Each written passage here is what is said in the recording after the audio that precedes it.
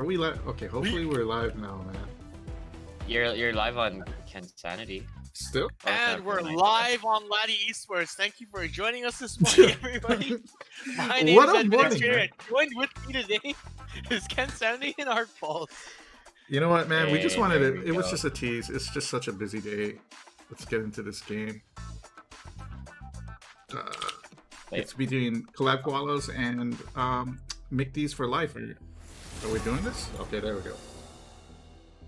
Are we Here live? we go. Yeah. I think we're live. I'm constantly refreshing. Oh no. Yes, we are. We are finally live.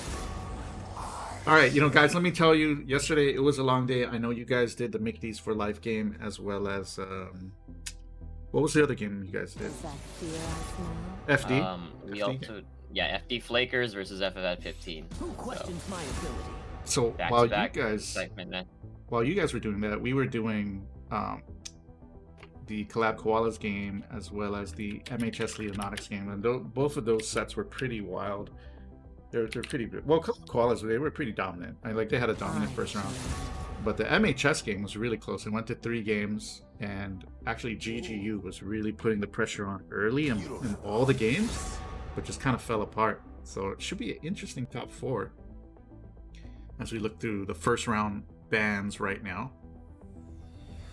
It's Oh, a shame yeah. that we missed those games, but if you guys want to catch the games that Art Pulse cast, you can head down over to UOG Track Esports at twitch.tv, and we do have them archived in the uploads. So please go check that out if you can. Back to the game. We have Leona being locked in for Subliminal. Yeah, that's one of his Yeah, I comfort picks, right? I mean, it's just a really strong support, and he seems to have whenever it's available, he just auto picks it pretty much. Yeah, that is a pick or ban in solo queue and in the competitive so far. We see a lot of the stronger teams always picking up Leona when they can. Very simple kit, very powerful unit, or a very powerful champion, so that's going to be locked in. Looks like Dragstar is going to be locking in Ashe, and Rook is locking in Pantheon, so that's probably bot lane locked in for them. I'm thinking that too. I'm thinking that it is going to be Drex and also I believe Drex and Tomato Zhang, both in the bot lane. We've seen it from the quarterfinals how dominant they were, and I'm kind of surprised they didn't go with the Braum Lucian combo. But then again, I do notice that Lucian has been banned out, so I guess they went it for the alternative. I mean, we still have a little bit of Frost there. We have Ashe, right? And then we also have Pantheon, who is the engage, who can a very aggressive engage support. But when I'm looking against what they have against Collab Koalas, I feel like it's a little bit more tougher because you have Pantheon, who does engage, right? Who does have a jump stun, and then you have Leona, who can also disengage. So I feel like it's a little bit more. I wouldn't know if it's more in favor of Collab Koalas. I feel like it could be either or. I don't know. What do you think? I think that might be a solo lane Pantheon now, because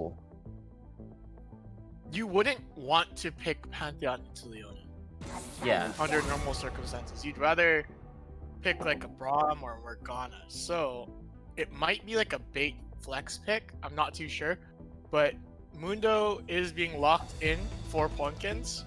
That's Jungle Mundo, the Fleetwood Footwork variant. We've seen him on it. He becomes unstoppable. It's really dangerous. But HECRX picking up the Nunu, also a really good tank utility jungler.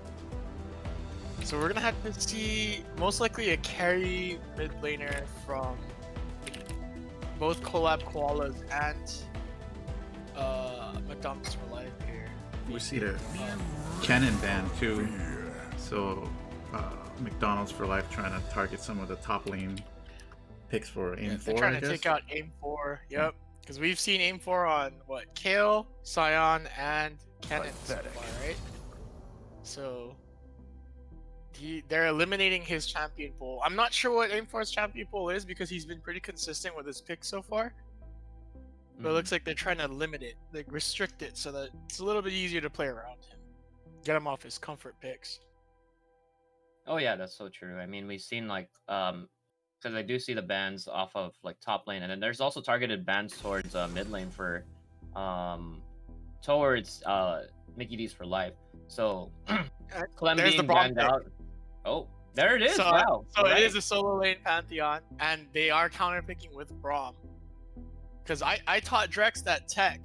He's kept it with him since then. So he is a Braum believer. Ash Braum is actually pretty nasty. The amount of CC that lane will deliver, like Nutty. the only issue so far is their damage, right? So Fizz being locked in for Aurora, aim for picking up the Malphite. That team looks really devastating to play. Collab's really good draft if they lock in the Malphite.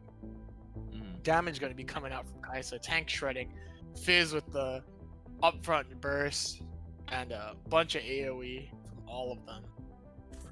Right, and I'm really liking it because it goes. Oh, I was gonna say that I was Chase though. I was gonna say I was really thinking that they were gonna go for the the typical three beefy boy comp, like the three beefy boy comp, but it's not. It doesn't look that way. It looks like we have only two beefy boys on this side, on the side of collab koalas, with Jason aim for instead of Malphite, which I think it would have been a little bit more better, but I guess they want a little bit more damage on their team. So looking on the side of Mickey D's for life though, man, it's once again a little bit of that. I wouldn't say their damage is lacking, but definitely their damage would fall off because Pantheon does fall off, right? And I mean, there's Galio. Galio is there to. He does great damage. He does HP damage. However, at the same time, he's also a good frontline. He's more of a. Would you say he's a control mage? I feel like he's a little bit more of that, or something. Galio? Yeah. Does I feel like he controls space. Yeah, but... he's kind of a control mage. Like he's like a roaming supportive mage, right? Technically. Yeah. Yeah, because he uses his ultimate and he controls area with his ultimate, his Q, and his taunt. So yeah, I would say he's a control mage / tank kind of thingy thing going on there. But man, that Jace pick, adding poke to that comp, it's pretty interesting. A little bit more burst as well with Fizz. So as we wait for the 3 minutes to count down here, we take a look at how we got to this point. So yesterday, FD beat FFF 15 in 2 games. You guys covered that. I'm guessing it was a pretty interesting match. MHS Leonatics upset GGU 2-1 in like a pretty back and forth set. So it was a pretty nice set. And then Collab Koalas pretty much stomped Aimless Uprising in 40 minutes total. To go up 2-0. And I guess we had a really good game between McDee's for Life and Triton Esports. I would consider it an upset. Yeah, it was like pretty much of an upset. I feel like me and Admin were really expecting, we were like thinking that Triton Esports really had a huge advantage over Mickey D's for Life because of how they performed throughout how they perform each of them correspondingly to their own brackets. But they proved us wrong, and we've also seen some scrims, and that also proved us wrong too. But it looks like Mickey D's has advanced, and now they're here. I'm glad to see that they're also in this game as well. And the one thing that I also like to enjoy whenever I see comps like these for on the side of Mickey D's is I always like to call it the Frost comp, because one, you have Braum, you have Nunu, and then you have Ash, all of them actually running. It doesn't really have any relevance to whatever the team comp does, but it's just a little bit of like that element there that it's like a theme. So I like it. Get into the Christmas spirit or something. As we take one more look here at Ponkins, who probably the top jungler right now in the league, only had 2 deaths during the regular season, but he suffered his 3rd death yesterday. I mean, I don't know how big of a deal it is, but when he only died twice so far, I guess the 3rd one does matter quite a bit. So we'll see. McDee's for Life, if they can shut down Ponkins and subsequently maybe stop some of the momentum that has gone the way of Collab Koalas all season. Listen, man, Godkins doesn't die. He takes a break from carrying his team. That's all he's doing. He's giving everyone else a chance to play the game, It should be Just a gets a little strong set. I really do like the attitude of Make These for Life. I think they've kind of gone under the radar a little bit, but the players are very capable. We've seen Drexstar in the past, in the previous season, and Tomatoes Zuzang. Is that how you say it? Yeah, Tomato Zang. That's how we've been calling him at least. Oh, we okay, we well- skipped the Sui slang. Yeah. Tomato Zang. He's been killing it too. So and actually, he for the All Star things, he actually got quite a few votes. So when we tally it, it will be interesting to see who gets picked for the top ADC. So any Remember that this is all, like, for- best out of 3, right? yeah, this is best out of 3, 2 out of 3 guys. It meet at 12. So this game starts now, and at noon we will start the second semifinal match between FD and MHS, which that should be a great matchup. On paper, it looks super Oh good. yeah. And then at 2 p.m. we'll have the final. So whatever team wins here and whatever team wins at lunch, that will be our final. You guys will have a break in between, so you can go grab some food and get reset yourself for the action. And look at that, we're loading pretty quickly. Oops. Do we need to do any shoutouts to our sponsors, Ken? We'll shout them out in a bit. Okay. Let me just fix the things and stuff.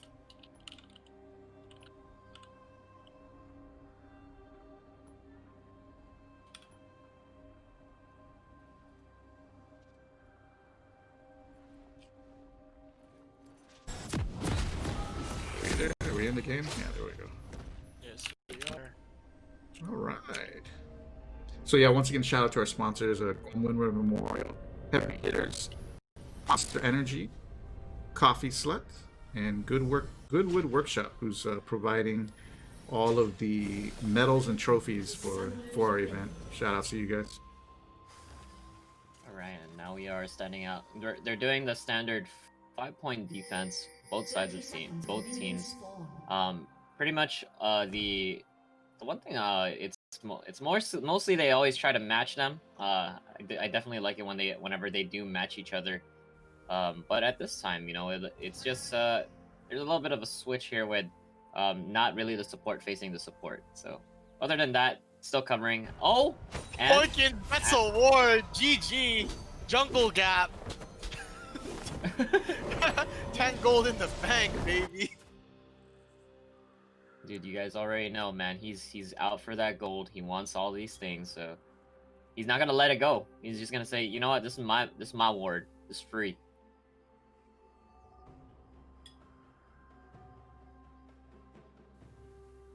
But then we have Drexstar the looks race like up. he's Yeah. placing a ward inside the Raptor pit. Yeah, already like some great offensive warding by both teams. Technically warding both Raptor camps for each side. But also both junglers gonna be starting on the bot side, and then more than likely they're gonna be pathing up top. I mean, there's no other type of pathing that they would be doing at this time.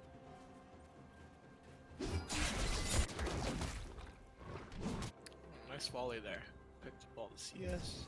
So how soon can each of these junglers make impact in lanes? Like, do they want to like full clear their jungles first, or are they looking for like early ganks at like level 2 or something? Or Typically, Mundo doesn't really start ganking till he finishes his buff Gromp,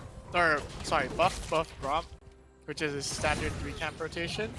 And Nunu would probably do the same, but it looks like RX is going to be doing a 3-camp clear to bot lane gank. Very aggressive play here by him. He's already setting up. He's on his way down towards the river. And he's going to be, he's ganking from Tribush. He's already coming in. Luckily, Subliminal and Tiffany had that bush warded ahead of time, almost expecting to play. Subliminal jumping on the RX there, maybe just wasting a little bit of his time. Ponkin's aware of the play. He's going to be heading up to the red side jungle. He's going to take away the camps that RX didn't pick up. So he's going to just steal away his red. Pantheon can't really do anything about it because he's pushed by Jace, which, Jace just gets lane priority in that lane. It looks like he's taking an all-in. A lot of damage being done to Rook here by Aim4. Yeah, it was kind of interesting that he went in when he was like down 1 level because, you know, especially at the early levels, like a level difference can really make such an impact. But you know, I guess it'll still work out for him. He does have corrupting potion, so he's gonna be able to sustain himself. But Aim4 with Jace, dude, he's just gonna get hella harassed. Oh. Looking something Looks in the like bot lane. HBCR's coming down with a snowball yet again. It's maybe a flash from Tiff. Yeah, she's gonna have to flash. Oh, maybe not. Never Subliminal not. holding it down. No flash is needed. Heal was used, however. It was really well played by Tiffany. A lot of patience there. She knew not to flash because it would have just been a waste. Well played by Collab Koalas. HBC Arcs like really putting the pressure down at bot lane. He wants to play for bot. And with the amount of CC that Tomato, Zang, and Drexstar will have at level 6, this is definitely the lane to be ganking for. Yeah, I definitely agree there. I mean, there's, it's a lot more easier when you have like that amount of CC, especially for the bot lane. But you know, I feel like it's also not as bad to gank top as well. There's top that's available. I mean, you do have Pantheon with his on-hit stun, so there's also that option. But I'm guessing he may consider doing that because he's in the top side. But that also gives away. You know, it gives away the opportunity to go for Dragon at this point, but then again, nobody's really eyeballing it at this time. Yeah, it looks like RX is just playing for tempo. He's not really clearing his jungle. He's just trying to spam gank as much as he can, which is like a very aggressive way to play Nunu, and it's a popular playstyle for Nunu at the moment because he doesn't need a lot of resources. You know, we've always come back to this, but tanks don't need resources. So True. Tanks do need resources. It's just they don't need as much as carries. So he's just playing it in the sense that if I could get my lanes ahead, if I could get my boys to win, they will carry. You know, and that he's trying to enable his team by spam ganking. You can tell he's already 1 level behind Ponkins. However, he has, you know, already impacted the bot lane. He's forced to flash out of Tiffany, whereas Ponkins is just kind of cruising around, getting all his jungle camps, doing full clears, but he's gonna get strong and try to carry the game on his own. As RX takes his first back, he's gonna go ahead and pick up the Bomby Cinder. Looks like Rook also picking up a Coalfield's Warhammer. He's hit level 6 as well. Pantheon able to use his Grand Skyfall from quite a distance to gank, so it looks like there's no wards for the bot lane. RX and Clem and Rook, the entire team of McDonald's for Life is collapsing onto the bot lane here. RX waiting for the call. Yeah, but I feel like they're not really gonna go for it. Back. Yeah, they're going back. Oh, yeah, it looks like this is a free Drake though. Yeah, they're gonna try to take Dragon. Pumpkin's unaware that they are taking Dragon, gonna be taking his red buff and restarting his rotation. Aurora occupied in mid lane by the Galio push. Yeah, I mean that's something for sure. I mean, like we've already seen like how Aurora can get very aggressive. I know that he's one to really try to kill his enemy laner, but at this time, right? It's just really difficult because I know that Galio counters Fizz pretty much. So it's gonna be really difficult for him to get a kill off of the solo lane. He's gonna have to roam somehow, but the fact that Clem is matching his push is gonna be it makes it a lot more difficult. And plus, he can always respond with the hero's entrance. So, yeah, he constantly pushes Aurora in when he can, and that makes it very difficult for Aurora to impact the map. And you know, just roam in general. Whereas Clem can react to everything, like as you said, with the hero's entrance. So his ultimate kind of cancels out Aurora's ultimate if you think about it, because it also gives the magic resistance shield. So even if he does hit the fish, Clem will just cancel it with his hero's entrance from a distance. So it is quite the counter pick, and Aurora may have some problems with it, but So far, he is farming properly and doing pretty alright in his lane, although he's a bit beat up. Pawnkins invading Arx's jungle, right in front of Arx's face. There's just no respect whatsoever. Arx looking for a duel up here against Pawnkins. That's not the greatest idea. Maybe you could just consume it and get away. Oh, okay, this fight war. Oh, he gets outsmited though. Wait a Obviously, second, there's Rook. Rook flying in, gonna Pawnkins flashing in, using the masochism to get the kill onto Arx, but here comes Clem flying into action. Oh, Drex, and Drex is there too! Oh my god. Rook with the double kill. This is great news for Rook. As a top laner, getting additional resources on your opponent is huge. Tomato Zing was kind of left alone down there, but Subliminal and Tiffany weren't able to find the kill on him. They weren't able to punish that roam by Drex. Drex was just in the right place at the right time there, and Rook able to pick up 2 kills, double buff. That's going to be huge for top lane. Aim 4 is going to have problems. He's flashless against the Pantheon that still has flash up, and he's got double buff. So that top lane is man, that's some stuff that would make you mauled right there. You'd be just angry and mauled. I definitely agree with you there. I mean, the fact that you just give it to someone like Pantheon, right? Pantheon who has like who can also have insane burst damage, especially if you get him ahead. It's gonna be tough for Aim 4 because now he has to play a little bit more back. I know that Jace has those. He has range, but the all-in is there. The all-in potential is there for Rook, as I believe he should be trying to cash in at this time, but I think he's gonna just help out RX here, trying to get that trying to help secure the Rift Herald. I agree. If he backed and came in the lane with the advantage, it'd be a much scarier lane for Aim 4. But it looks like Rook chose not to. Aurora waiting in the tri-bush. What a good... Look at that positioning for Aurora. He's waiting in the tri-bush for the top laner, expecting him to roam up. It's so smart, but Rook knew better than to walk back to his lane. He's gonna just use his teleport, or his Grand Sky pulls on. He should just use his teleport to catch that wave at top because it's a cannon wave. He's not doing that. Yeah, Commentators first, they just never listen to you. Yeah, I think he's just gonna let it crash. Unfortunately, that's like a lot of minions that are just wasted. Like a lot of XP and gold that he could have picked up, and he is a level behind. I mean, he does have a. I wouldn't say he has an item advantage, but I mean he does have a decent amount of items. But I still don't think it's enough to really compete against Jace for an all-in 1v1. Yeah, Jace has a lot more farm. He has like 40 CS up, so he's kind of decently almost ahead of Rook, and Rook no longer has his double buffs here. As they trade in the top lane, you can see Jace has a Vampiric Scepter. So no matter what trade he takes with Pantheon here, he wins the trade. Because he could just lifesteal it back.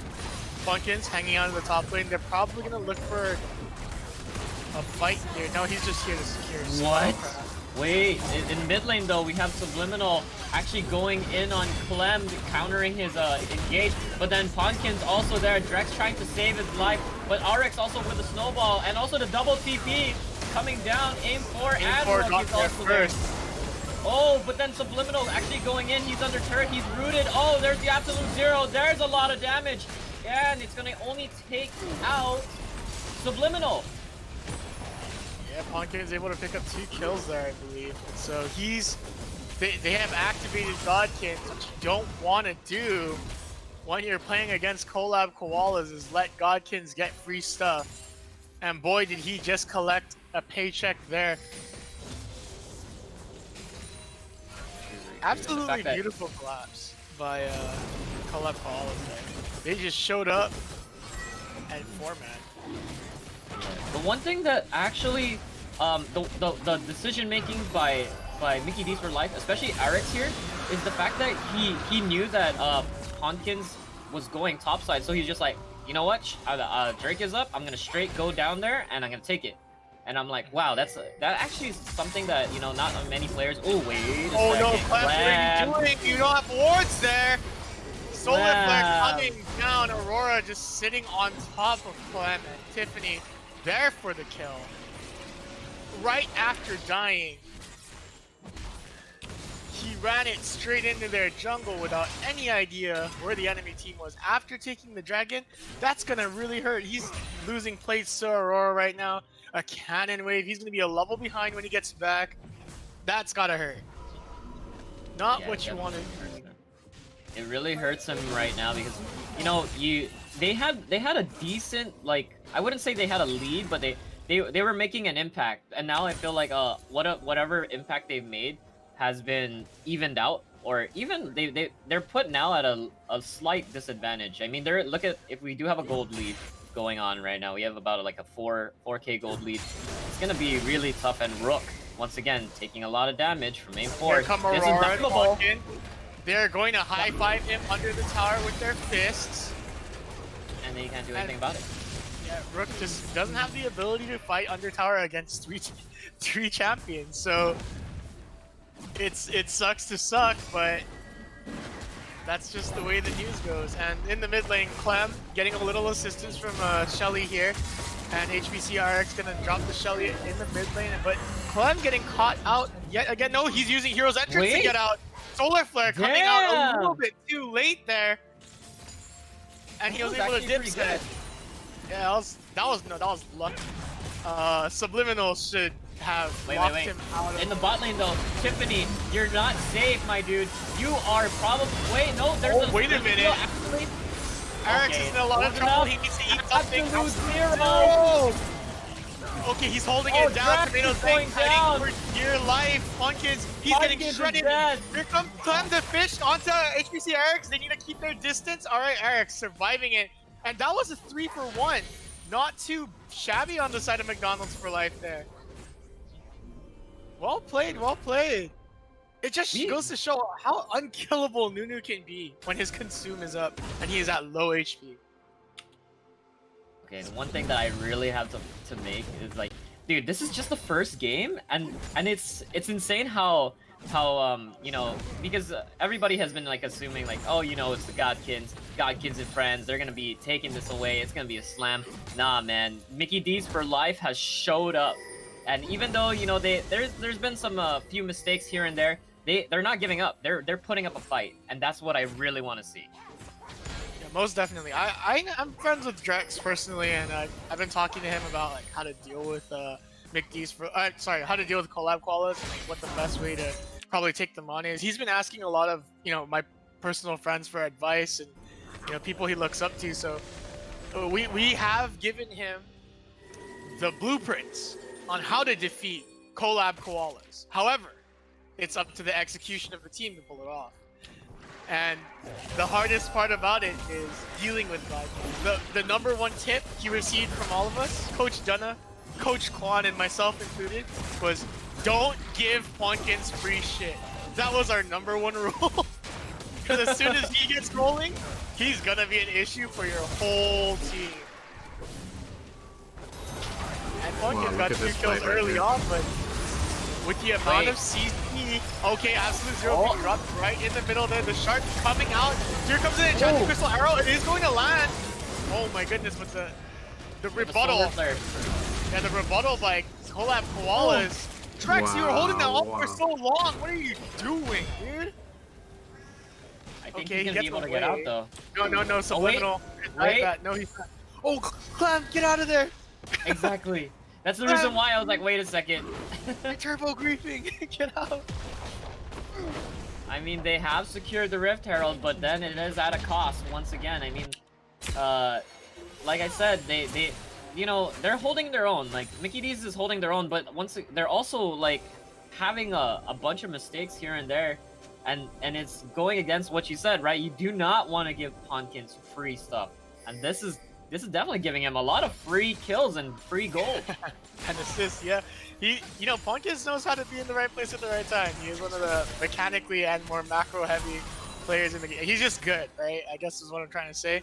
Let's take a look at the builds here. Jace Eclipse online with Yomu's.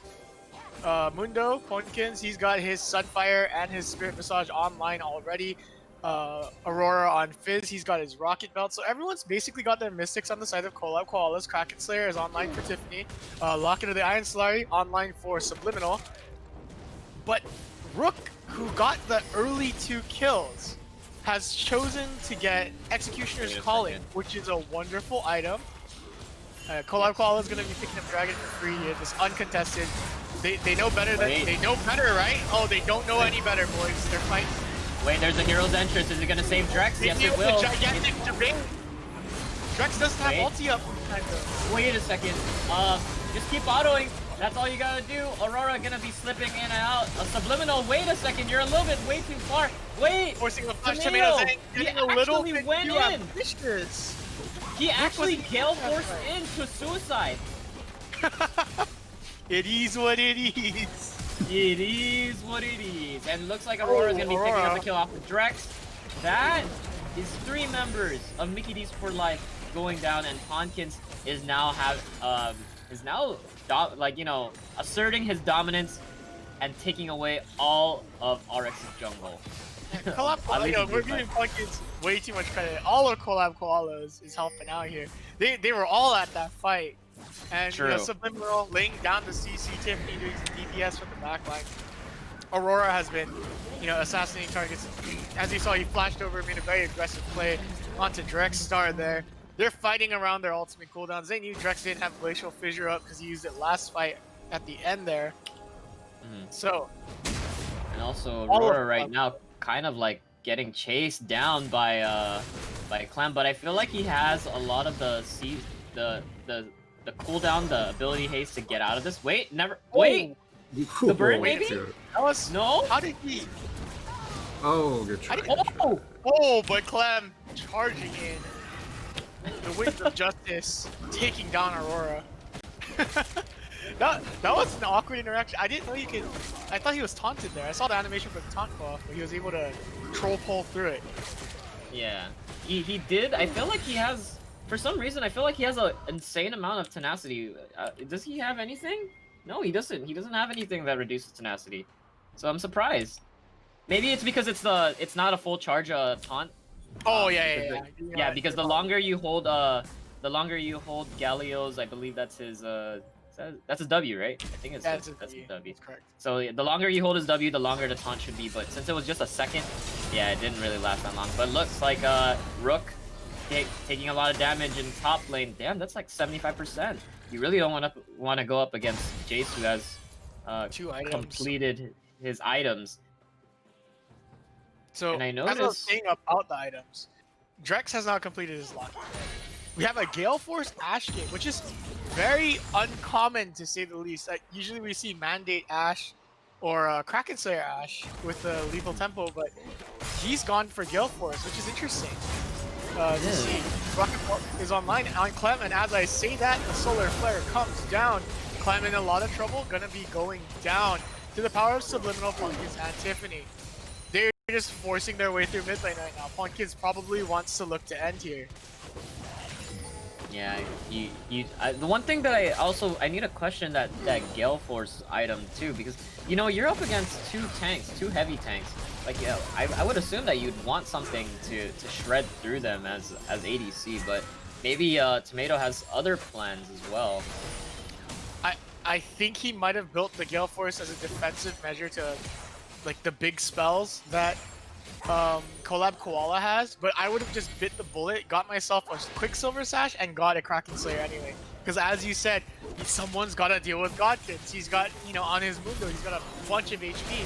Kraken Slayer would be perfect for that. And Subliminal, who gets a lot of resistances, can't deal with Kraken Slayer either. But I think Tomato Zang built it purely to dodge Fish and Solar Flare and the other like skill shot ultimates coming out from Collab Koalas.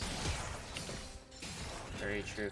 Also, I'm like kind of like wondering how this works right now, because it looked like Rook was trying to build for Godkins with the cleaver, but you know, I would assume that you'd want to finish a mythic first. I mean, he has Bammy Cinder available, but even with that, I wouldn't actually know what he wants to build that into. Maybe Aegis, but I don't think about Aegis whenever I think of like Pantheon, you know? Pantheon, yeah. Very unorthodox build being pumped out here by Rook. It is, yeah, it's super weird. I don't know if it's some new Korean technology that he's bringing out, or it's a recent solo Pantheon thing, but Black Cleaver is not a terrible item on Pantheon. True. I don't see the value of building it first because there's almost no armor to shred on the enemy team at the moment. As you can see, Funkin's built Spirit Massage build, so I don't see the point of that. But it looks like McDonald's for Life trying to sneak away the Baron here. Aim 4 and Funkin's aware of the situation.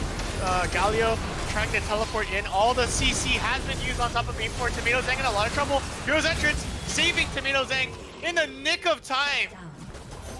And that's 2 players down, but Aurora hanging out in the flanks here. Does have fish available. Chum the waters from a distance can cause a lot of trouble for them. So it looks like McDonald's for Life, recognizing the situation, is going to be backing up. I'll be right back. No worries, no worries. And looks like this is really a bad situation to be in. Arix and Rook has been caught out, but the thing is the members of the team are still around, and Aurora gonna be having to flash over, gonna be losing his life to Rook. That's something that you do not want to do. I mean, they thought they were out in the open. They thought it was probably clear to engage because they didn't see the remaining members of Mickey D's for Life, but once again, surprise, surprise, people are still there. So this is looking pretty. I would, like I said, it's always going back and forth. But you know, Collab Koalas still having a gold lead may put them at that advantage. They even have more towers taken away, and also even amount of dragons.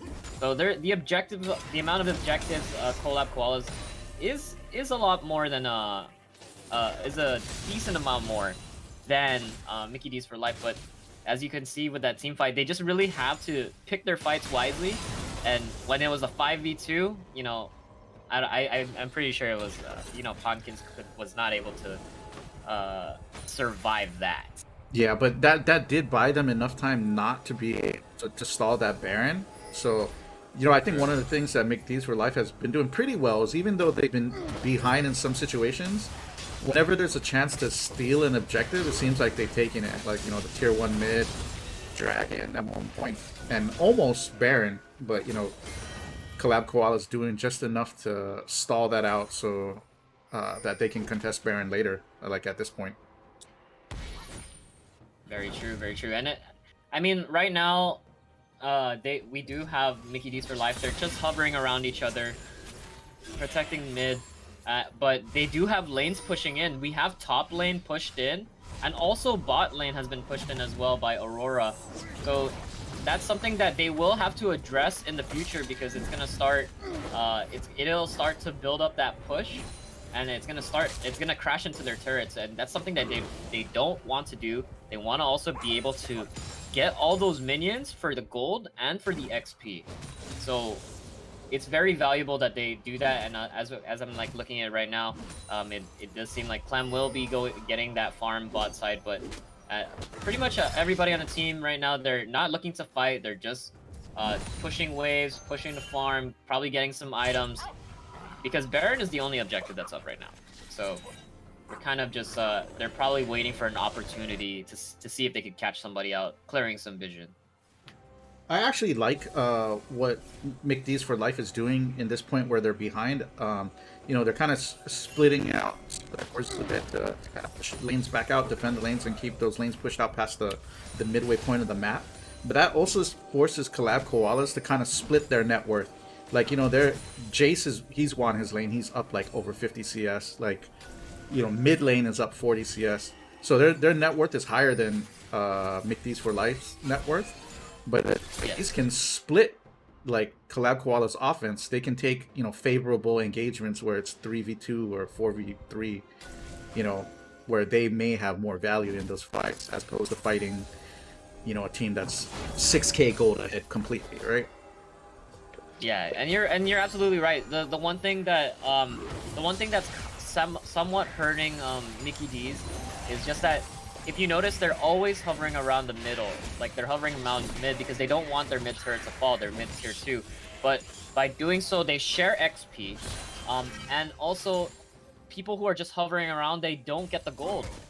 So they do lose out on some valuable income. But I mean, if we just take a look around, Oryx, he's cleared his jungle, most of his jungle, and then you'll always typically have your solo laners go to the top and the bot side, so that they, just because one normally you would split push if you have teleport available, which both mid laners and top laners do have, and that's where you're able to make up for that loss in income, because you have a wave that's going to be bouncing back to you, and then you're going to be able to just capture that so that you can get some more gold and XP and items. But looking at it right now, we do have Dragon coming up. It is going to be spawning right now, and Godkins and Collab Koalas, they're just going to be taking it away. Rook, I don't understand what Rook is actually doing here, because one, he's left out by his entire team. He gets blown up. There's the team fight that's going down. There's also Brom's ultimate going down as well. Tomato Zang trying to fight for his life, trying to kite back. There's the exhaust dropped on Aurora. There's two separate fights going down. Clem is in the backside, gonna be taking that down, but Tomato is gonna also go down as well. Drex gonna hop over with a blast cone, and it looks like Clem has also been knocked out. You know, that was a really good kiting by Tomato Zang, and Drex, you know, attempting to peel, but you know, unfortunately, he just doesn't have the punch to get through that. RX, what are you doing? That's an int. Exactly. That's one thing that I was kind of questioning a little bit. The one thing that really costed him there was that Rook was out of place. He was on the opposite side, opposite entrance of where his team was, and even though the hero's entrance did come in, it was way too late for him. He was not able to respond. He was not able to. It was not enough to save his life, and I think that really costed him that Drake. You know, we got. Oh, go ahead. Sorry. It was pretty interesting because I thought Rook was positioning like that intentionally to bait it, because he does have his E empowered, the Aegis Assault. You can soak a lot of damage with that, and he did get the Solar Flare out of Subliminal, so I thought it was like an intentional play, and the hero's entrance managed to knock up 4 people. It's just that they didn't have the punch to get through any of their targets. Like they did, I think they took down Sub in that fight, and Tiff, but they did. The rest of them managed to survive. They just don't have the, like I said, they don't have the punch, they don't have the damage. You know, you got Nunu and Braum and Tank Pantheon, so... And of course, Pantheon got taken out in the beginning. Oh, aim for... He sees blood in the water, he's trying to go for Clem. Oh! Tomato with the nice snipe! Shot. There's the arrow, but he's actually like playing a little bit of he's caught out, they can't do anything. That's a Baron call by the side of Collab Koalas. They realize that most of the Mickey D's for life is there, so they're just gonna go, hey man, I'm dying here, please. Go for the Baron, please. Set up something. Set up a trap. I don't know. But there is the Hawk Shot. They're going to know that they're not doing it, and that's going to cancel them out. Yeah, Hawk Shot is a very slept-on ability. It's map hacks on a cooldown. So, that's a really good use. But you know what, Tomato Zang? I think this guy is like MVP ADC. Now that I see him play, he plays really smart. His positioning is wonderful. His kiting's really good. I'd say he's easily... runner up for like best ADC. Yeah. He plays a nasty game, man. Looks like Collab Koalas is looking for a pick here. Subliminal in position to do so with a Solar Flare. RX with a little bit of a little panic snowball barrage there as he runs away. And as we're looking at it right now, it looks like Clem and Aurora, a little bit of a very small altercation, just gonna be high-fiving each other. Not doing much. Aftershock and Melt were used though. That was a waste of Hextech Protocol by Clem there, and his Aftershock is now on cooldown. Yeah, I mean, I feel like it's not the worst thing, especially because there wasn't any follow-up. There's no fighting that's gonna be happening, so it's not really the worst thing, unless Aurora for some reason would want to go in right now. But then again, you know, even though Aurora is ahead of you know, CS and ahead in kills, or actually no, ahead, yeah, just pretty much ahead in CS and in level, you know, I think Clem can still hold his own. Yeah, definitely. Aurora has been less involved in the fights just by 1, but his farm is like almost 100 up, right? 40 more CS, he's 100 up. He's on Horizon. Clem here. So he's been playing it really well. He's more farm focused and he's getting fed off of CS instead of kills. So he's at 3 items, same as Clem. But Clem has gone for the more defensive Moral Nomicon. Normally you'd want to sit on just an Oblivion Orb. Another wonderful hawk shot there by Tomato Zhang is going to let McDonald's for Life know that Baron is being taken. They're mobilizing for it.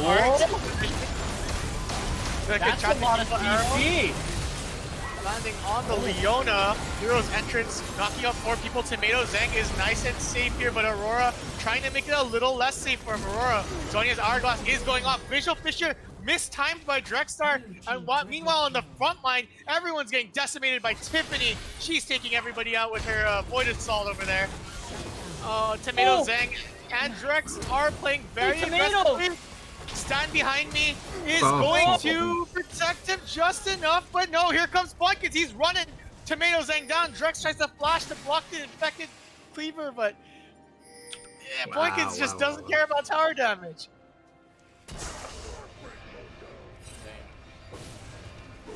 Tiffany with a triple kill in the last fight. She absolutely shredded the front line of McDonald's for Life. Pantheon, Nunu, and Galio weren't able to hold a candle to the amount of damage she was doing. Yeah, they definitely got bursted out, and the one thing that I did want to commend Drex for that attempt to really save him, because I did see the flash go off to try and block the Cleaver, but fortunately it just wasn't enough. It was a little bit too late, and I feel like if he did block it, there may have been a slight chance that he could have gotten out. That's all. I think Punkins would have ran him down. Punkins has Thornmail, so if you try to kite him, you're just killing yourself. True. So, I don't think there's any way out, but it was a valiant attempt by Drexstar there. You know, maybe that was a ping diff. He could have blocked the Cleaver if they had better ping. Aim for jumping all over Clem yet again. This is Dragon Soul for Collapse Koalas here. Stole the Drake. Wait a second, the steal! Oh, excellent steal by Eric using his Consume Smite combo, dropping to absolute zero. Clem in a lot of trouble in the backline there. Tomato Zhang inside of his Meatball Army Shield. That's Drex going down. Rook getting out. Tomatoes down. Ooh, almost a snipe there by Aim 4. Dude, this guy's Jason is scary. My goodness, it's just a lost fight after a lost fight, but they did manage to stop the soul there, thanks to Eric's he literally just walked up, consumed, smited them. The only issue now though is that, you know, they do have Baron, they do have like a good push going for them. I don't think they have enough to completely end, but that's gonna put a lot of pressure on the map because, you know, you do have the super minions coming out, and it's gonna be really unsafe because they're gonna take control of the jungle as well. If they even have like some vision, they drop some vision around Mickey D's for Life's jungle, they can also easily catch out people too. Yeah, but here's the thing.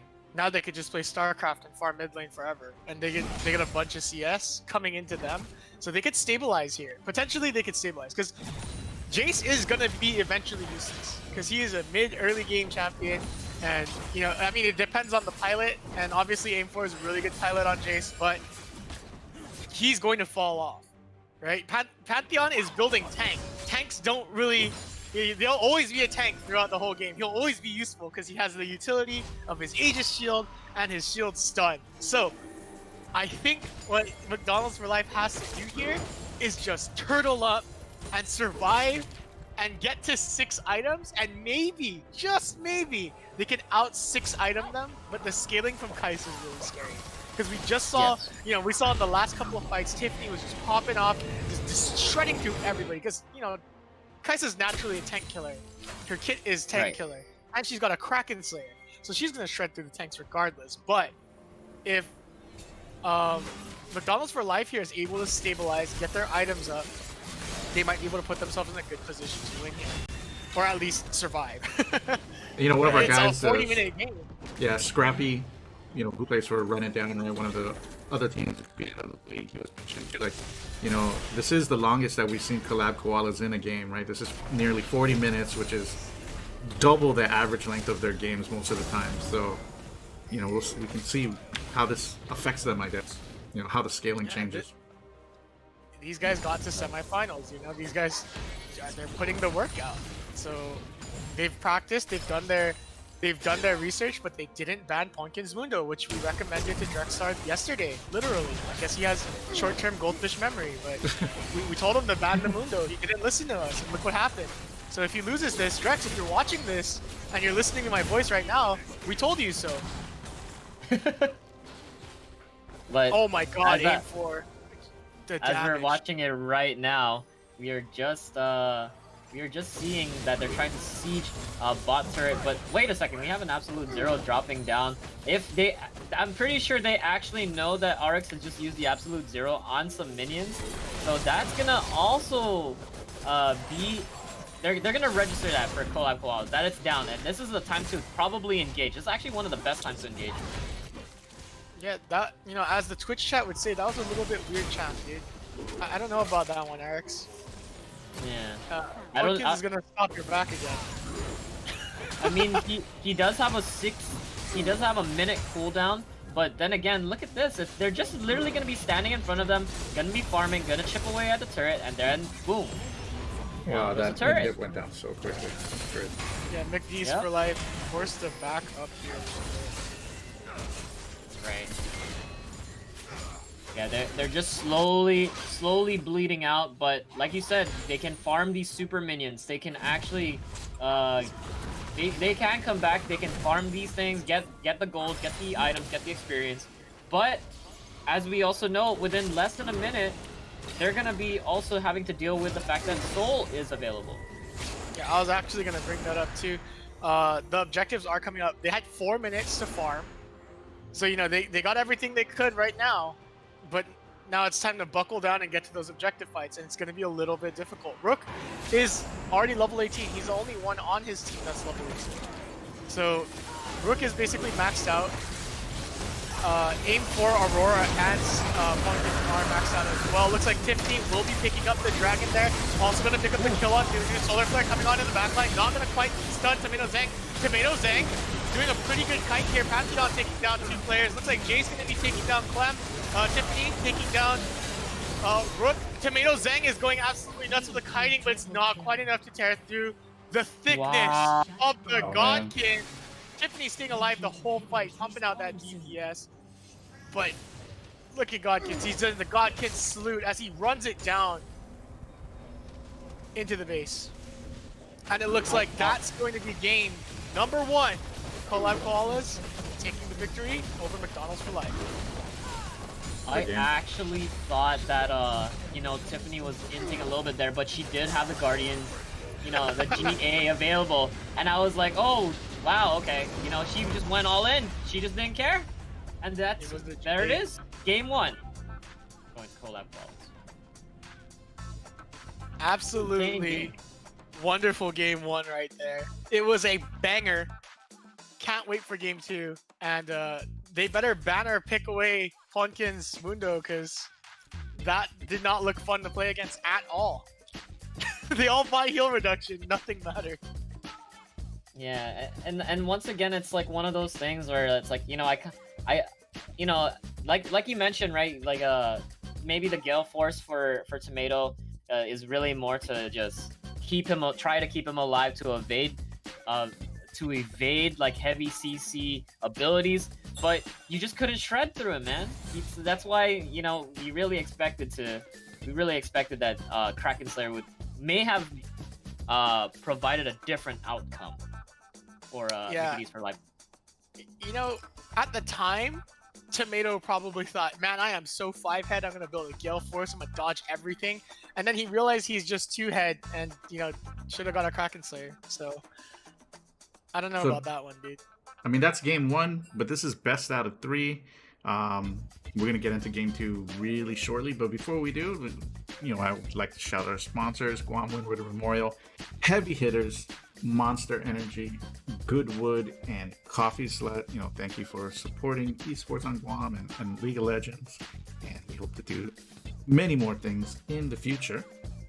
Guys, any takeaways from game 2? I mean, you know what? That was a long game. That's the longest game Collab Koalas has had all season. I think maybe some small adjustments might be just enough for McDee's for Life to steal one, maybe even the entire set.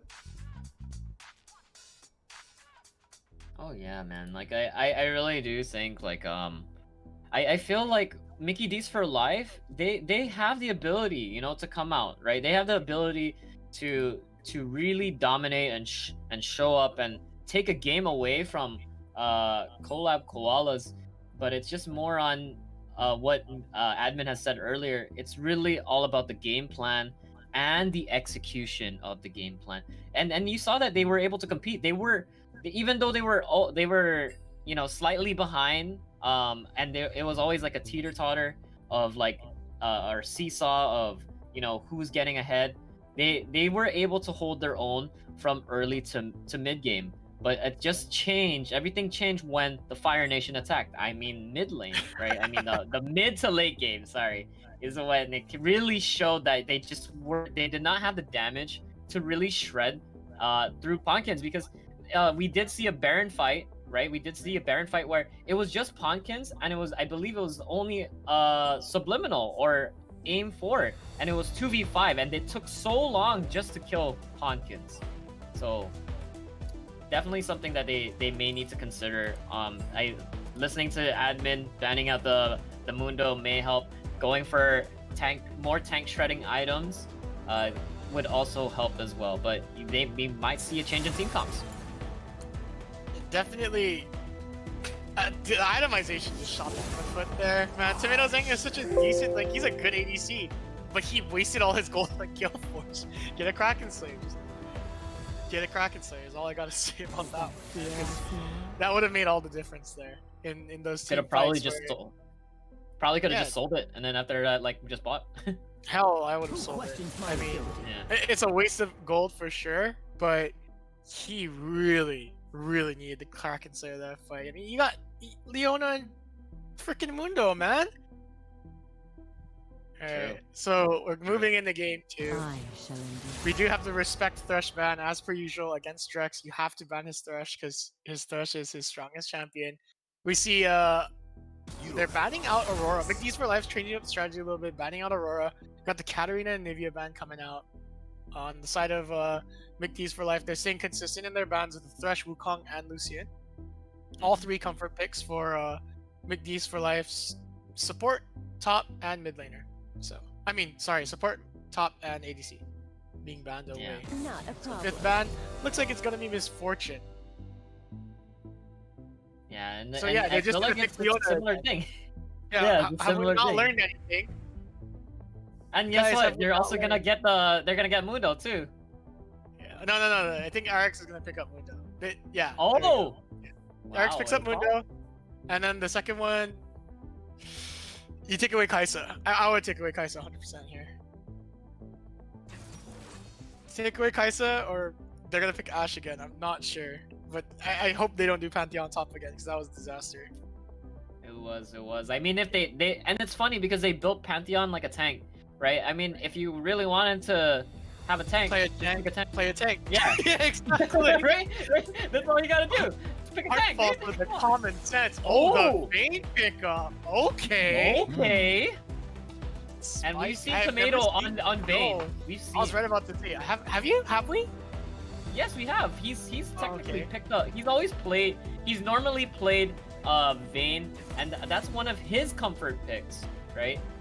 But this, and I believe this time they just didn't. I think they just didn't want it to get. They didn't want to give it to Tiff, but now Tiff is gonna just take Ashe, right? Tiff doesn't I play mean, Vayne. I'm sorry. I meant they took away Ashe last game from Tiff. Is what I meant to say. Yeah, but now they just don't care. They're just gonna say, you know what? We need tank shred. You wanna? They probably heard us like, you wanna hear about tank shred? I'll give you tank shred. Here's Vayne, dude. Vayne gonna be going in with the Kraken Slayer, so that's a lot of true damage going through to health. But Ponkin's going for a little bit more of an aggressive pick with Vi. His Vi is really good, but since Vi isn't mechanically a very demanding champion, and there's not a lot of like outplayability you can do with Vi, I'd say McDonald's for Life has a pretty good chance here. It looks like they're going for the Vayne Morgana. So Vayne will have the anti-CC shield, which is wonderful against Leona and Ashe in lane, and it's going to be very effective against Vi.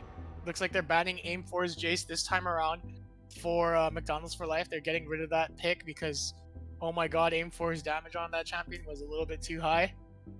Yeah. We're And I think- expecting what top and Go mid ahead. bans right now. So You used to. are we gonna ban the Galio and Echo? That's my. I think they're gonna ban out for mid. So yeah, Echo gets banned out. Yeah, they're just gonna ban out. I believe they're banning out Clem because Clem really loves playing Echo, loves playing Talon, and those are his comfort picks as well. So it's kind of just forcing him into playing Galio because I don't necessarily recall. Do you remember from last from quarterfinals what he played Galio besides? Yeah. Yeah. No, it was Galio Echo. So they Oh, are that's banning out right. Galio Echo. So that's what we expected, or at least what I called out would be banned. So that's just really good drafting there on side of Collab Koalas. Tomato Zhang kind of sitting on his pick here. He's not too sure what his team wants. Oh wait. Maokai top, yeah. So if you want to play a tank, just play a tank. Yep, there you go. There you So go. We're gonna Makes see Eric. sense. Rook on a tank that has a bunch of CC utility. So this is a protect the Vayne comp. We've seen this Taipei assassin style back in season 2. Protect the Vayne or lose the game. Was it season 2 or Very season true. 3 for Taipei assassins? I would not know, but Okay. it looks like Aim 4 gonna be going hovering over his Scion pick.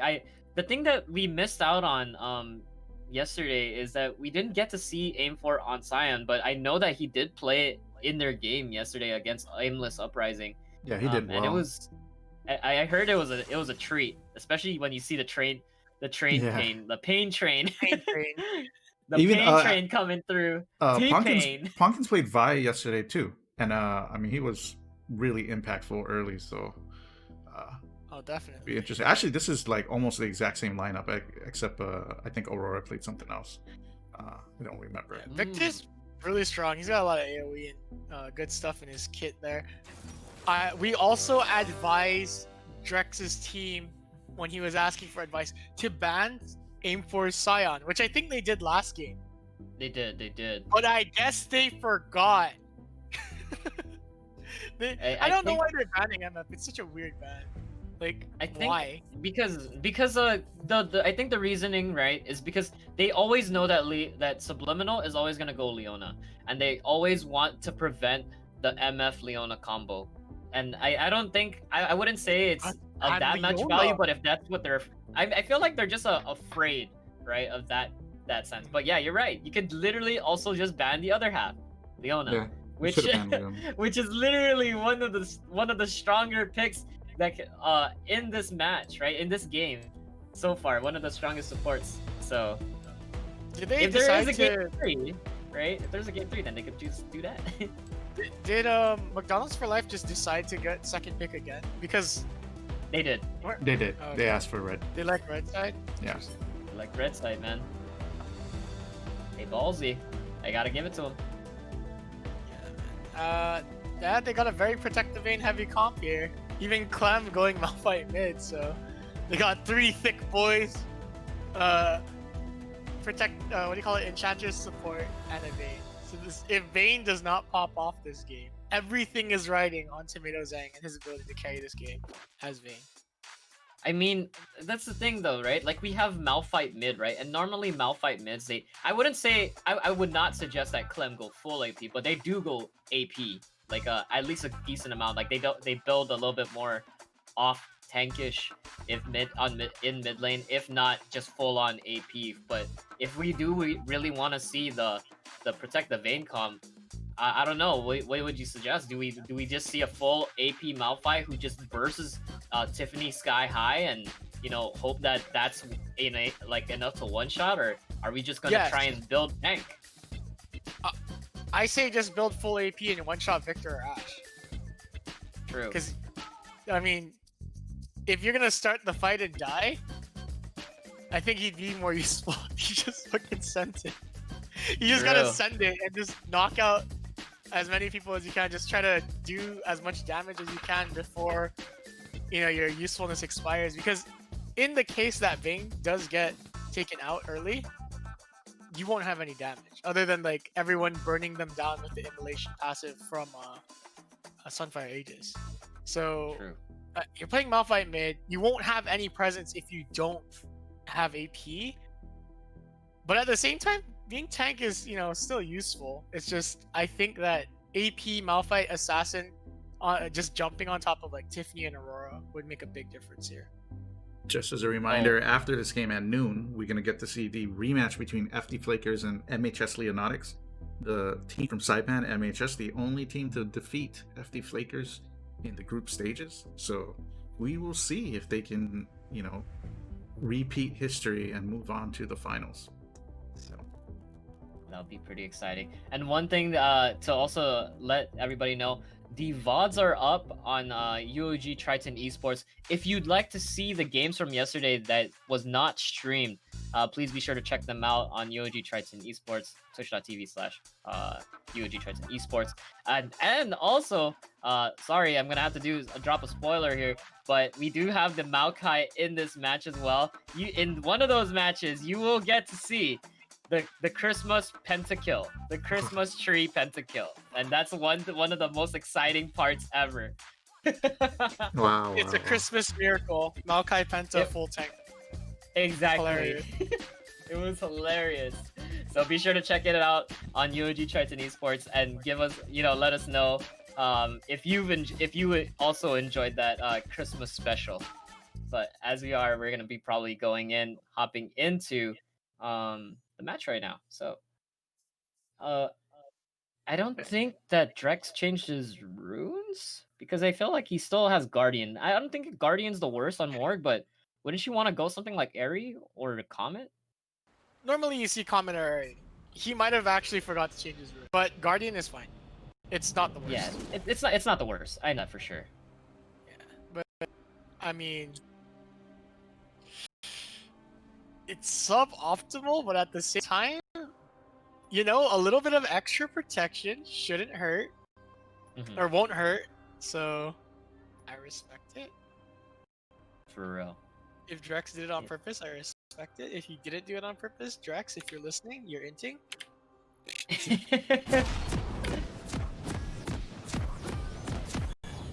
I'm actually one of the first people to realize that Drex had talent, and I put him on one of the tournament teams that my friend was on back when we first discovered him. So I like Drex a lot. Like personally, he's like my little protege. He's also a support main like me, so we go back and forth a lot. He's been getting really good at the game. I found him as a young silver player, and now he's a platinum solo queue gamer. So yeah, I put a lot of pressure on him to play well, and I love to see him out in the tournaments. He got all the way to the semifinals with his team, so we're real proud of our boy Drex. But obviously Godkins, Aurora, Sub, all part of my old tournament team. So it's hard to be biased for either team because I want both of them to win and just give us a good show. But I really don't want Godkins to just stop through this tournament. I want some impediment, some resistance. So I like seeing these McDonald's for Life games where, you're forcing them to go into 40-minute games and they don't want to. So it's fun to watch. They're definitely doing it. I mean, Godkins had 2 deaths the entire season, and then now I think he had like 3, right, in this last game? Or at least 2. Single-handedly doubled his deaths. Yep. So. Exactly. And a 40-minute game, so. Pretty nasty stuff there. Yeah, so there's like a lot of potential. Like there's a whole lot of potential for Mickey D's to bring this to a game 3. But like we said, we are always going to say they have a game plan. It's all about the execution. Yes, sir. Yes, sir. So it looks like what's his name? RX is gonna do a reverse clear. So he's starting from his red side to avoid vibe. Yeah. Rook Because just I'm pretty ate sure a you full can't charge. fight him early anyway, right? Yeah. Rook just ate a full charge Scion Q. That was funny. He just kind of let it out. He's like, yeah. Oh, there alright. it is. There is another one. You win this time, but next time I'm gonna walk into it again. I don't know about that one, Rook. Yeah, the one thing that I'm kind of like interested in seeing, because I'm pretty sure that A4 is gonna be playing for his team, and he's gonna be going for the. Ooh, I like that trade. He's gonna be going for full tank, but you know, seeing the lethality Scion is always such a treat, and it's always so funny to see. But I'm pretty sure We're not gonna see it. Yeah, we're not gonna see it. I know. It would But, be an you know. excellent meme, but this is a semi-finals game. The time for memes is over. You have to win it for the lads back home, for the team, for the, you know. True. Okay, so Eric's level 4 did a nice little full clear on his jungle. He's patiently waiting for Crab. They are gonna handshake. Pumpkin's getting topside Crab. Eric's getting bot side Crab here. He might look for an invade onto the Raptors if he's 5-head. Oh yes, he is. Yep, he's gonna start eating Pumpkin's jungle. Looks like the shoe's on the other foot now, Pumpkins. You're getting counter jungled by Eric's. New and exciting gameplay. And also, the hawk shot is not going to be able to spot out anybody. They're probably wondering. We don't know where RX is right now, and I believe they just also have no clue that RX is just. RX is doing that thing where he walks. Like, oh, the wave sees you, man. You can't stand there. Pumpkin just there it is. Closing in for the kill. There's Pumpkin. He's just gonna punch you across the face, and you're gonna give him first blood. You're giving Pumpkin's free stuff. Okay, never mind. A4 gets first blood at top lane. Yeah, we didn't see that coming, but it looks like that's also another, that's another death. That's another death going to collab koalas, or at least for Mickey D's for life. Another death. There you go. Both flashes got spent at top lane for that kill. I'm not sure what happened, but I'm assuming Silent got a full charge off and just doo-dooed on the Maokai. Maokai has a decent amount of damage, really. But oh yeah, Drex. I think Drex did Guardian on purpose because he took the relic shield instead of the frost pick. Oh, I see that. Yes, you're right. But why would you go relic shield here instead of frost pick when your opponent is melee, Drex? I know. You would get your frost picks up so fast and your AP skills for your black shield, Drex. You're listening to this. This is me flaming you from the past, and I will also flame you in the future when I get in the Discord call later. Talk about your life decisions here. Well, as we are seeing, I mean, they, I mean, RX did yet. Wait, we have a disconnect? Are we gonna see a pause? Yep. That, at least it was like a lucky disconnect where he went back to base. It wasn't like a middle of the lane standstill like we saw in Thresh Chobo in the last UOG versus McDonald's for Life game. And by the way, you guys could check that out on the Triton Esports channel, UOG Triton Esports, Twitch TV. This is a nice time for a little commercial break. Ken, what do you say? Yeah, definitely. Let's take this opportunity to shout out our sponsors: Guam Wind with 4.0, Heavy Hitters, Monster Energy, Good with Guam, and Coffee Slut. Thank you so much for all the support you've given to Glad Esports and esports in general. And we hope to do much more in the future. And remember, guys, all the votes came in for the 2020 Gamer Awards. That will go down in a week after Christmas, so like December 30th. We will announce the awards, and all winners are receiving free food from Heavy Hitters. And we're giving away a couple of, what are these headsets? HyperX gaming headsets, and other stuff.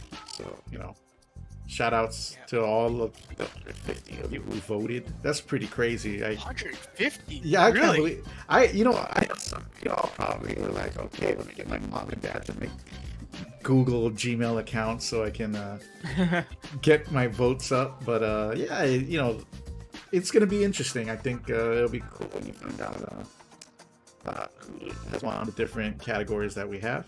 And yeah, we'll be announcing the all-star picks for the League of Legends series tomorrow. So I still have to tally some of the votes from the coaches and captains who did vote.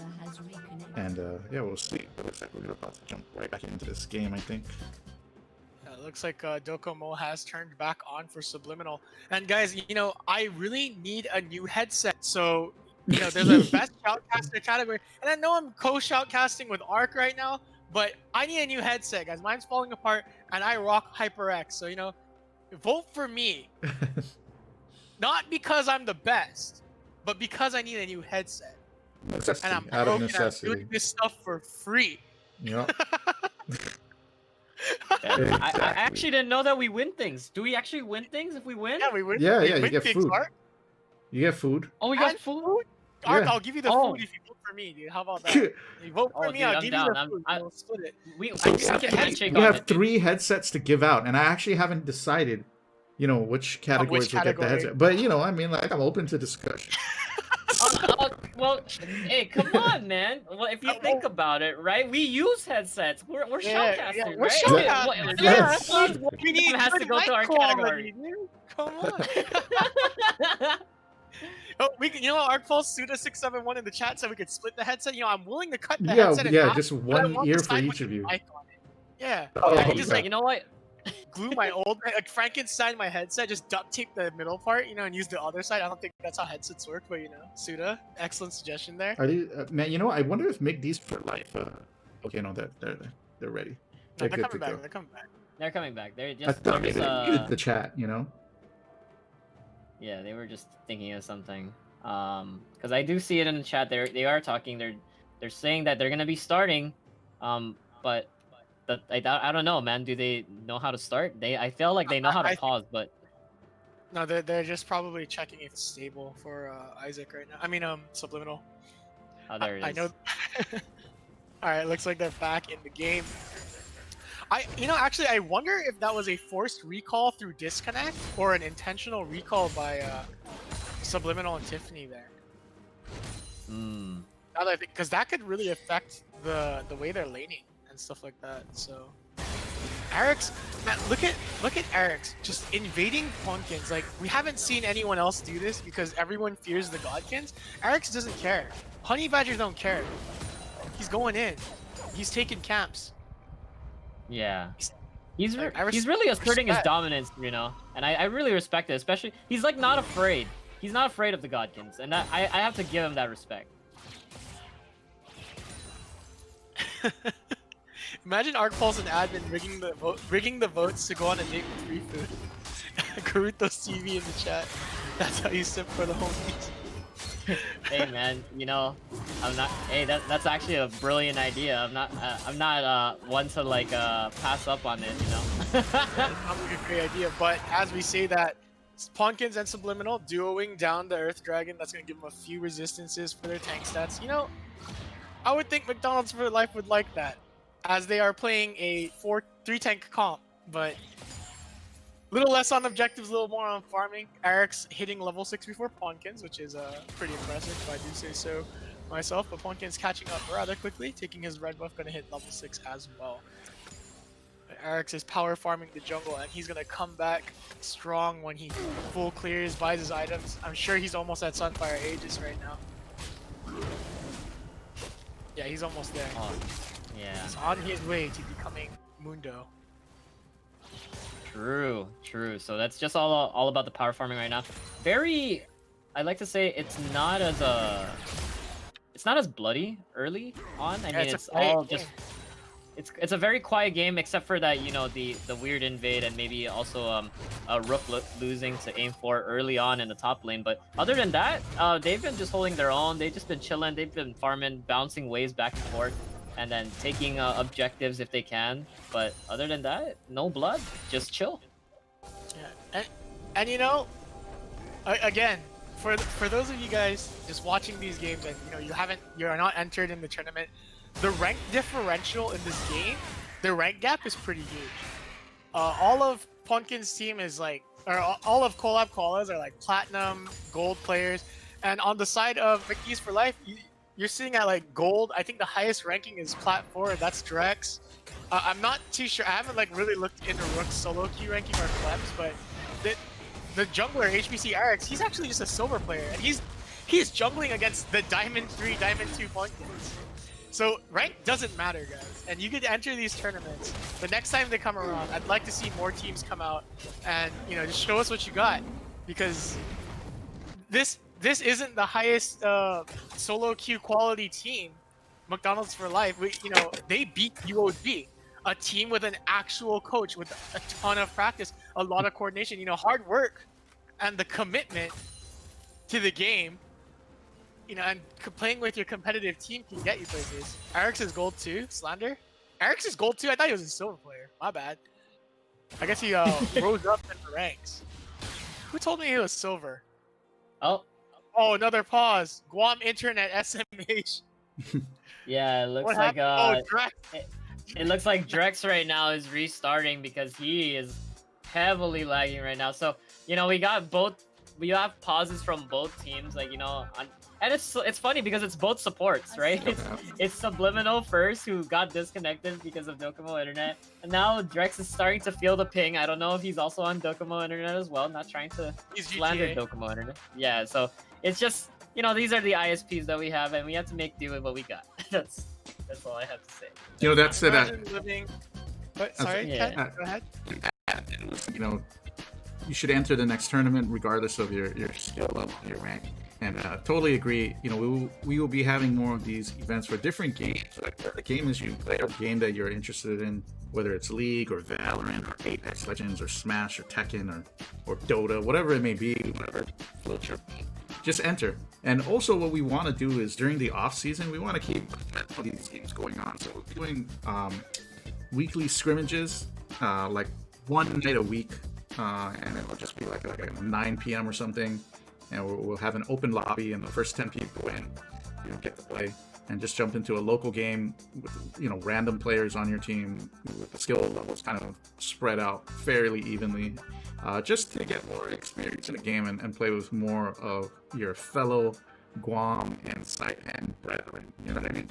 So you can expect that during the off season as we await a new season in February or whatnot. So. Hey, you know what? That sounds familiar. That sounds like some Guam customs. Yeah, provided by both, customs, baby. provided by both me and Admin X. So we did that in between the tournament. We decided to have a custom game with a bunch of random players from a bunch of the teams that actually entered this tournament. Oh no way! And Ark and I streamed it on my channel. Twitch.tv/stream. Join the bot army today. But we streamed it on my channel, and Ark.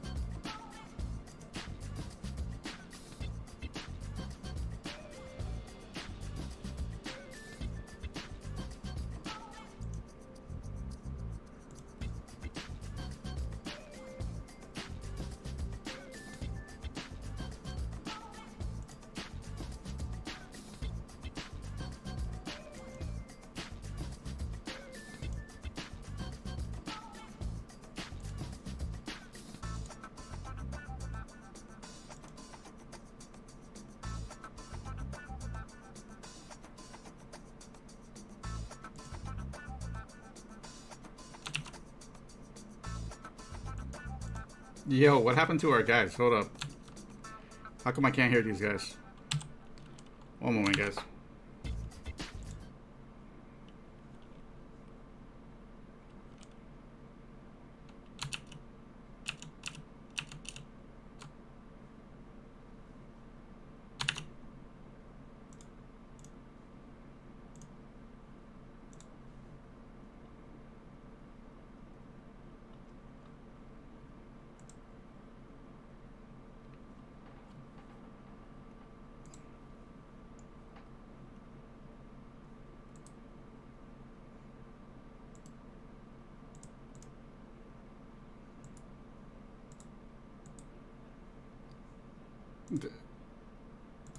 Yo, I don't know what is going on with the internet. Can you guys hear me?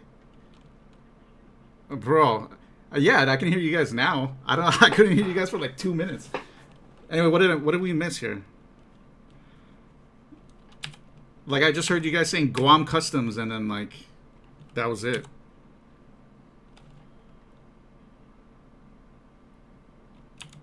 All right.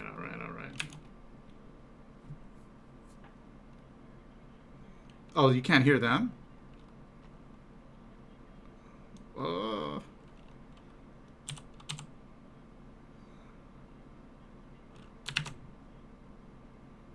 my gosh. I'm sorry. Here, hold on, guys. Let me figure out what's going on with this audio here.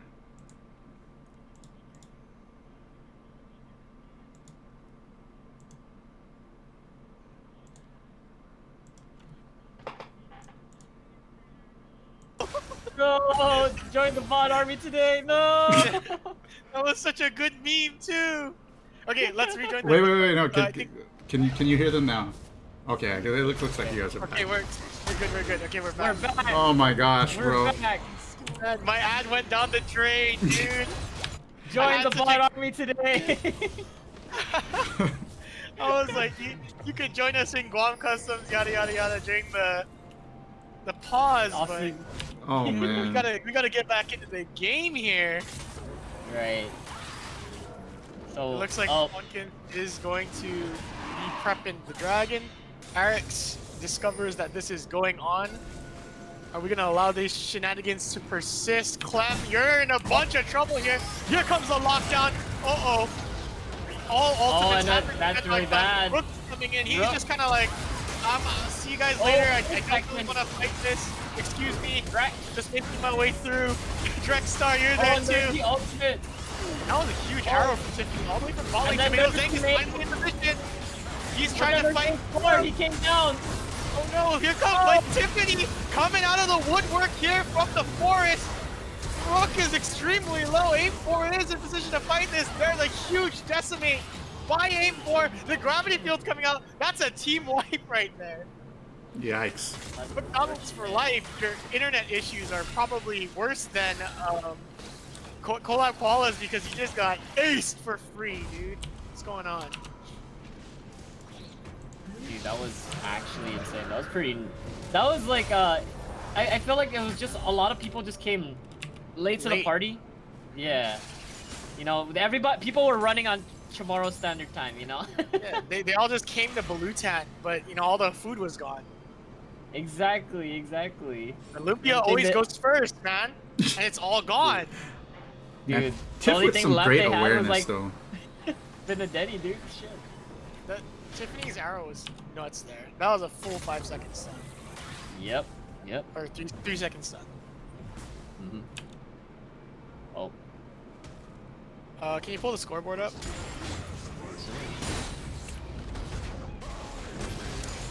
Yeah, so Aurora got a lot of those kills. He's 4-0.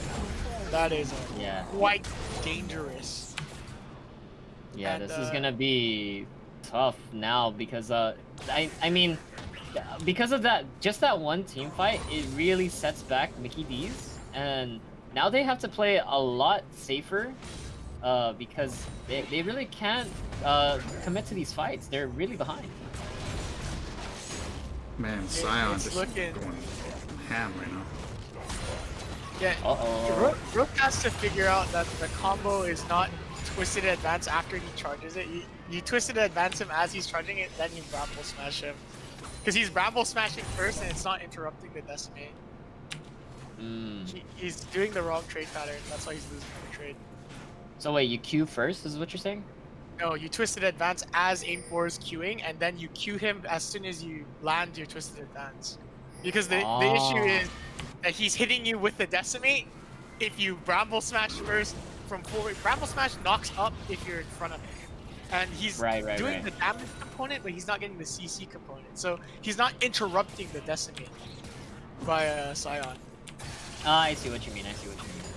I feel like, you know what, I see what he's trying to do. He's trying to be that slippery slope kind of guy, like, you know, slide underneath the decimate, but I'm pretty sure that requires really good timing. in order to do that. So it's much more safer to just go for the Twisted Advance into the Bramble Smash, right? Yeah, if we take a little look at top lane, by the way, aim for is proxy farming Rook. Yeah, this is double He experience, he bro. was. This is wild. And this is what you would call in solo queue a top gap. So that is some Grand Canyon content right there by aim4. Well, I'm pretty sure that guy's like probably one of the best top laners in the tournament, easily. For sure, man. And you know that's the reason why I'm like saying right now it's just gonna be so hard for them to come back, because look at the level difference. I mean, we have Ponkins you know, 2 levels up on RX. Same thing with aim4 up against like Rook.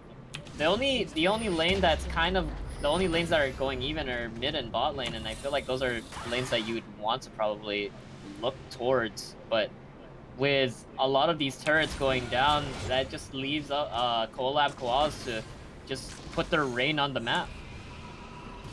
Yeah, they gotta get Vayne online, and they're having a very hard time doing it. Tomato Zhang, he wants to pop off, but Collab Koalas isn't giving McDonald's for Life any room to breathe here. Yeah.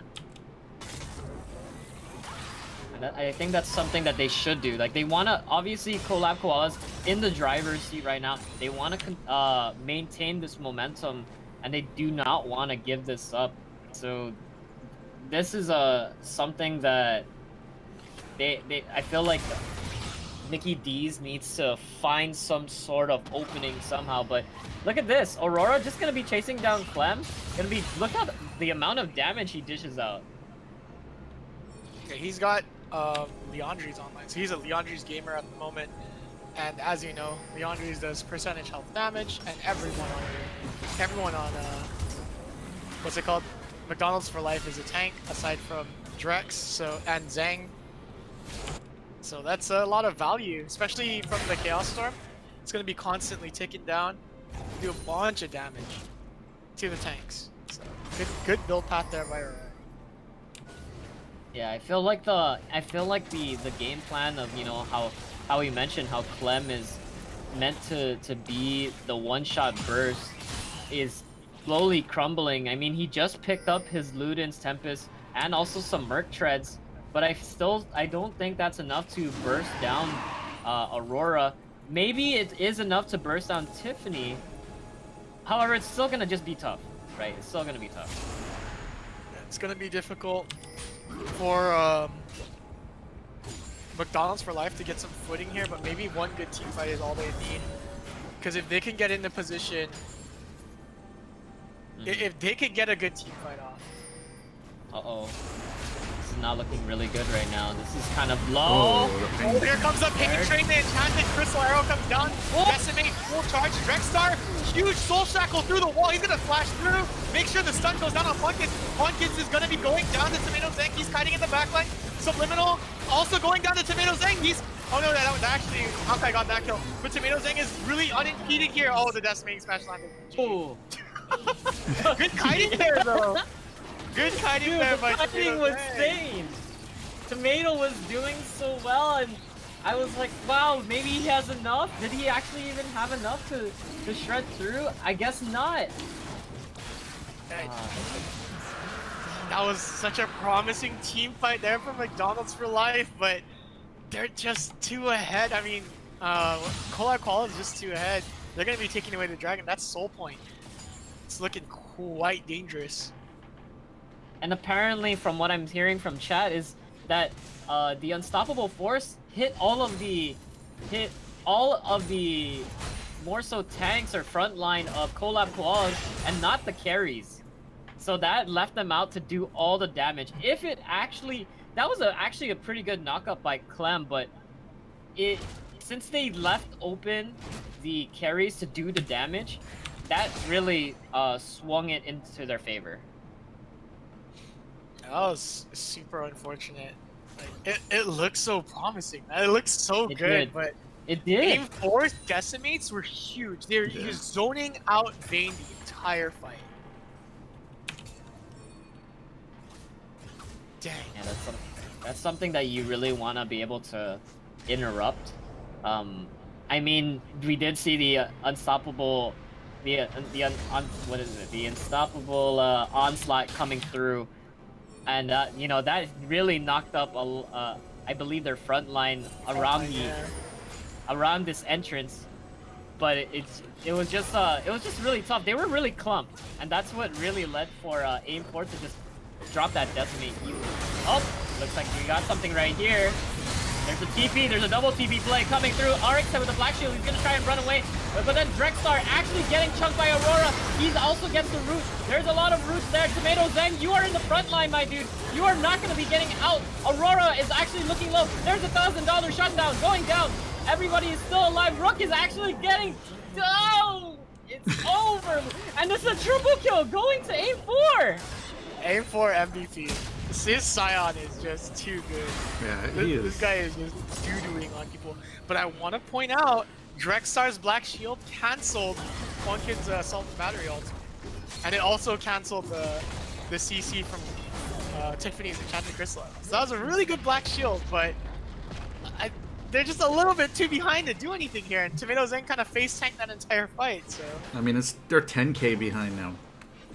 And a huge, quite a like, big I mean, gap. 20 to 5. Like, the first game, you know, they put up a pretty good fight, took some towers and objectives, but this game, it's slowly fallen out of their grasp, it seems. You're absolutely right, Ken. It's a slippery slope. It is like it's a tall mountain that they had to climb in order for them to come back. They're just gonna need to, like I said, it's really all about finding a pick. If they're able to find a really good pick and take down take down their team, take down Collab Koalas one by one, they may stand a chance. But right now the item difference and the level difference is insane, and they're also looking to go for the Baron here. They're clearing the vision. Yeah, I mean, the 1,000 gold shutdown is definitely going to help, but who did it go to? Yeah. Dr. RX was able to pick up that 1,000 gold shutdown, but he's a bit too behind to make use of the gold. He's 1 in 5. He's only got one item on. Subliminal taking away the Bass code, so that the Baron is a little bit easier to take. Look at all that. The control is so well. Unfortunately, he didn't. RX did not have flash. I feel like that would have been a play that he could have made. Just flash over, try to out smite. But then again, the smite difference also, that's also way too risky. 2 levels down, you have a smite difference of about 80, right? 80? Yeah, it's 80. So it's actually pretty insane. Like that really can make a huge crucial difference. And I don't think Pumpkins misses those. Yeah, Pumpkins went on. He has better pick too because he's out in the States right now. But you know, I see. Ooh, it's not a States difference. Drex keeps spiking to 500 MS. It feels bad, man. Guam internet feels provider. bad. We need that Elon Musk space internet up here. Seriously. Or those new Hyperion Oceanic servers. By the way, we have a Guam team today. I think, who's in that team? I don't even know who's on the team. I know they're playing CSGO this afternoon in the Oceanic qualifier. And they are going up against some of like the top teams in the region, like pro teams. So, wow. Shout outs to our boys. And they're playing on the Guam server. So there's an Oceanic Guam server supplied by Hyperion servers for CSGO. And this will be the first time that players from around the world get to test that server. And they're doing that today in this Oceanic qualifier. So we're wishing the Laddie Esports team best of luck. We got some CSGO players / Valorant players. You know, they're not expecting to win the whole thing, but, you know, got to get your foot in the door, and this is the way. So, you know, best of luck to them. Hopefully they perform pretty well. Man, imagine if we can get sub 100 ping on Guam for League. Game changer, dude. Yeah, so Insane. Hyperion servers, they do supply servers for Riot. And we are in talks with them. Not with Riot, but with the guys who make the server, obviously, Hyperion. So, and, you know, they have expressed their desire to, you know, try to sell Dota and a Riot server to the respective companies, so that you could maybe get that. So, cross your fingers. Who knows? Yeah, it's crazy. Oh yeah. And here's a little fun fact for you guys, all playing from Guam servers. Everybody I know, and I swear this is everybody I know from Guam, who moved to the States and got better ping, has gone up an entire division. So if they were plat, they went to diamond, and if they were diamond, they moved to like high diamond. So Punkins was like a D4, D3 player on Guam. He moved to like D2, D1-ish. So it's all about the ping here. Oh, team fight going down. Looks like Solar Flare was being used there. Aim 4 just decimating and face tanking the tower. Clem is a little bit out of position. He can't really find a way to get it. Tomato Zang trying to do a little bit of damage. Wait, There. Aurora got caught by the binding. Tomato Zang has the Black Shield on him. He's free to do some damage. Here comes the pain train. Subliminal trying to hold down Tomato Zang. He's in a lot of trouble. Tomato Zang flashing forward to take down Subliminal. Punkins is under tower taking a lot of damage. Drex missing the dark binding. And it looks like they're going to be taking down the fight through mid lane.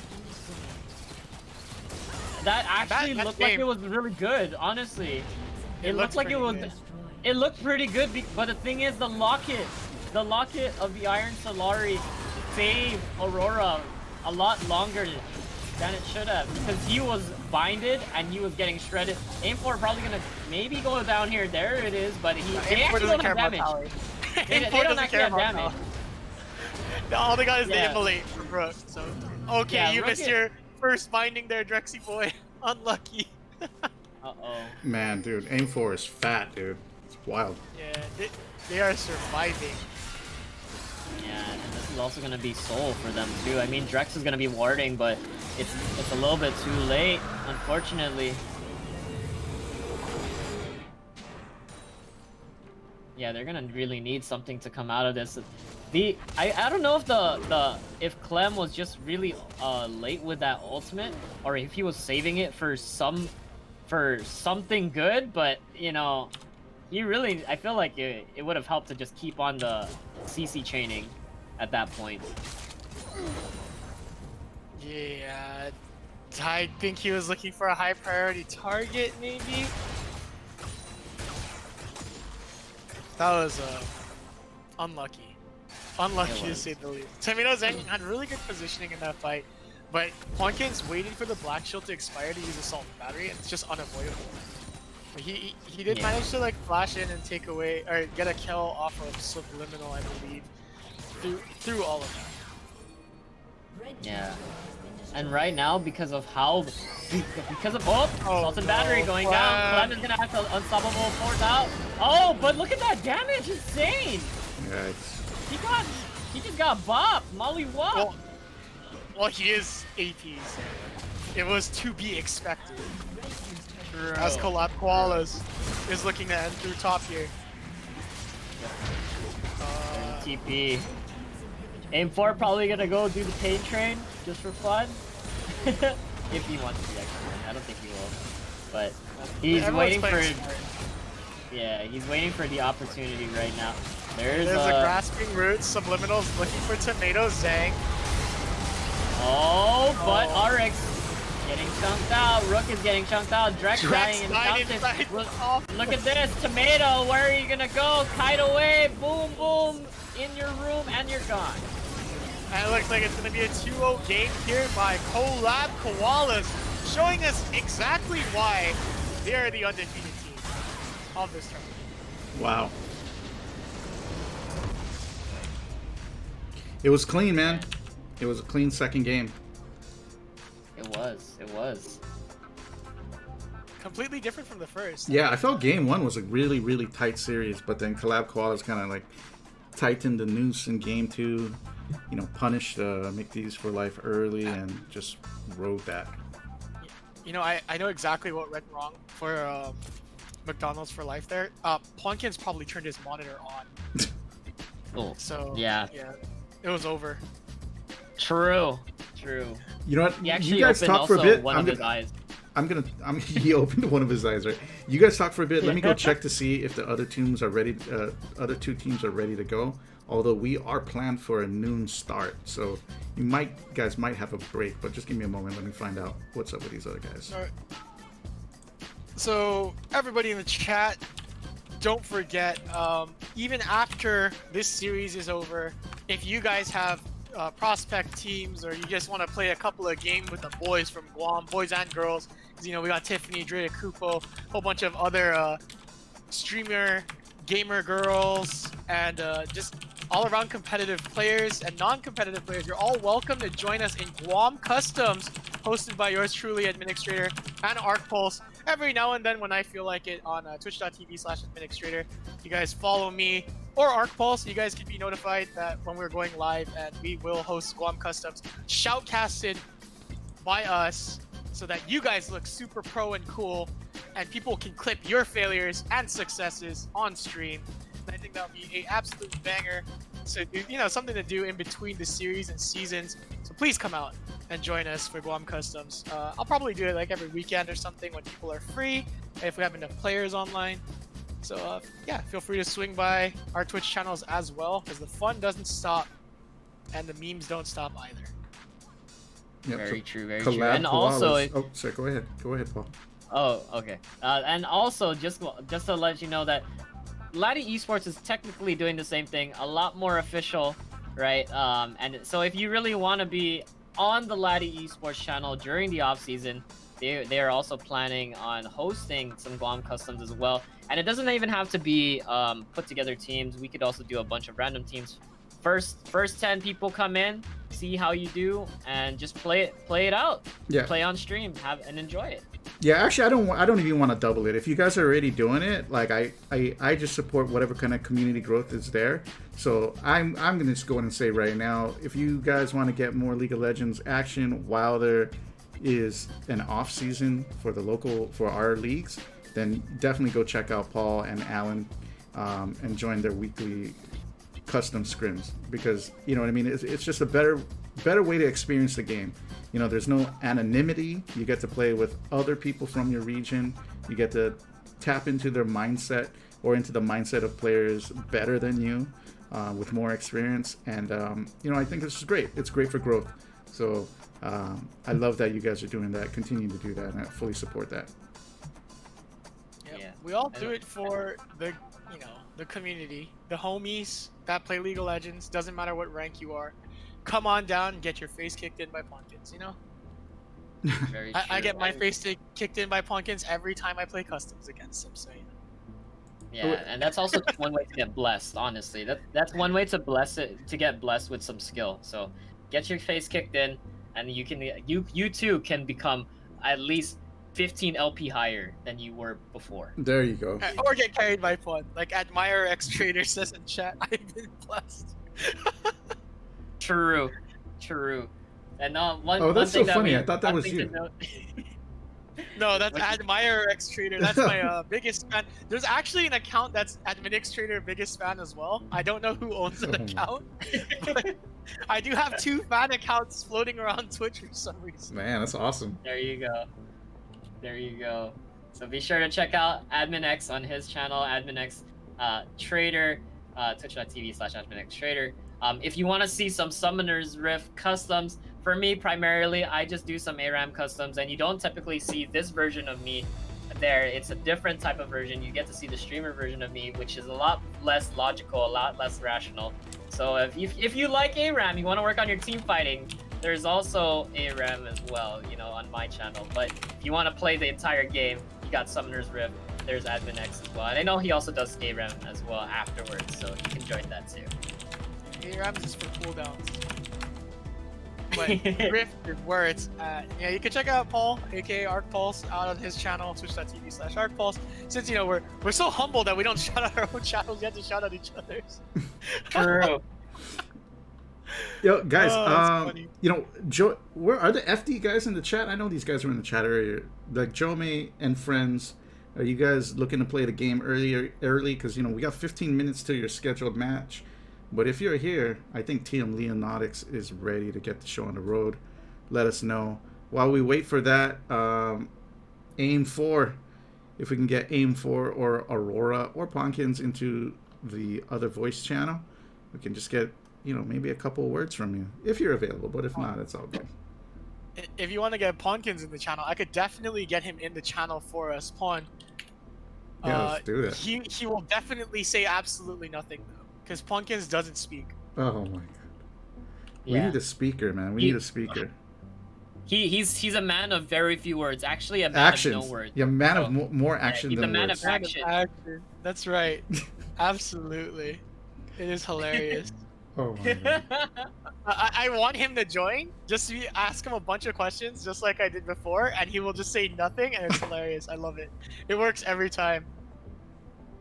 We need him. We need him. Let's get Pumpkins in here, man. He's do not gonna it. talk. I'm telling you right now, Ken, he's not gonna talk.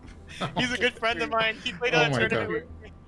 During scrims, homeboy didn't say anything. Okay, during the real games, I'm like, "Oh, I'm gonna need you to communicate with the team," and then that's when he communicated with the team. But it was just so, yeah, he's not really a talker. So All right, we're I chilling love then. Paul. We're gonna chill. but I know he's not gonna say anything. Let me try to get Aurora or sub in here. Maybe even Tiffany. Yeah, sure, no I'm problem. DMing them right now. Oh, also, by the way, guys, I don't know if I told you guys yesterday because you guys were commentating on the other channel. The winning team will get to choose an emote for the channel. So, Ooh. yeah. So it'd be Okay. like, you know, I guess if Collab Koalas wins, it would be like a koala and then whatever kind of emotion they would try to push, right? But, you know. Yeah, I mean, you can also have a Godkins emote too. So We were that thinking about works. that, but then I was just like, oh, that's not fair. It wouldn't be that fair to have a. Maybe we'll just make a tier 2 one, a tier 2 Godkins The one. tier 2 Godkins emote. There's a tier 2 Godkins emote for an Dang. extra $5. You can get the Godkins emote. Alright, so available I here. did get Aurora and sub for the interview. I can't drag people up legally in this channel, so. Oh, okay. Let's just jump to the Can general. you Let's bring just them go on to. up here? Wait, how do I Oh, do okay, that? we'll go to them? Yeah, let's Sure. just go to general channel. Okay.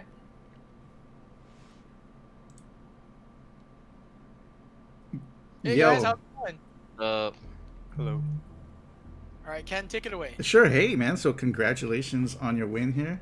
I know you guys got a busy day, and you guys got to wait till your finals match at 2. But can you did you feel threatened at all from your playoff matches so far? Like your first round versus a team that you've never played, and your second round versus a team that took you to 40 minutes in game 1. First round was a little easier, but McDonald's was super competitive. First game was a little scary, but we just worked together and we managed to pull through. All right. So you guys are going to face either Marianas High School or FD in the finals. Which team would you prefer to face and why? Merb should take this one. For us, we really want to play FD because they've been doing really well, and we want to face against the strongest team. But Marianas is still an underdog. They could take the series from them because they did beat them in the regular season. So we'll just see how it turns out.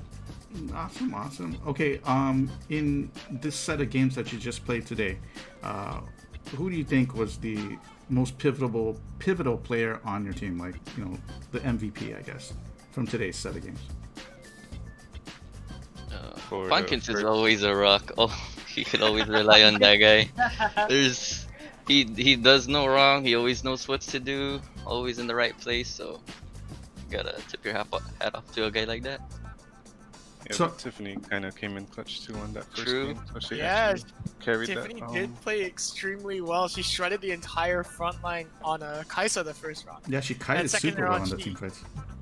And she hit some nasty arrows too in the second game. Yeah, I can't think of any questions, but really good job, guys. Both of you guys from my former team. I do miss playing with you, but I switched to shoutcasting. I'm a retired geriatric old league player now. But hey, thanks for the good show. Good luck on your next game, boys. I'll be rooting for you, but I can't be Alright. biased on stream. Yeah, thank you guys. You're We'll, on right now, but we'll let you guys, get your 2-hour break until you come back into the finals. But any last words, anything you want to say to the fans or to the people watching out there before we let you Shoutouts? on your way? first of all, thanks to Laddie for hosting the tournament.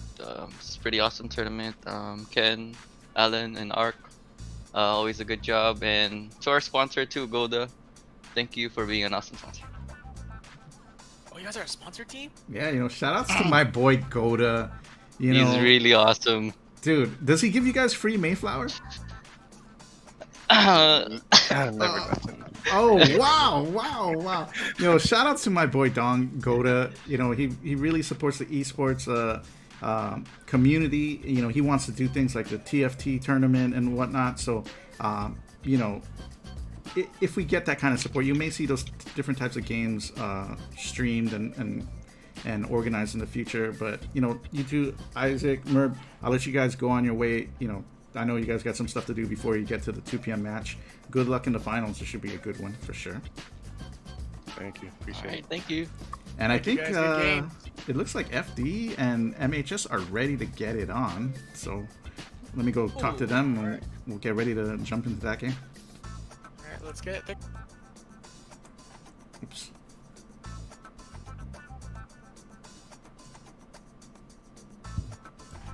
All right. Okay, it looks like we are still setting up at this time. Just waiting for, I believe, because I currently do not see.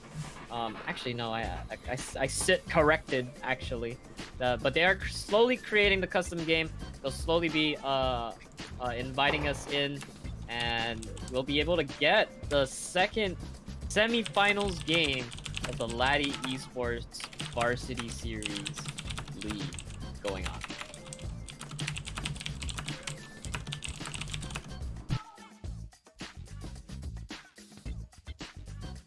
I cannot wait. Yeah, sorry, I'm just waiting for Joey to log on. He's gonna send us the invites. So I see that he's logged in. He's just AFK. maybe he's eating Like again. he's We had Jome eating again. we had Jome commentate yesterday, and he talked for like 5 minutes, and then was quiet because he was just eating. I was like, man, it's like 2-3 hour stream. How much are you eating, bro? But what do you guys think about this matchup? Because MHS did beat FD in the regular season. That was a surprise to me. Actually, you know what? The guys from Saipan, Marianas High School, they really showed out for the crowd this season. I'm really impressed, to be honest. So I hope that we get more teams from Saipan and the other regions in the future tournaments. But Yeah, it's cool to see Yeah. Saipan coming on the Guam and being a little bit competitive with us. So it's a good time all around. I Very true. don't know who to root for. Like, I don't know who's the better team between the two, honestly, at the moment. Yeah. So I do believe, I don't know if I was just hearing it on the Laddie Esports stream yesterday, but I do remember a comment, I believe from Jome himself, saying how they struggled in their bot lane, right? They struggled against MHS in the bot lane, and that's the reason why he could not play. But there might be a different outcome today, depending on how they adjust to their to MHS's bot lane. okay.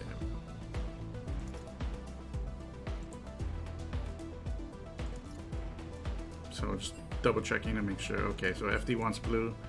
Let me just check these rosters real quick. Yep, they look right. Reason. So the thing that's always so funny, for me personally, it's always really hard to remember who is what role on the side of MHS. I think we've seen them like 2 or 3 times already, but for some reason, for the life of me, I cannot remember who goes where. So we're just gonna have to wait and see during the picks and bans. Well, I know for sure who jumps picks what. right in. He goes jungle. Because he jumps right in. Yeah, Got it. yeah. Got it. Yeah. Got it. That's the only reason why we remember. Yeah. I only remember jumps right in because he has a great gamer tag. He does. Because every time it's either one, he makes a great play and he jumps right in, or he gets That's caught how up and he can't jump out. Oh my god, man! And I watched these guys yesterday. Man, their set was awesome. Like they challenged GGU. I think they lost the first game. And it was a pretty close game. And then in the second game, Clyde from GGU, uh, he went ham. He had Graves jungle, and then I think he gimped. Who was the jungler? Maybe it was a Mundo jungle. I don't know, but he gimped jumps right in like early, like smashed him. I thought it was for sure like this was gonna be game over, but then somehow MHS pulled it out, and then they kind of like played pretty impressively in game 3. So I think FD's got their work cut out for them, but I wouldn't be surprised. Like Jomei, he was telling us yesterday that he really loves League, he loves to play, and his friends don't really play as much as he does, so he kind of just dragged them into it. So I mean, he kind of taught them like I guess a few characters or whatever, but I'm pretty surprised. Like I think Ocean Can is one of the better top lane players on the Scholastic side of the league. And Soft Cookie and Exkilla and Vodka Zingo, they all have provided quite a bit of impact for the team as a whole. So I'm excited to see how this match plays out. Wait, is it Exkilla, not Exkyla? I thought it was Bro, it's probably Skyla, but I'm just gonna say. Oh, whatever. okay. Like, Dude, Skilla sounds sick. It kind of sounds like Skrillex, so I was like, It's like is that how you Skrillex? pronounce it? Have I been saying it wrong this whole time? let's throw. I don't know. We don't have No, spicy Vodka anymore. Zingo actually says that it is Skyla. So we have been correct. It is Skyla's, but speaking of Skyla has been also quite a strong mid laner, right? Has also been dominating some matches, just solo killing the enemy mid laner, whoever she's up against. So I wouldn't count her out as who is really influential on the team of FD Flakers. FD Flakers all around has such a great team. Yeah, they're all kind of playmakers in their own sense. But obviously, Jomi is always looking for those highlight plays. Vodka Zingo with the roaming, from what I've seen when he's on support, it's pretty nasty as well. Anyway, let's just talk about the draft here. We see TF, Nunu, and Brandbans on the side of FD. And for Leonatics, we've got the Yumi, Ari, and Vaneban. Have we seen Vodka on Yumi? No, No. or I think once. I don't remember. I actually don't remember. But the one thing that I feel like they should have banned is Ocean Can's Vladimir, Yeah, they which definitely has should have been banned it. really strong throughout the entire league. You Tell really them you really can't let him have that Vladimir because he's gonna run you over. Yeah, he went ham. He's gone ham with that character all the time. Yes. Vladimir is not a balanced champion in the right hands. So, Yeah. but they picked up Malphite, Katarina, and Samira. Samira's received some pretty powerful nerfs as of late. Her lifesteal from her Q and her ultimate have gone to 66.6%, I believe, and instead of 100%. So her viability as like a jump in ADC's been cut down because of that. She can't like really sustain through the damage anymore, or just as much. And also her CC lock ability, which it was a knock-up every time something was immobilized in her lane. So any stun by Leona or snare by Morgana would result in a 0.5 second knock-up from Samira's passive, has been modified so that it only extends knockup. So now if Malphite knocks a target up, Samira will be able to chain that CC for 0.5 seconds longer. However, if you don't have knockups on your team, Samira won't be doing anything with her passive other than getting into range. She will still dash into range against immobilized targets. However, she will not receive that that additional knockup bonus on immobilized targets anymore. So that's a huge nerf on Samira, and I'm questioning her validity as a ADC at the moment. Yeah, I mean, it does sound pretty right. Like, I think the one thing that for Samira, like, you want to do is to be able to have her dish out as much damage as possible. But, you want something like, I'd like to say Morg. There you go. Thank you. I was going to say Morg. Because you want to drop the Black Shield on her so that she can, once she gets her ultimate, she cannot be stopped. And that's the one thing that I'm really looking to see how JHSW, that's the only person I know that is the actual support on MHS, to actually do that. Once they do that, and if Samira is able to go to town with the black shield, then I'm pretty sure that that can cause a huge different outcome against the FD Flickers. Oh, here we go. The Lee Sin The lock Lee Sin. Budget Lee Sin is here. Soft cookie. You know, this time around, he's hoping to not whiff the skill shots. But we will see. Right. So is this Jomi on Lux or is it Skyla on Lux? I'm gonna say Skyla on Lux, Yeah, we've seen. Yeah, Jomi it's on Skyla and Lux. Kaisa. Yeah. Yeah, Jomi on Kaisa, Vodka Zingo on Leona, and Soft Cookie on Lee Sin. I could be wrong because they switch their roster every 5 seconds. They change their mind like a girl changes clothes. So shout out to the homie Katy Perry. No, Jomi's told me that Kaisa is like one of his favorite champs to play, so I would expect that he would be on Kaisa. Or I guess Seem I like could it's, be wrong. I mean, they're holding it off right there. There you go. There's the switch, right? There is the switch. Oh yeah. So this is the one thing that we wanted to really see going so far for FD Flakers, because they have pretty much one of their comfort picks. They're huge comfort picks, right? So I really do like their team comp, but also if you look on the side of MHS's team comp is actually pretty good. Like you have Malphite to tank, you have also J4 who's off tank who can actually frontline, and then you have like a good amount of CC damage dealers. You have Katarina who could shred, you have Morg to protect with Black Shield and Samira as well. Dude, I like the draft for MHS. But, you know, the draft for FD is also not that bad. They just have a lot more damage on their side. I agree with you. We've seen Ocean Can like just pop off on Vlad. So I'm gonna go ahead and say if top gets gapped by Ocean Can, it's over. Because this guy's Vladimir is insane. So it's real scary to see Ocean Can on Vladimir, but jumps right in. I think jumps right in actually picked Jarvan in the beginning of the season, right? When we first saw their Leonatics play, he played Jarvan and he jumped right in. Am I wrong? Yes. Yeah, right? Yeah. That's So- true. So he's played Jarvan before, and he's a pretty good Jarvan player. So hopefully we'll see a really competitive game here. You know, up until the finals, I'd like to see high quality games. I want to see like best of threes really come out to be like down to the wire 1-1, and then the final game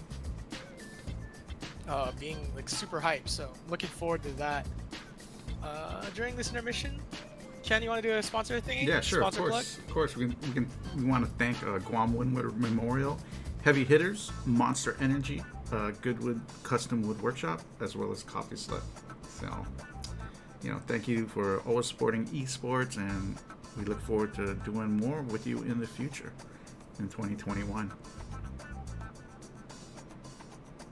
Also, Goodwood Workshop, they're supplying all the medals. So the top 3 teams, you all get the bronze, silver, gold medal, as well as the trophy for the first place team. So we're going to go pick those up this afternoon. And we'll drop them off Is it a later. real trophy? Yeah, I mean, Exciting. yeah.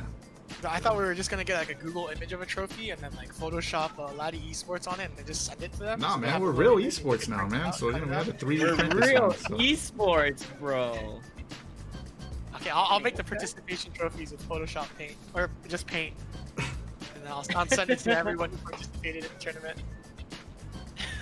and it's just gonna say you tried. Gapped by Godkins. You tried. But I mean, you know, if Funkit's team loses, it's gonna be actually so hype because that means there's a team out there that could take down the Godkins and friends. So that would be. I'd like to see what kind of finals we get here. You think FD will make it out? I think FD has a really good chance because we've seen this team pop off in particular. If you don't keep Ocean Can off the Vladimir, I think it's really dangerous. On the other hand, we've seen Leonatics play really synergized and really well as well. Wow, that was a very well kind of sentence structure there. Yeah, but Samira and Jarvan got a lot of synergy there when Jarvan ganks the lanes to extend the lockup. the knockup. So let's see how this game goes. I'm very caffeinated out because I needed to be awake for this. So I'm a little. It's starting to kick in. I'm getting a little jittery. Hands are shaking. Oh, You drink some okay. water. Palms are sweaty, knees deep, arms are heavy. All right, There's so vomit on the gonna be sweater ready. Mom spaghetti. mom spaghetti. We're Wait a close. second. Was I wrong? Wait, we have JHSW now on ADC, or was he always on ADC? I remembered him as actually being on. Man, you know what? I'm just gonna sit here corrected. But it looks like JHSW gonna be on Samira and Kaiser will on support. These things are so mixing me up, man. They're really mixing me up. But You know, this was the pretty really, much the team makeup they used yesterday in one of their games, minus the I Jarvan. see. I think they had a Zac instead. Ah, Yeah, this is a comfort I mean, lineup for them. you have like you technically have like two versions of Katarina available in terms of ultis, right? You have the normal Katarina and then you have the ADC version of Katarina, right? So True. it's, But look it'll at the be skin diff fun to right see. now. Got team Dude, 4 Oh, skins it's yeah. versus team with only 1 skin. You know.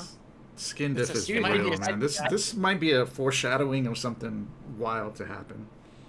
Dude, did you see even the triple prestige borders? I know the chat has like called it out, but look at that in the center, triple prestige borders. These guys ain't playing. Like FD is not playing at all right now. They want to take this game, and they're going to assert their dominance. They're looking to assert their dominance. Yo, but shout outs to our You're not- Saipan fans in the chat. In the Shadow 66, really, really like rooting for the Saipan team here. Pay to win skins. I love it, man. Oh god. You know, but to be honest with you guys, the true turbo Smurfs in solo queue never use skins.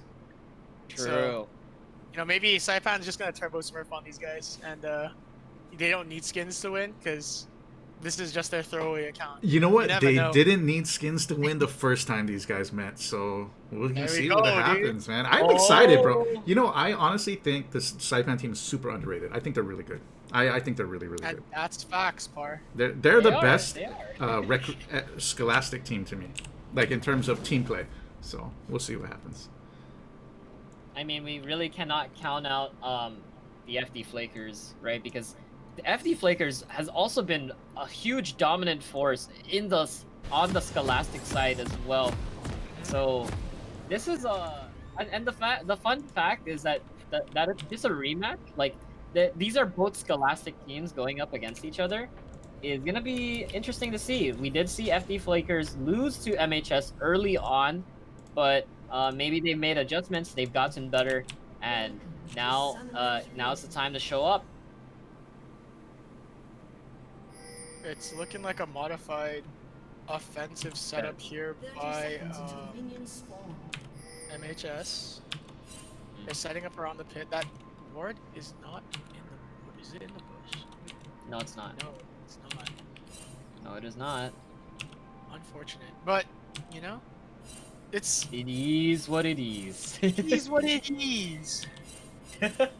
As both teams kind of they're respecting each other. They're not trying to go for any cheeky invades, any extracurricular vision control. They're just chilling.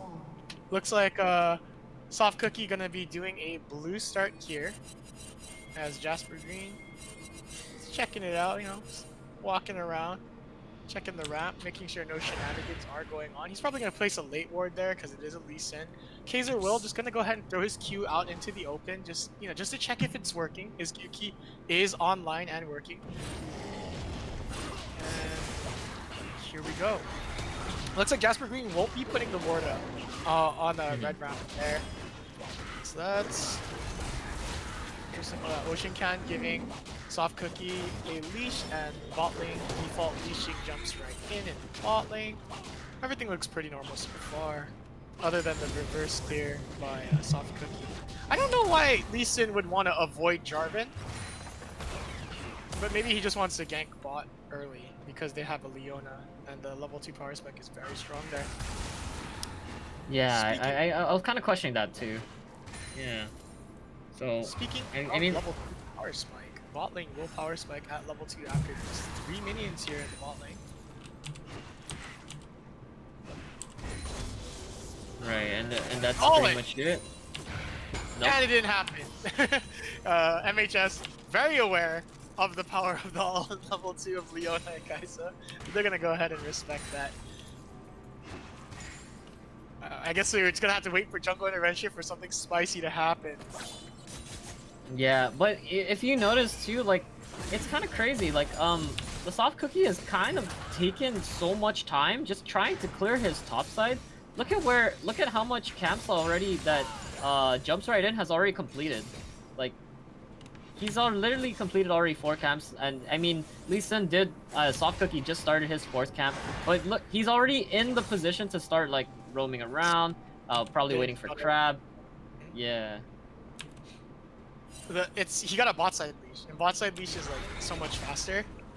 True. It makes it easier for Jarvan to get a healthier and more efficient clear because he has 2 people leashing him instead of just one Vladimir with auto attacks and trans fees, which is his Q. Oh, Kaiser Will hitting a nice little root there on the Vodka Zingo. Gonna be taking him down to like 50% health, 60% health. That's really good because Leona needs her HP in order to effectively trade it. He hits another one. snare. Back to back, Dude. another one. DJ Khaled suffering from success. Vodka Zingo is down to 40% HP now. He's going to be really hard for him to take all ins. He does have Eclipse online, so a gank is still possible here by the soft cookie in the bot lane. He should be looking for it. Just smite the crab. Yeah, there we go. And he is soft cookie in position to gank bot here. I know that Kaiser Will is probably itching to drop a ward right now. There he is. He's gonna be dropping that ward. But they've actually missed the Zenith Blade. The Zenith Blade, he needs to flash in and stun somebody. Oh no. Alright. A little bit of a miscommunicado there by FD Flickers. Soft Cookie not going to get anything out of that. I believe they got a heal off from JSHW, but that's about all they're going to get. Meanwhile, Ocean Can in the top lane showing why he is the best Vladimir in the league. Getting out-traded by Malphite in lane. Getting out-traded by Malphite the moment that you said that. Yeah, I was like, he was doing so well up until the point Malphite decided to slap him in the bot lane. We have a little bit of a tussle going on here. Leona, just the queen of CC, gonna be locking down Samir even through the black shield. Kaiser Will has to flash out and get away from that situation. Ignite being used by Leona and heal being used by Jomi. However, no flashes. So Leona and Jomi still, Leona and Kaisa still have their flashes up, which puts them in a pretty good position there. For the bot lane, they can still escape jungle ganks, and they can still aggressively play with the Leona flashes in his blade. Engage. Yeah, and the thing is, like, you know, JHSW, he's pretty much underestimating, you know, overestimating the utility of the black shield, because you can still break through the black shield, right? And it's also all about the patience as well. So I think that was just a little bit of a misplay right there, like some miscommunication, and overestimating just how powerful black shield can only last, right? Oh, yeah, black shield lasts a while, but it can be broken. So gotta watch out for that. And Leona's passive, the Daybreak or Sunlight, I forget what it's called. oh wait, top. Oh, Ocean Can. He's the Ocean Yes. Can. He's gonna be taking the solo kill onto Malphite there. Hey man, hey, now it goes back to what you were saying about, you know, how he's a really great top laner, and it's true, right? That's Ocean Can proven it. Thank you for not making me look bad, Ocean Can. Respectable. Kaiser Will's been hitting some nasty binds. Oh, okay. No. Oh, she didn't Soft have Cookie Q, I getting guess. denied by but jump right in. Jumps right out. Jumps right past. Jumps right past the Lee Sin. I like it. I really like that guy's name. He's probably my favorite name in the league. Soft Cookie gonna spot out, jumps right in. Jumps right in is a level up on him. They're doing a little bit of a duel here. Yeah, Conqueror Lee Sin versus Conqueror Jarvan. Lee Sin wins all the time early game. So he's gonna win that trade handily. He's gonna be taking away the Scuttle Crab from Jason. It's like Jomi and Vodka Zingo roaming up through the river. Yeah, gonna be just chilling right now. Gonna be taking also away this Drake, but Oh wait, Ocean Can in the top lane. He might. No, he's Ocean Can. He's fine. He's Ocean Can, not Ocean Can. So he's living it. Yes. close to the edge, So- but he's there. Currently, right now, they have like FD Flakers really having a lot of momentum at this time. They're really not holding anything back. I mean, we have Ocean Can already ahead of JSP Green. And JSP Green already dropped. I mean, they both use their ultimates, but you know what? Ocean Can can easily out-sustain. Yeah, I gotta give a shout out to JSP Green that he did almost kill Ocean Can there. It's just True. Hemoplague and Transfusion and Segment Blow. Like, Vladimir is just really slow. But he is trading into Ocean Can effectively. He's just, but he's a tank. He's not expected to kill anything up there. But he's doing his best and, he's living it. So, I respect the tenacity of JSP Green to just hang in there and, hate his life against Vladimir. I hate ranged top laners. It's been noted. It's been noted in history that I hate ranged top laners. So I feel for JSP Green right now. It feels bad to play against ranged top laners. It's not Wait, fun. this is actually looking not too He's good. getting ganked. Q landing, and that's JSP another Green. kill. Yeah, Poor JSP Green he was really overextended. He did not have any flash open. Yeah, I mean he did have a ward, but you need a little bit more of a deeper ward to find where Lee Sin is at, so that you can prepare to get out, especially if you're flashless. It's not just that, he had a huge mini wave, so I'm pretty sure he felt pretty confident fighting in the Ocean Can there, but he might have forgotten that Sanguine Cold just drops minion aggro completely. Yeah. So yeah, that's what happened there. Like, he had a big wave, he's like, maybe I can fight this, and he was probably really bot lane. Oh, JSHW actually jumped behind Jomi and Vodkazinko. He's in a bad position here. He's gonna get collapsed on. Jomi taking him out. Kaiser World landing the Dark Binding onto Leona. There's the Zenith Blade, and that's 2 kills to Jomi. He is a happy Kaisa player right now. Honestly, I thought it was gonna go a little bit more in favor of JHSW, but the nerfs, you really see the impact of the nerfs going through, because it was just not enough to out-sustain, right? It's not enough to heal through all of the damage that has been dealt by Jome and Vodkazingo. And that's why you gotta read the patch notes, guys, because sometimes they just break your favorite champion. You just can't play it anymore. Hashtag Aphelios. But yeah, Riot has 200 games. Apparently. Yeah, Riot has 200 years of experience, and they're still nerfing the hell out of characters too hard. We'll never see Samira played again. So sad. I know. Samira is super item dependent though, so maybe if she gets a couple of kills here and there and a shutdown on Jomi, she could come online and Immortal Shield blow her way to victory maybe. Hopefully. I mean, it's always based off on the the aspect of when you're fed, you're strong, regardless of what champ you play most of the time, right? So Samira is very item dependent though. True. Because she scales harder on items. Like, she's more dependent on items than any other ADC. She's like a she's Draven. not as flexible, right? Yeah, she's like a Draven. If she doesn't get ahead, she's screwed. True. I mean, after all, the only utility that you can technically do is extend CC, right? As far as what Samira does technically. I mean, other than that, she's raw damage. She's like you said, just similar to Draven, and that's all she can pretty much wait to offer. And wait, you disgraced me going for a little bit of poke right there. Wait, there it is. No, he's There's going for the all-in. He wanted to go for the all-in, and maybe this is enough. Wait, actually, it wasn't. Great barrier by Skyla. I'm pretty sure you disgraced me could have got that kill though if you just committed to it. It was pretty spicy though. Pretty spicy. It was. This is good. This is an easy dive though. Look at this. Jumps right in position. Right there. Boom. Oh, The he flash. jumped right in! Oh, what flash E! He used that He knock-up right extension. in. Wait, he jumped right in. He just turbo-gapped that Skyla. Holy. Insane. That was amazing. That was so cool. Alright. It's good to see highly mechanical plays like that. I don't think he needed to press R, but style points. Yeah. He literally did that for the highlight reel. Literally did that for the highlight reel. Holy. That was sick. Wait, that actually reminds me. Ken, are we still giving out like some free stuff for giving these getting these highlight clips? Yeah, on the no, sorry channel? guys, sorry. We only did it for the normal season. No free monster for the playoffs, unfortunately.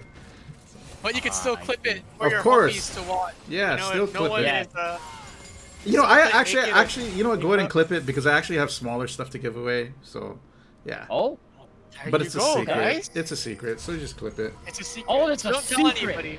Yeah. Don't tell don't tell anybody. anybody. Wait, is a look at this. Cage in the Cage bot in the lane. wall. There's Cage in the wall, dropping the ultimate, and also Vodka Zingo binded, but Jome getting a little bit chunked out by JSW. Wait Oh my a god, he second. survived! He Johnny survived. survived! Wait a Not for second, long. this is actually turning to the... And there's You Disgrace Me finishing off Jome. Ocean can. It looks like Ocean can't win this team fight. Wow. Yo. Oh. Leonatics just closed the gap right there off that play. They managed to take down Soft Cookie, Ocean Can, Vodka Zingo, and Jomi in a single sweep of a team, like a single team fight. The one thing that kind of like tripped me out is I did not see like what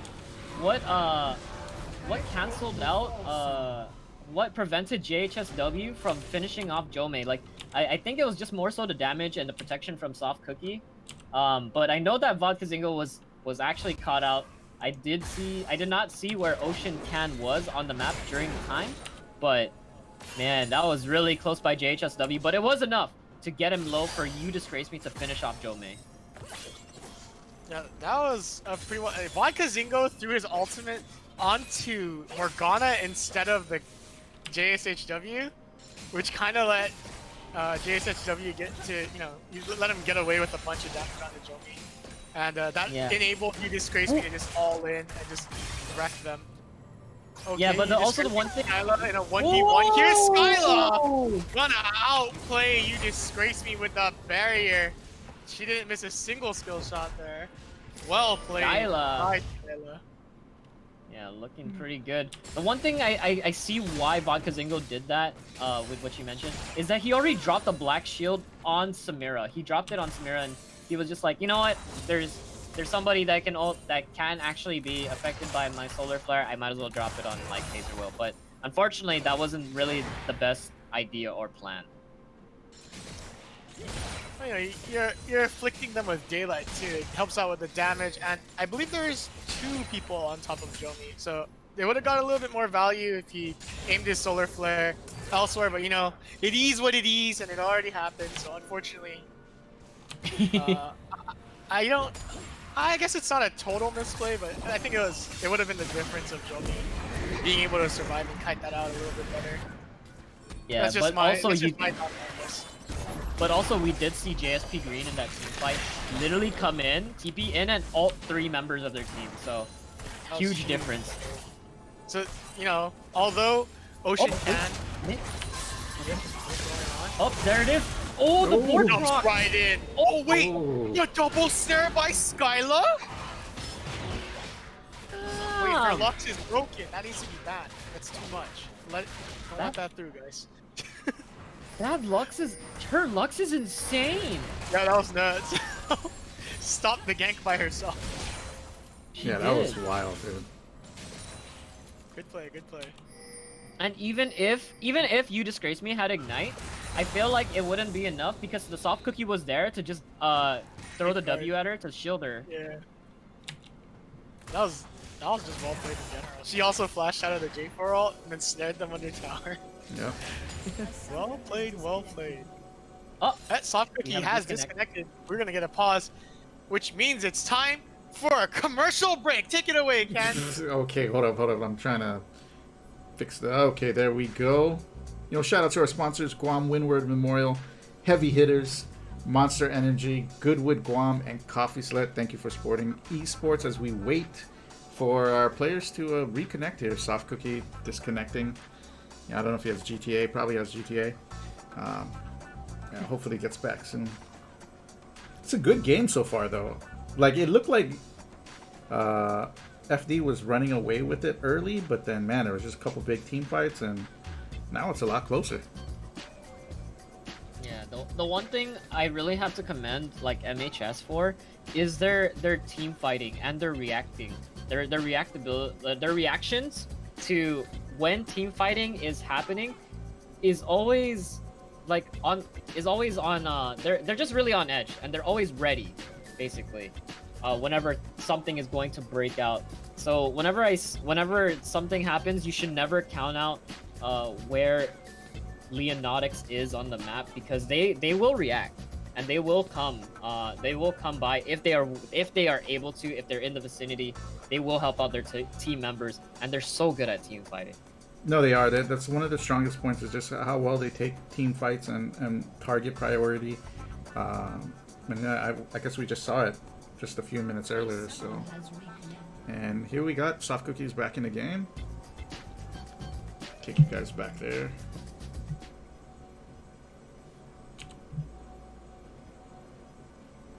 Right. So we do have a reconnect right now, but I don't think.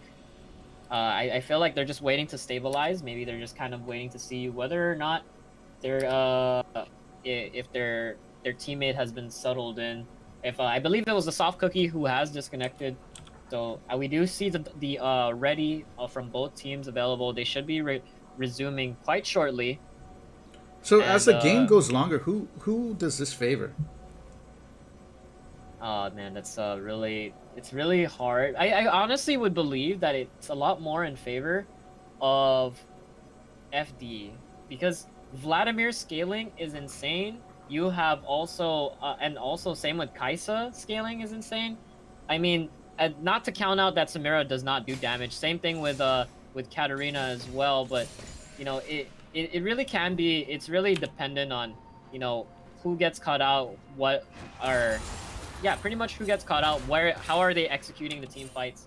But as far as I know, as far as what I would say, on the side of FD, it's looking much more better in terms of scaling.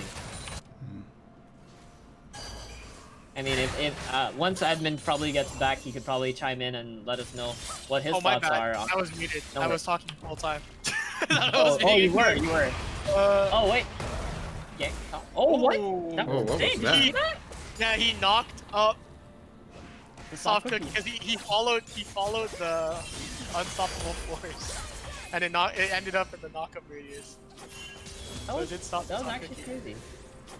But anyways, your thoughts? I think MHS has the better late game because, like I said, Samira just needs items, right? So Samira plus Katarina on top of J4 and Malphite's utility combined with Kaiser Will, who's probably gonna get Zanya's Hourglass and will be able to flash in. So I think they have the better, like, what do you call it, like team comp for team fighting, which will be more of a difference. Because Lee Sin's only gonna be a kickbot late game. That's true. That's true. Whereas J4 can trap them in the hole and then just annihilate the enemy team. Nice. Like they just J4 you and put you in the troll hole, and then JSP Green comes in with the unstoppable force. Then Katarina and Samira just press R, and Kaiser Will could always flash. How is the scaling on hit cat? Because that's the one thing that I wasn't really quite sure of, because I know that, you know, Katarina regardless deals a lot of damage, but I'm not quite too familiar with the on-hit build for this season. She kills tanks and squishies. Very scary. Okay, that's all I need to know. Yeah, basically she kills tanks and squishies, so it's very dangerous. I do agree with you that Vladimir scales really hard, and so does Kaisa, but yeah, their team fight just isn't gonna be there for the late game. True. Yeah, like I said, Lee Sin's just gonna be a kickbot. If you cannot get the insects off, it won't matter.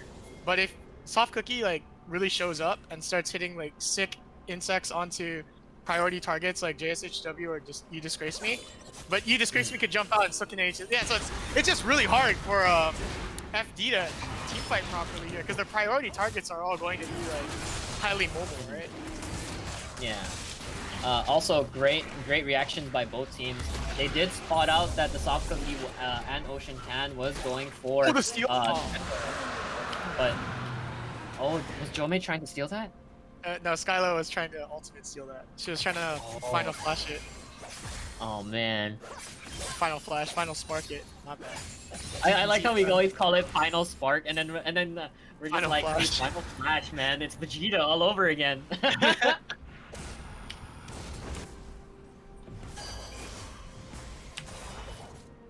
Thank you for letting me know I was muted. I forgot. No worries, no worries.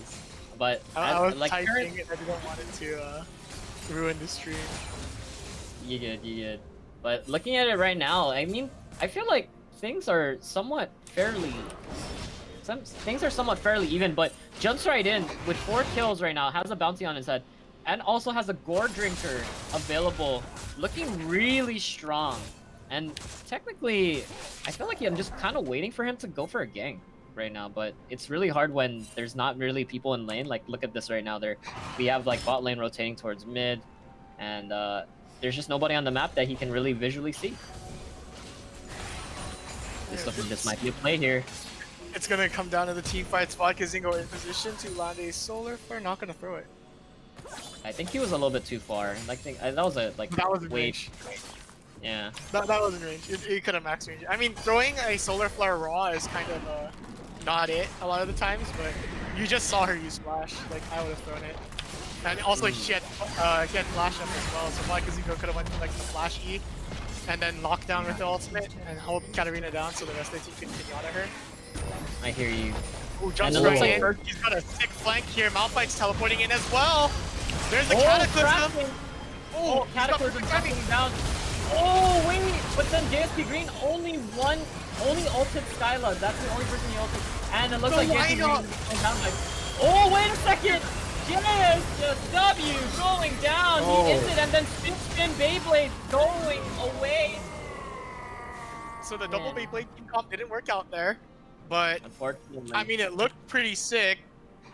It Skyla did. got a They did. huge 3-man ulti. JSP Green coming in with an early teleport did knock up a few people, but I don't think the damage was in position for that team fight there. They weren't ready. They weren't ready. Man, Soft Cookie Oh, I got- made some nice moves to like stay alive there though. Like he was so close to dying and dodged a couple skill shots. They don't have Dude, he smite. Either will could With the Q. Oh, it was Oh! so possible! Wait, it wait, was so it was possible! It was so like possible! just right there. I don't know if that would actually hit though, because I did see it just run through, right before it actually got smited. Yeah. So Right on the I don't side. know. The smite wasn't up. Or That actually, there was not no a smite. There was actually no That smite. was You're right. just a Q. Oh my god, that was close though. That was so close. It was. I respect the effort from Kaiser Will to try to make that play there. I like it. I like it. They're putting up a good fight. This is a pretty hype game here. Zingo rolling into mid lane. It's alone at the moment. Skyla backing up. Looks like Jomi's gonna go collect top farm, and then Ocean Can will be going to the bot lane to collect the bot farm. So no resources going to waste here. No NA ARAM here. I think that they need a little bit more vision on the side of MHS though, because it's looking quite dark on their side of the map. They only have like that one pink ward in the Baron pit, and then they also have like a few wards in the mid lane, but other than that they have nothing in between. Yeah, you know, speaking of pink wards, where is FD's pink wards? They only have one in the top tri-bush. Oh, JSHW and Ocean Can getting a bit of an altercation here. Wait a JSHW second. like not afraid to jump in. He's gonna Not get the afraid! kill. He's gonna get the kill. Oh, and then there's Skyla going down as well. There's the scaling that you were mentioning. And the Beyblade team comp is online. I'm actually surprised that Ocean Can got destroyed by JSHW there. But well played there by JSHW. The Immortal Shield Bow really coming in clutch. Zingo and Soft Cookie in a little bit of trouble. Kaiser Will does not miss those. Wait, Zingo actually having to drop the Solar Flare, but JSP Green really is gonna be staying on him. Not gonna be giving it up. Never gonna let you down. Yeah, and they're gonna come around. Wait, they just turned around and deserted him. Yeah, desert you. Well, Dragon is coming up. Unfortunate. So maybe there's no vision control of the Dragon. Someone's gotta control it. Oh, there is a scrying ward in there, which is taken out by jumps right, and he jumped right out. You love to see it. Yeah, He love to smacks see the it. ward, jumps right out. I feel like he's just really waiting for his team to show up because one, it's really not. They don't want to. They really don't want to chance this one. But there is a ward in the pit right there. As you can see, it's not being protected by the pink. Ocean can gonna be also CC lockdown. There's the final spark going down. Oh, there's JSP Green with a 4-man knockup, and there's the ultimate by JHSW. But then he's gonna flash in and flash out and die. Ocean Jome is can still alive. got away with that. The chemo play gonna be taking him down. Jome still trying to do some damage, but Eunice Gracie's back in the mix. Yeah. And there's the Beyblade once again. Yo, the reset city giving the Katarina. The double Beyblade team coming in, just spinning on these guys. Well played by Leonatics there. And this Yeah, is Skylar was a little bit out of position. She was far from that team fight in the initial beginning of it. She used her final spark from the back, did manage to line up 3 people, but she wasn't there to, she wasn't quite in position to help the rest of the team. Yeah, he's insane. Like, holy cow, you disgrace me. Really, really showing up today, and letting him know, like, to Skyla, like, hey man, you've stunned me a few times. You snared me. I gave you some freebies, but now it's my time to shine. The Beyblade comp is going to work out. Yeah, it's actually pretty nasty. Yeah, Samira's got her collector now. Immortal Shield go into collector. Probably gonna look to get a little bit more lifesteal afterwards. But the true carry is gonna end up being Katarina. As long as Kat survives, FD's in trouble. Yeah, I think that's the main person that they had to deal with. But I will also not count out JHSW because JHSW has been doing so well as well. Wait a second, JSP Green, you are so caught out, my friend. But maybe Unstoppable Force is gonna be dropped right there. There is also the solar flare, but it's not enough, and I believe they used an ignite for him. Yeah, a bit of a miscommunication there. You see, this is when team communication is important, right? You gotta know what your teammates are thinking, and oh wait, gotta JHW. What happened? you were caught out. Wait, actually, Wait, he's building got up R the though. meter. He has the ultimate. There's the ultimate available, but there's the kick. Nice. He said, "Get out of my face! I'm not playing Beyblade today. We're playing kickball." We're going back to elementary school, guys. We're going back to elementary school, okay? When they busted Elementary out for those us Beyblades. boomers. Exactly. I don't know. Do they still have kickball in elementary school? Man, that's such a fun game, though. I don't know. Not right now. I don't think they do any physical Oh yeah, not right strength now. elements. That's true. That's true. Not right now. Right now it is COVID season. They got Zoom kickball. They got Zoom virtual kickball. kickball. All the kids are just playing Fortnite now. There's no more kickball. hold your Alright, so hold your K key in order to charge up your kick. Wii Sports says Tremolo. Yeah. Oh my god. Yeah, it looks like Jomi and friends FD will be taking top lane. Ooh, there's that Ravenous Hydra by Katarina. She's gonna get a lot of Omnivamp from that. That's gonna be dangerous next team fight. It's gonna be a key component. They need to back up. Baron's coming up soon. Oh, there it is. Just popped up as I said that. Very nice. Very nice. Regardless of whoever wins these series, it'll be really insane to see them up against Collab Koalas regardless, because these teams are really performing so well, both in terms of like mechanical skill and also macro. They seem to have a handle of the game. Let's see, what time is Dragon coming in? Dragon's coming up in a minute. That's going to be Soul for Leonatics, and Baron is also up. They've established quite a lot of ward control in the red side jungle on the side of FD Flickers, so maybe they'd want to take advantage of that and play for Baron. Yeah. And they have some vision. Oh, they have decent vision around Dragon Pit, but the inside of the pit is still controlled by Leonatics. Technically, Leonatics can go for the trade here, where they try to lead FD Flakers to trying to deny them the soul, which is actually a great soul for both teams in general. Just Ocean Soul with the amount of healing that you get from that is insane. So, but it looks like instead of trying to just go for the Baron play, we do see Leonatics hovering around, looking to see where is FD Flakers. Trying to collect a little bit of information here. JSK Green is gonna walk right up to jump in the soft cookie. Did not take the engage yet. They're setting up. Another 5-stack fight might spell death for FD Flakers though, because all Malphite has to do is press R. Wait a second. Ocean Cat with the flash, but Hemo playing, he's going in. He's gonna eliminate Samira, but the rest of the team is getting absolutely shredded by You Disgrace Me. That Ocean J4 Cat, ult, man. Wow. he's gonna be walking away from that situation like, I have nothing to do with those guys. I don't know what they said to you, but I'm leaving. For real. Ocean Can was like, you know what? It's not my time to be Ocean Man, so I'm gonna let you have this Ocean Soul.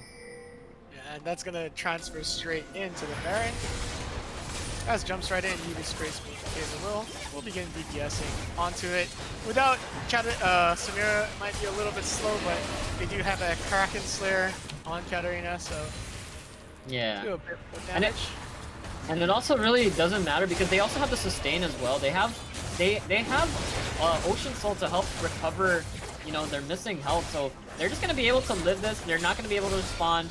Skyla's trying to probably get in position to finals part, but unfortunately will not be up soon enough to just go for it.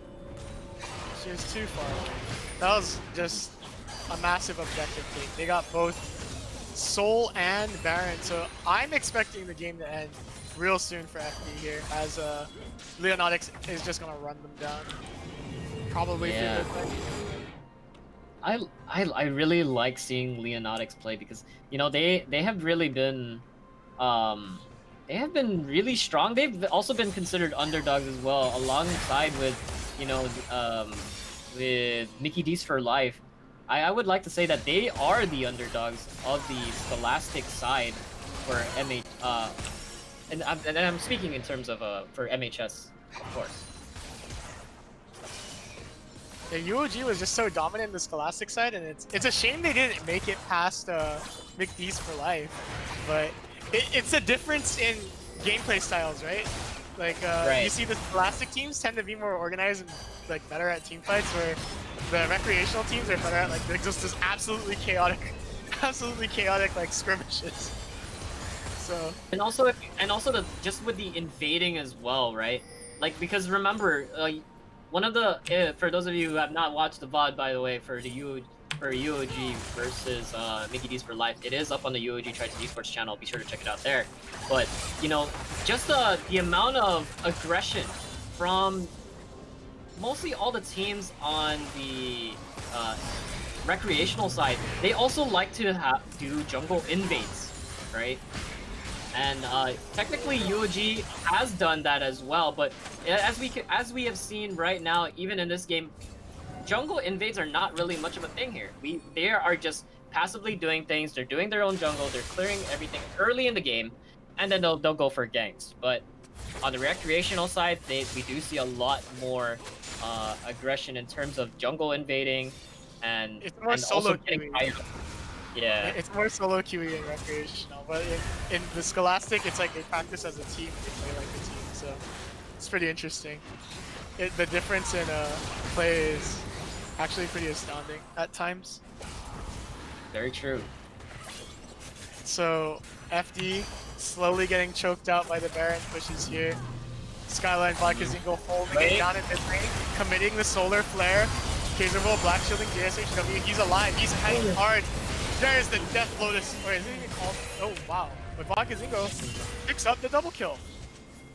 And also that they just used a lot of things there. They used 3 ultimates just for those 2 members of the team. But you know, we still have the threat that is You Disgrace Me available enough. So I'm obviously they're not. I wouldn't assume that they try to go for a 3v5 here, but you know, they did waste a lot of resources there. You even got Vladimir's teleport. That will not be up for next fight. With the mana advantage that FD Flakers has though, it's better to just pull out here and regroup. True. Yeah, because getting caught out there by FD Flakers did cost the push. I think these guys gotta stay. Leonatics has to stay grouped so that they can pull off their team fight combo of the troll hole into double Death Lotus. Well, Samira's is called Inferno Trigger. I just looked at it, but basically the double Beyblade. They need a double Beyblade. That's They all need we a have. double That's Beyblade. all we gotta call it. That's the key to success, but yeah, 2v3, 2v5, not it. I agree with you there. I mean, it's really not going to be, what is it called? They really need to stay grouped, is what I'm just trying to get at. In terms of what you mentioned with MHS, because they're a lot stronger together, and I feel like JHSW and Kaiser Will was really disrespecting, Vodka Zingo, just because they had the Black Shield. They even disrespected Skyla as well, who was also there. And eventually, the soft cookie came into the mix, and it costed them their lives.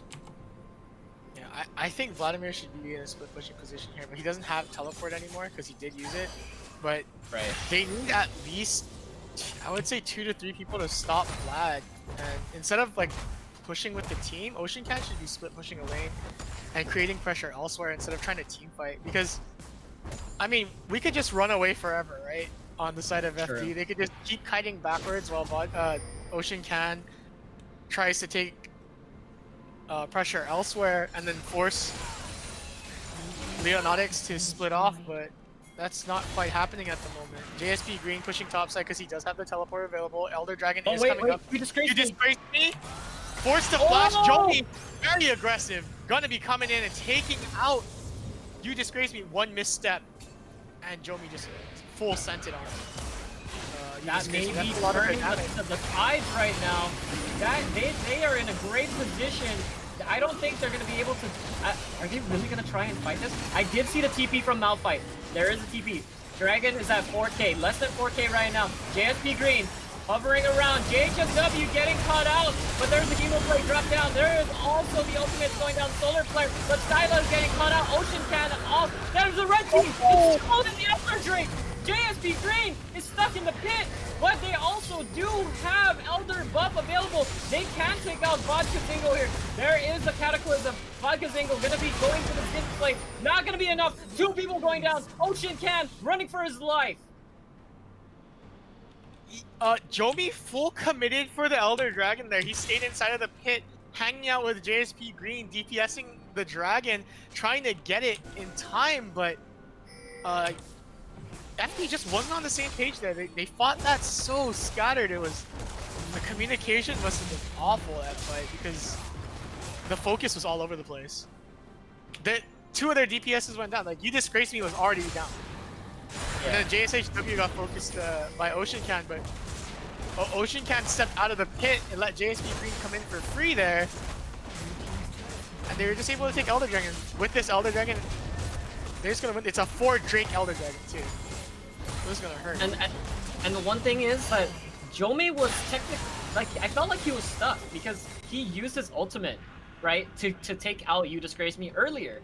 But, seeing as it is right now, it looks like his summoners are up. Maybe it just came up just a few seconds ago.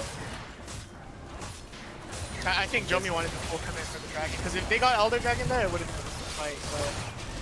But J4, good reaction, but jumps right in. He just walked up, smited that Dragon at low health, and secured the objective. Played it exactly the way he should have played it. And they just collected so many things.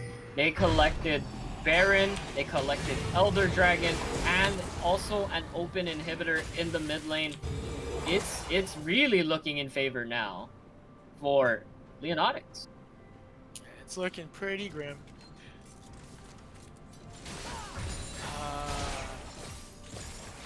I just cannot see FD pulling themselves out of this hole. Because Elder plus Baron plus Soul right now. So they've got literally every objective possible and online on their characters. All they gotta do is run it down mid and end the game. Like, the one thing that I can... Elder just ran out, right? No, it's still I on. think it did. Oh, is it still on? Yeah, it's still on for some of them.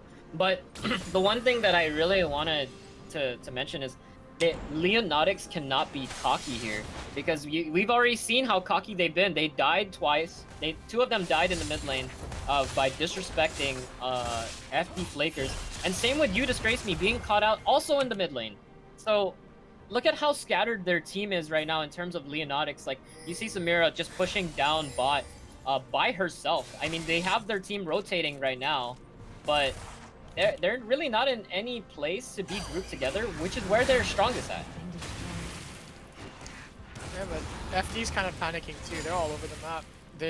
They aren't sure which objective to cover. You can see the confusion just by their movements. Like little lost ants walking around the map right now. Skylar's trying to defend bot lane. Looks like Ocean Can, Vikazingo will be coming down here to help out. Jomi is going to be clearing mid lane, and the Soft Cookie, who has like, no lane clear, is defending top versus jumps right in, and JSP Green. Oh wait, there's the engage. Okay, Ocean Can flashes in. The classic Chemo Plague flash in move. JSHW taken extremely low, going to be taken down. Zenith Blade not quite landing there for Vikazingo, but they will get the pick on JHSW. Yeah, and like I said, man, this is what I mentioned, right? When you're not respecting the team members of FD Flakers, you will get blown up.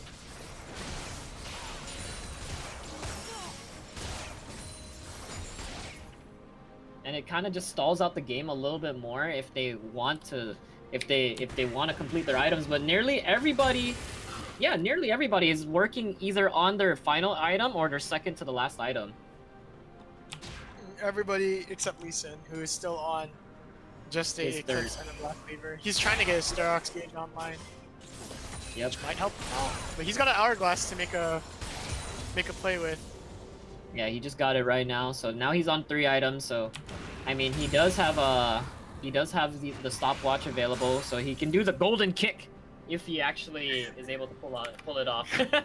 Golden kick is not it, Chief. I know it's not, but you want to see it. Come on, man. Come on, man. I mean, JSP Green just like walking hanging in front out of with Vikazingo. Vikazingo. Dude, I Yeah, know. we're He just, both like, tanks. We're not gonna do anything to each other. It's cool. High five. Walk it's away. crazy because, like, you know, Soft Cookie was there. I believe Ocean Can was within the area, and you know they just didn't go for it. Yeah, going in on a Malphite and like committing resources for Malphite is not it. Like he That's doesn't true. care. That's true. Yeah, they're just setting up for Elder. Man, I feel like Leonatics is like extending this game so much further than it needs to be. Very true. I mean, like, I feel like there have been times where they could have ended a lot more earlier. But, you know, it's like what I mentioned, right? You have you have the carries on Leonatics somewhat disrespecting the members of FD Flakers, not realizing that they can easily be blown up. And now, you know, they're eyeballing the Elder. They are in a great position. I believe the inhibitor is up on the side of FD Flakers. They have started the Elder Drake. There is nobody there to contest. The Soft Cookies slowly walking in, inching his way They know inside. he's there.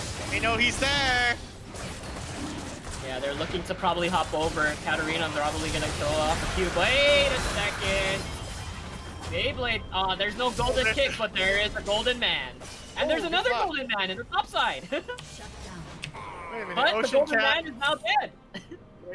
Ocean Can got soloed by Malphite. And Soft Cookie managed to make it out of that fight by flashing through the wall there. So, good on him. But they are staring down the face of 5 members with Elder Dragon. Yeah, So it this should probably be over. might be it. I think Leonatics just took it really methodically. They didn't want to take any chances, just took all the objectives, played it super safe. Yeah, they didn't want to force anything. They just took whatever they thought is a lot more feasible, and you know that's fine, right? As long as if you are the driver in this seat, so whatever road that you can take, as long as you know that you can reach your destination, if you have the fuel to make it to your destination, doesn't matter. That And was very poetic. yes, they played it really well. They're all business today. I'm really impressed with MHS Leonatics. They're playing Are they exceptional. BMing? Because Hey, why are they they- could have. Why are they leaving? They can end right now.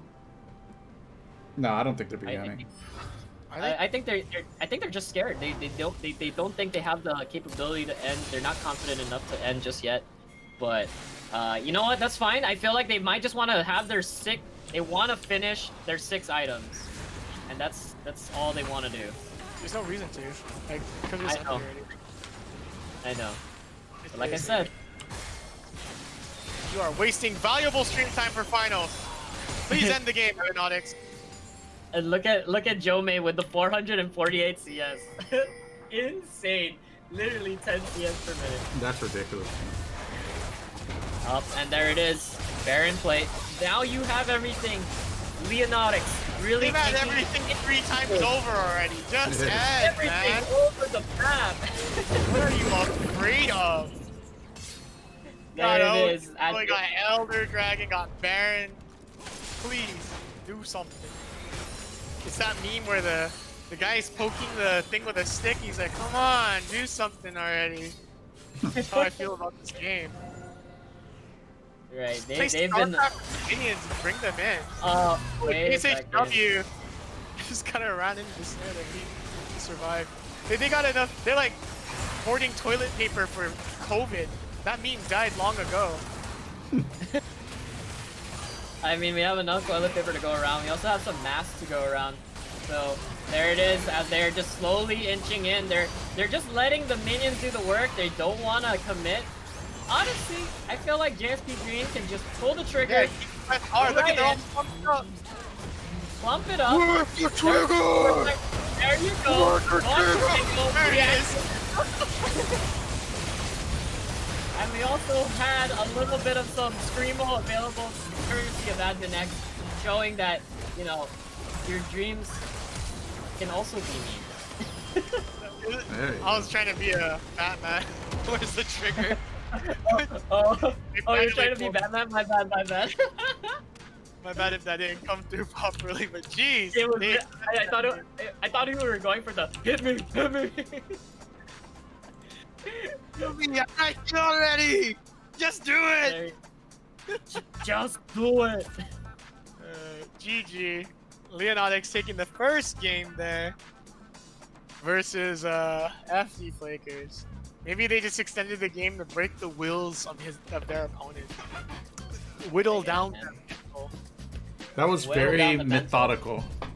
It was also very long. I hope that game 2 is not that long, man. Holy cow. What a game. 45 minutes? Was that 45 minutes? Longer than 45 Yeah, minutes? literally Oh, 47. It's fine. But it was a good game. Good But- match, you know. You know, was a As good we are waiting. I MHS feel like as showing we a were lot waiting- of respect. Well, go ahead, Paul. Yeah, no, as we were waiting, I was just literally gonna say, like, you know, I think it might be time to shout out our sponsors. Sure. You know what? I need to make a sponsor reel where it's just my voice saying the sponsors over and over. But so I'd like to thank Guam Windward Memorial, Heavy Hitters, Monster Energy, Goodwood Custom Wood Workshop, and of course Coffee Slut for all they do. But we're gonna get right back into the action as we wait for Jomi to create the second lobby. Hopefully soon. Yeah, just waiting for it right now. So we're just gonna wait and see what is going on. But admin, any thoughts of on that match? Like, what do you think FD Flakers will probably try to do for this next match to kind of stay in the game? There you go. Man, the team fight was so good. I was really impressed with the MHS's team fight. It was excellent. MHS has like massive team fight capability. I wish they ended sooner because we gotta get to finals in an hour. And as much as I like these hype games, like I don't like it when games are extended past like their necessary game length. I'm not sure if they were BMing or whatever, but it's in my eyes, it sure seems like it because they could have just ended whenever. Yeah, I don't know. Could be. I mean, there's also the difference of noticing when you can or when you can't. So I think maybe from our view, the bird's eye view, like saying like, hey man, we can end, right? And just having that awareness to be able to pull the trigger, I think that really also makes a difference. So regardless though, they still played methodically. I do have to hand it over to MHS, and like I said, the team fighting is nutty. It was insane, and I really commend them for their team fights because they're always so ready to be there, and pick out their priority targets. Or if you don't want to pick out a priority target, just go for the Beyblade and shred everyone. I'm just. What is up with the Just maybe waiting Jome on is Jome. there we go. Create the game. There we go. Yeah, I mean, if they want to avoid the Beyblade team comp, you just ban Katarina and Malphite, and you're good to go. Could prevent the R-click champions. I also feel like they shouldn't allow jumps right in on the Jarvan because he's been really impactful, right? On the map as J4. So that could be also a prospective ban. Maybe if you just actually if you just take out the Katarina and the Malphite, that may be enough. But that is a possible ban pick for FD Flakers. Yeah, we'll have to see how they draft this time around, because you only get 3 bans.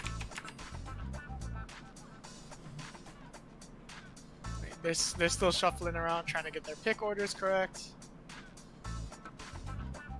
They want to act. Okay. They just can't get their pick orders in order. I respect it. Okay. Yeah. Yeah, it's pretty important when drafting, because sometimes your teammates don't have all the champions and they can't pick your champ for you. So that's maybe part of the reason, maybe not. Some people just want last pick. I'm kind of like looking at it right now, and I honestly don't know. Cause I'm trying to imagine whether or not they're doing it because they want to reflect what their roles are. But looking at this, definitely not. It really is about. It is mostly like what you mentioned, where they are trying to have a set order in which to pick whatever champion they may have or they can exchange with. I like how much everyone's just shuffling their players around. Ocean Count on last pick. Never mind, it's Soft Cookie on last pick. Alright. Okay. Are we ready? Let's go. I'm actually like looking at the ranks right now, and dude, You Disgrace Me plays a nasty Katarina, especially for somebody who's gold 4, right? I feel like that's Go above 50% of the. Yeah, there's the ban. Gold 4 is still above 50% of the league community in North America, so anyone in gold is actually technically better than half of America or half of the American population of the game. So it's not bad. Like, sure, we got like diamond platinum players out here like playing the game, but just being gold, you're above 50% of the community. And if you're in silver, you're part of the 50% of the community. So there's nothing to be ashamed of in terms of ranked. true. Or top 30%. Thank you. I must not fall. So they're just banning out the comp. Leona has been banned. Katarina is being banned. Yumi again being banned by Leonatics. I guess they just hate Endure. Yumi.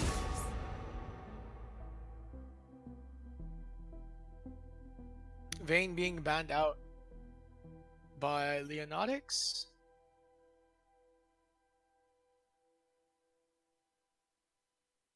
Yeah, we're just kind of like waiting to see like what else they would go for. I mean, have we seen Vayne played by Jome?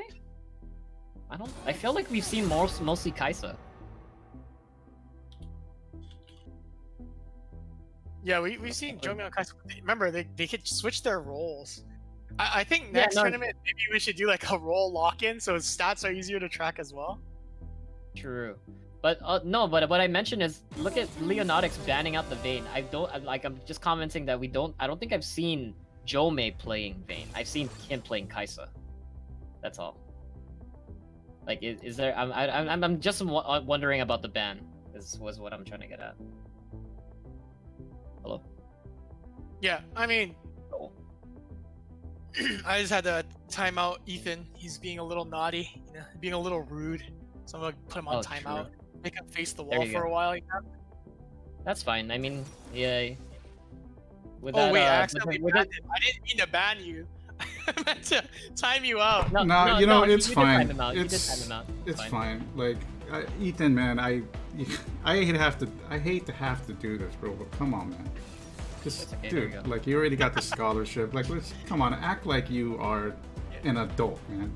You know, and that goes for Ethan, everyone go else in face the chat. wall. This Bonnie I mean, Hani guy, MHS. Look, MHS Saipan guys. I know you're excited about the game, and I am excited too because I really think you guys got a good chance of winning this. But don't destroy it for the school that's trying to represent for yourself right now. Okay, like just clear it up. You know, just enjoy the show, please. Yeah, sub kid, For real, thank for you. real. Let's bring up these young players. You know, like Heck yeah. rank.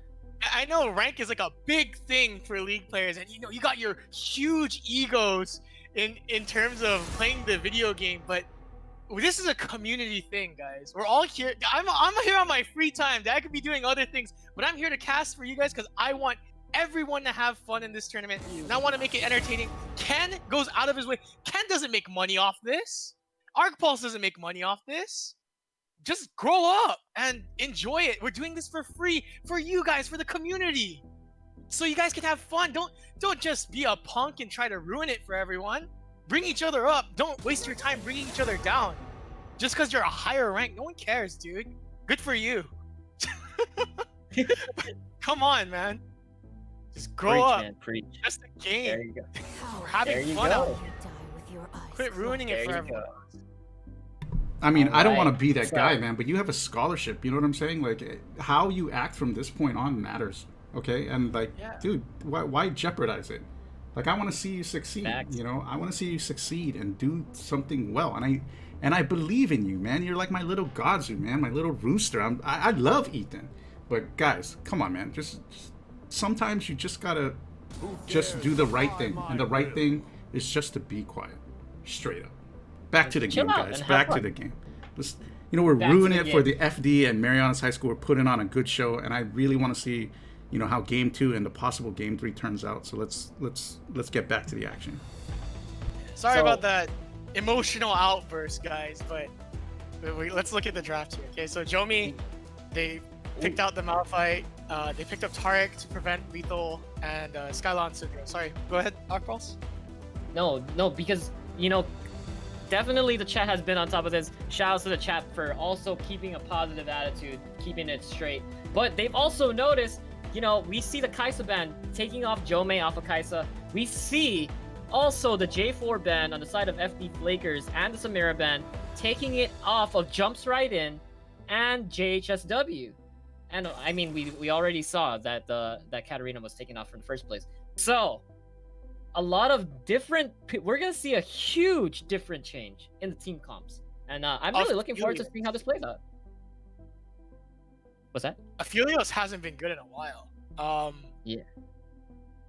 It's interesting to see Aphelios being picked. It's been quite some time since I've seen him master. Dude, it's Chinese Elo booster comp. Dude, Tarek Master Yi. Oh, what? It Chinese really Elo is. booster comp. It Are is. we gonna see the Tarek Chinese Master Yi. Elo booster funnel? Wait. Does the funnel still work with Mordekaiser to just take away like either one of them? Does that make a difference? Jungle funnel doesn't work anymore because of the Monster Slayer debuff, but you could still jack all the experience from Tarek and funnel in that way. But I don't think this is a funnel comp because Tarek's not in a solo lane. Anyway, I'm not sure. It's a very interesting. It's like a very solo QE kind of thing or duo QE kind of thing to do. But this is the Chinese secret tech, as Suda says in the chat here. Master Yi and Tarek with the Cosmic Radiance on top of Master Yi while he's Highlandering, he basically gets to hit people for free without taking any damage.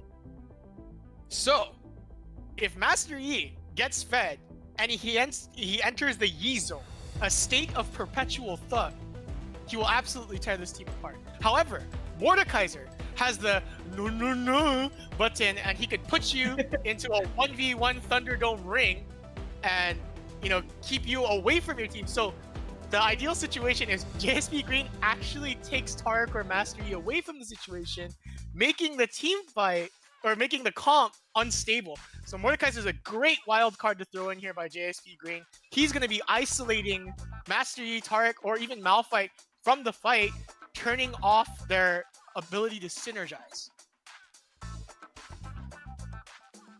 Exactly. So, like, looking at it right now, very definitely a lot of interesting picks right now, and it does seem a lot more of a solo QS type of game. I mean, we do have. I mean, jumps right in.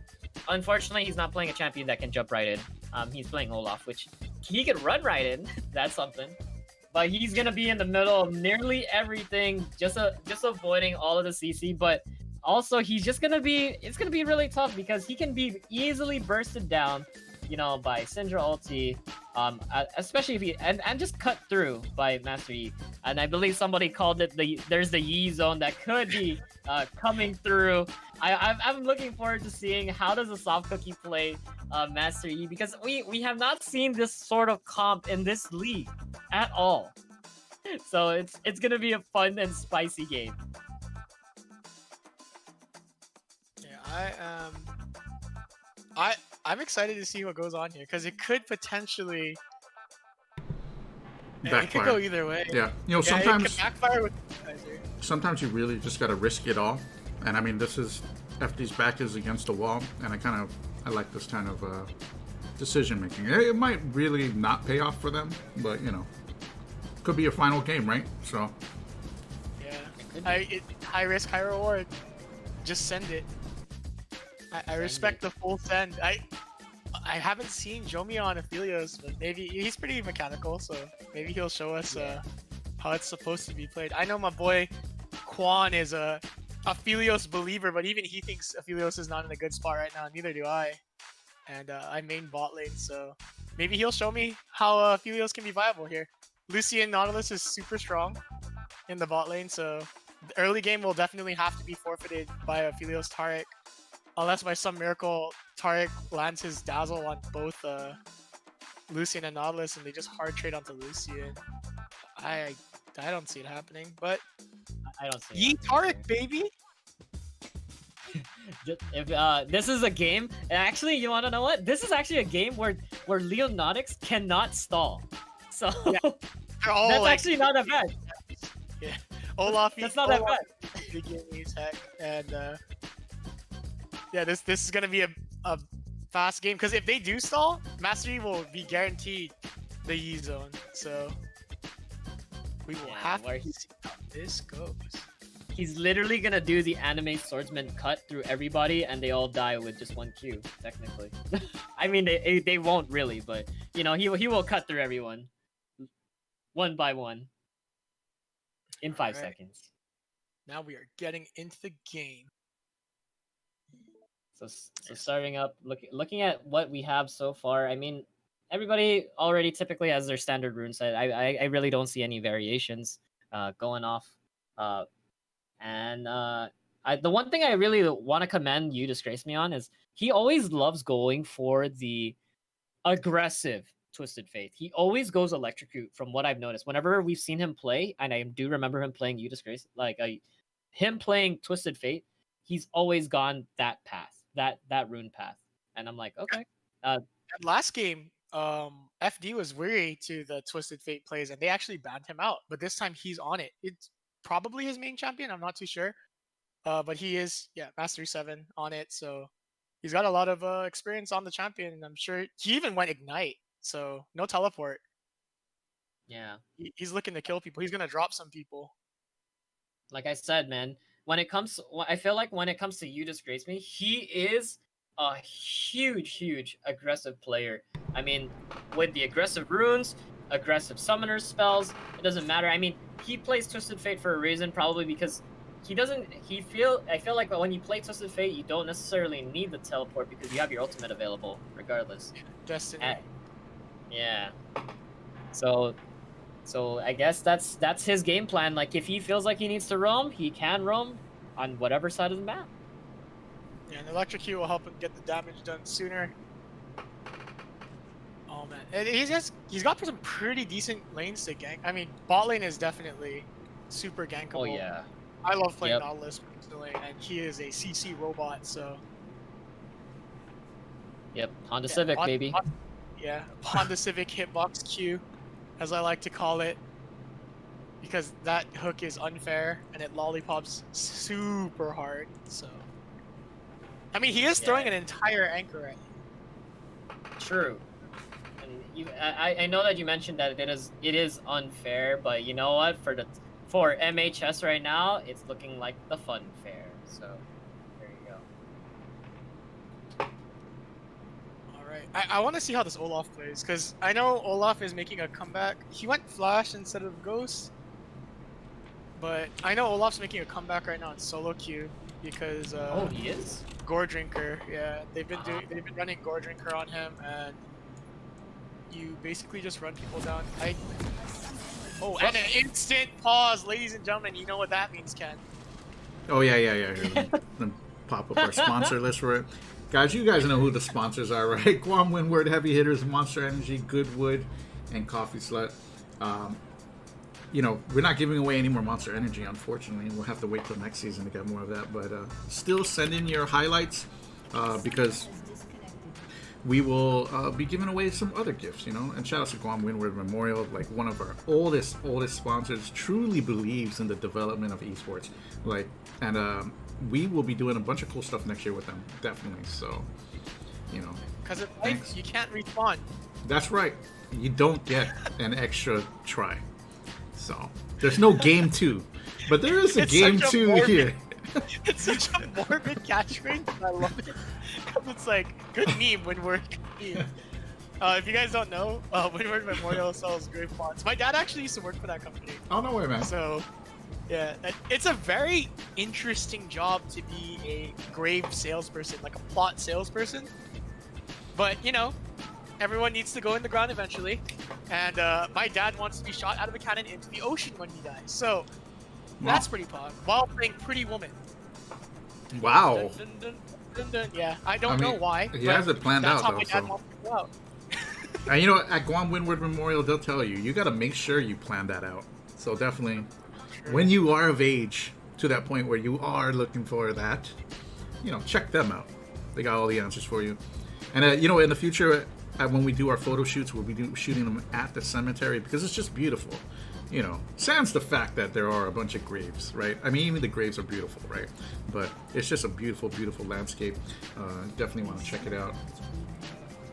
And it looks like Ocean Can is back into the game, so we should be Guam starting internet. relatively soon. You guys know how it is. In the chat, let me know. Do you guys think FD is going to even this out? Press 1 for FD, and if you think Marianas High School is going to close it out, I guess just go with 2. How do we do a poll? Isn't there like a Dash poll poll. option? I think we can do dash poll. But I got it, guys. There you go, there you go. I got you. All right, there we go. I knew you were good for something, Art Pulse.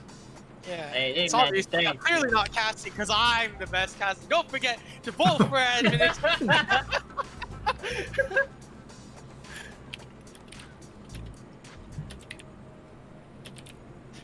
It's the Chinese boosters logging in. Funnel. The funnel Maverick. scatter. Dadmin is 3 patches ahead. Yes, my dad is he has been setting up to die for quite some time now. It's quite morbid, but he gets to joke about it, so I think it's great. He is he watches every now and then, and he says, "I wish you would explain the game in layman's terms so I can understand it." But I'm like, but everyone watching kind of already gets the game. He's like, but yes, professional sportscasters explain everything like you've never watched football before, though. That is true. But I have such a hard time doing that, like explaining it in layman's terms. Okay, looks like everybody's ready, and we will get back into the game. Let's go. Yeah, we Hopefully might get soon. to Hopefully soon. So the As line. Go ahead, Paul. Sorry. Oh no! As I was like, returning back, all I heard is about somebody getting shot out of cannon. So, maybe that may be one of your prospects when you do pass on to be shot out of cannon. Shout out to Dadmin X for providing that knowledge. Dadman. Dadman X. My dad should change his gamer tag to Dadman. My dad plays Overwatch and all these other online games. He's a shooter player. He could not play Oh, League. wow. I tried to teach him, but Oh man. he said Whoa. there's too much going on. Wait a second. Duel and We shit. have like an invade though. We have an Oh, invade. spicy? 5. Spicy. We Oh, love to no, see no. it. We love to flash. Vodka bingo. There Okay, it is. Vodka On the bingo. Civic Hook. You don't need anything. Damn the Mordekaiser Poland. took E first. Let's go. Is that Jared Mesa on Mordekaiser? Taking your utility skill first?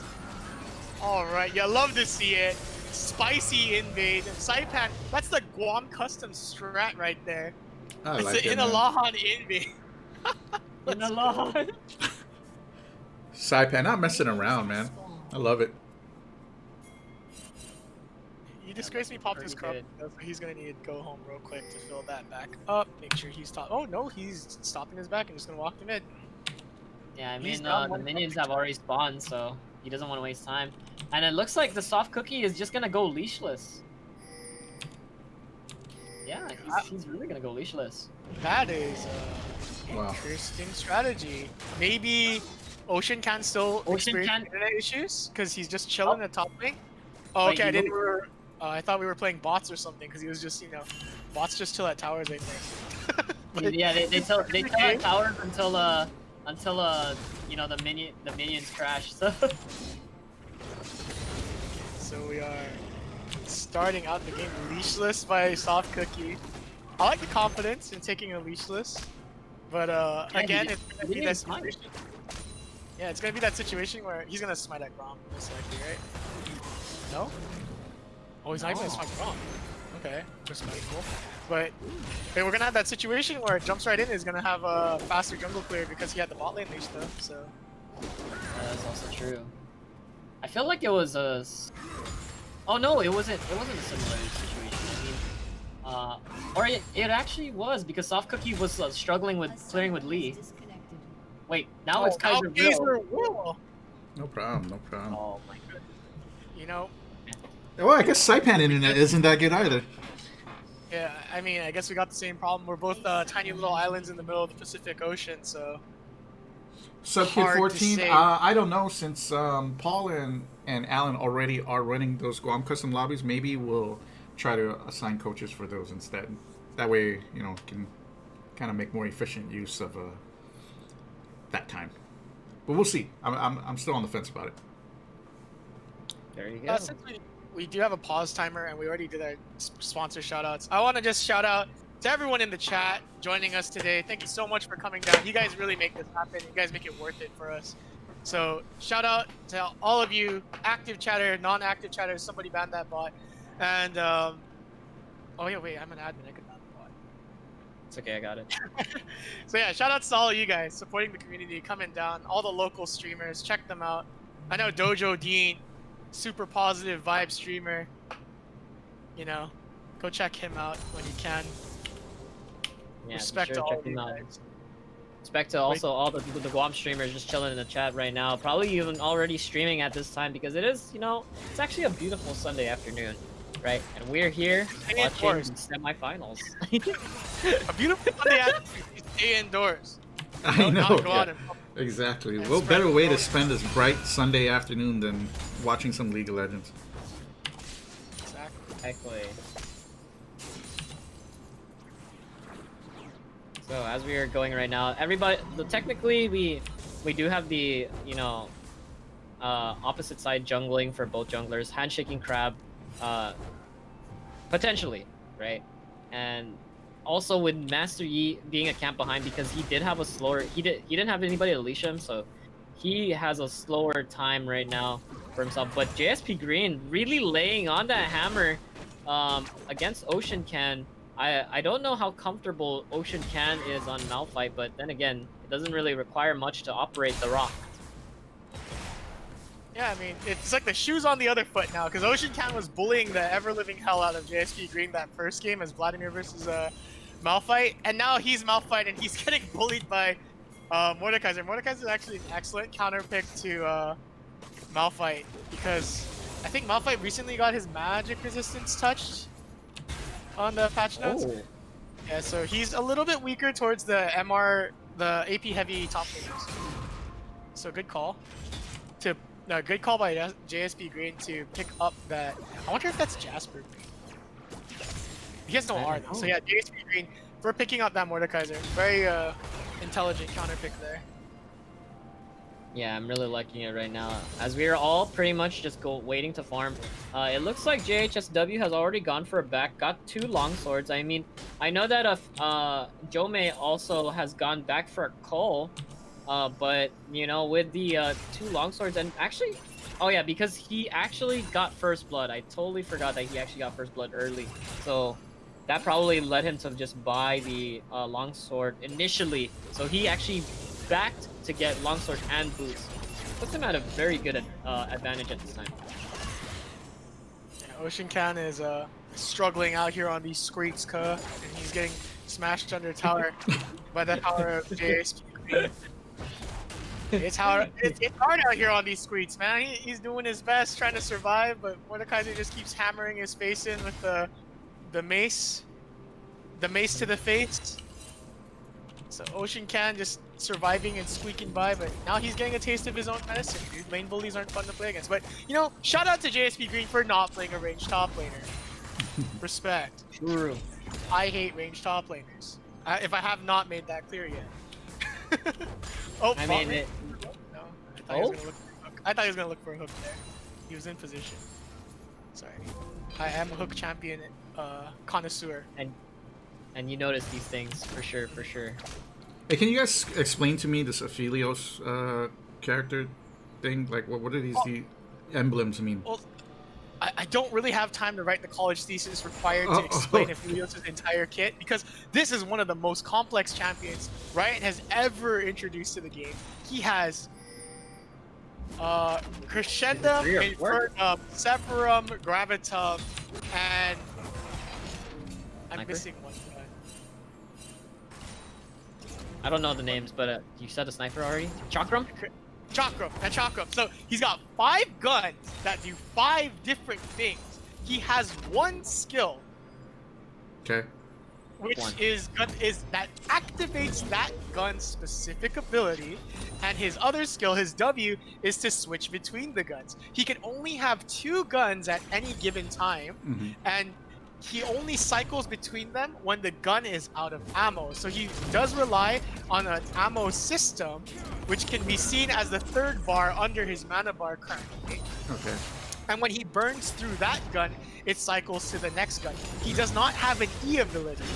And when he levels up abilities, instead of leveling up abilities, it's kind of like Dota where you get stats instead. So he could get attack damage. As I say that, it looks like they're taking a bit of a trade down here. JSHW forced to heal and flash. Yeah, and also that soft cookie was actually fighting, jumps right in the dragon pit, but he actually flashed out to safety. Did not Kaiser fight. will with the Okay. feature round. Gonna be taking down Vodka Zingo. What a 5-head play there by Kaiser, coming around the tri-bush to get an angle for the hook and catching Tarek off guard, catching Vodka Zingo off guard there. Well played. Look, it's really looking once again in Leonautic's favor if they're able to continue this momentum, because the soft cookie had to escape to safety. Right now, kind of like wandering around, looking to see if there's anything to do, but he's gonna run to his blue buff.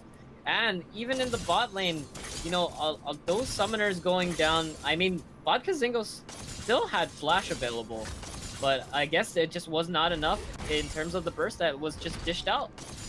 And the It was CC a lot to lockdown. do with the CC lock. Yeah, he wasn't able to move. So, the college thesis that is Aphelios, he cycles through his 5 guns as per his ammo system in a specific order, and each of the guns do a different thing and act differently with each gun combination. And then his ultimate is reliant on which gun he currently has out and which gun he has holstered. So it's super confusing to explain to new players. So he can't cycle them manually. Like he can't be like, oh, I want red, green, or something, and then or red, white, or whatever. He has to burn through the ammo. So Oh. there's like a clip that each gun has, and you can only ever have 2 guns at a time. So Interesting.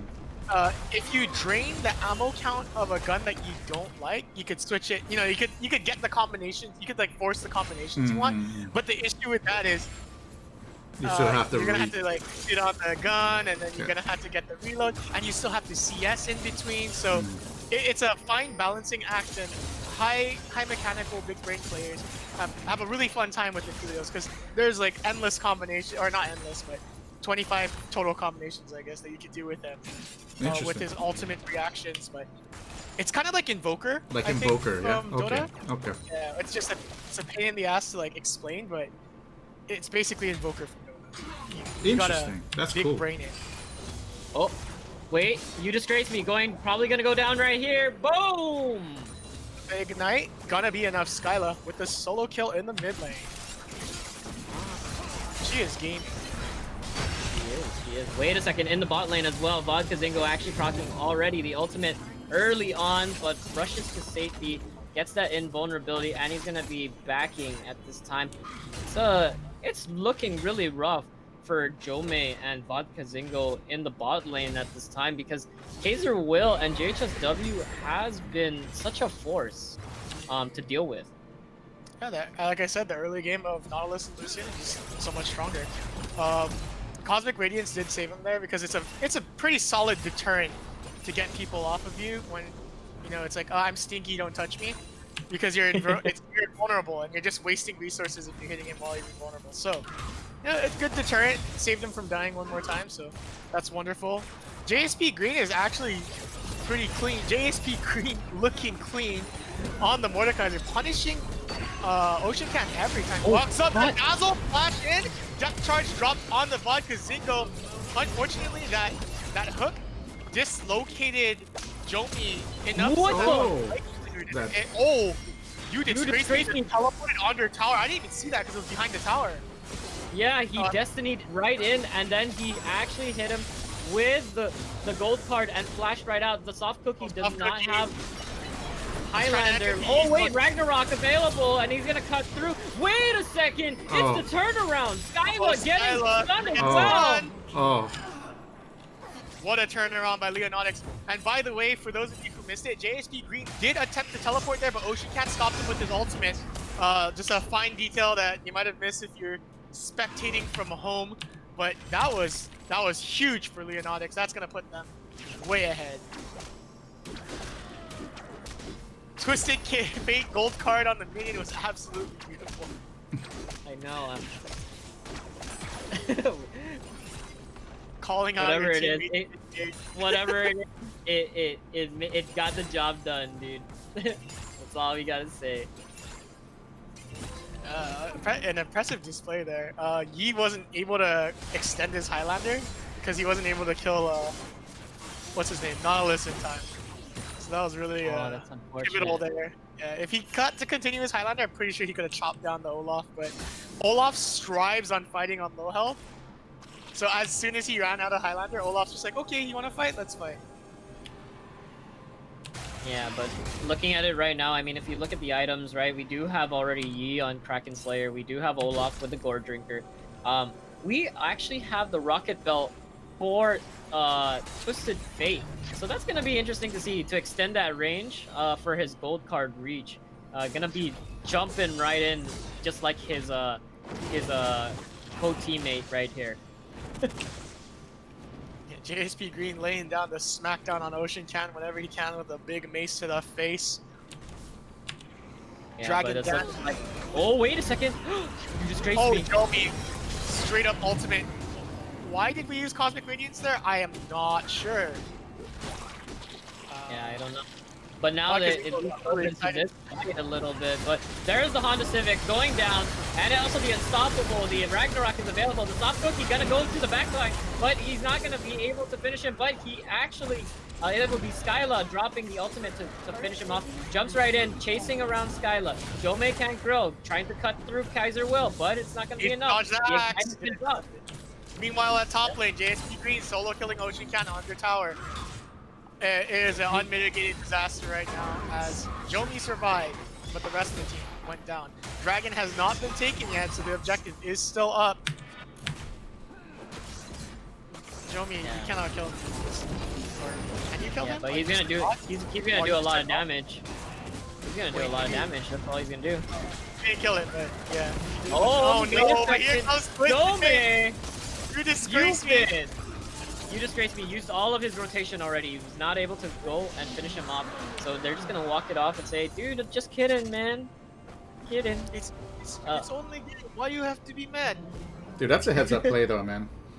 He's putting so much pressure. Actually, It's just a matter of time.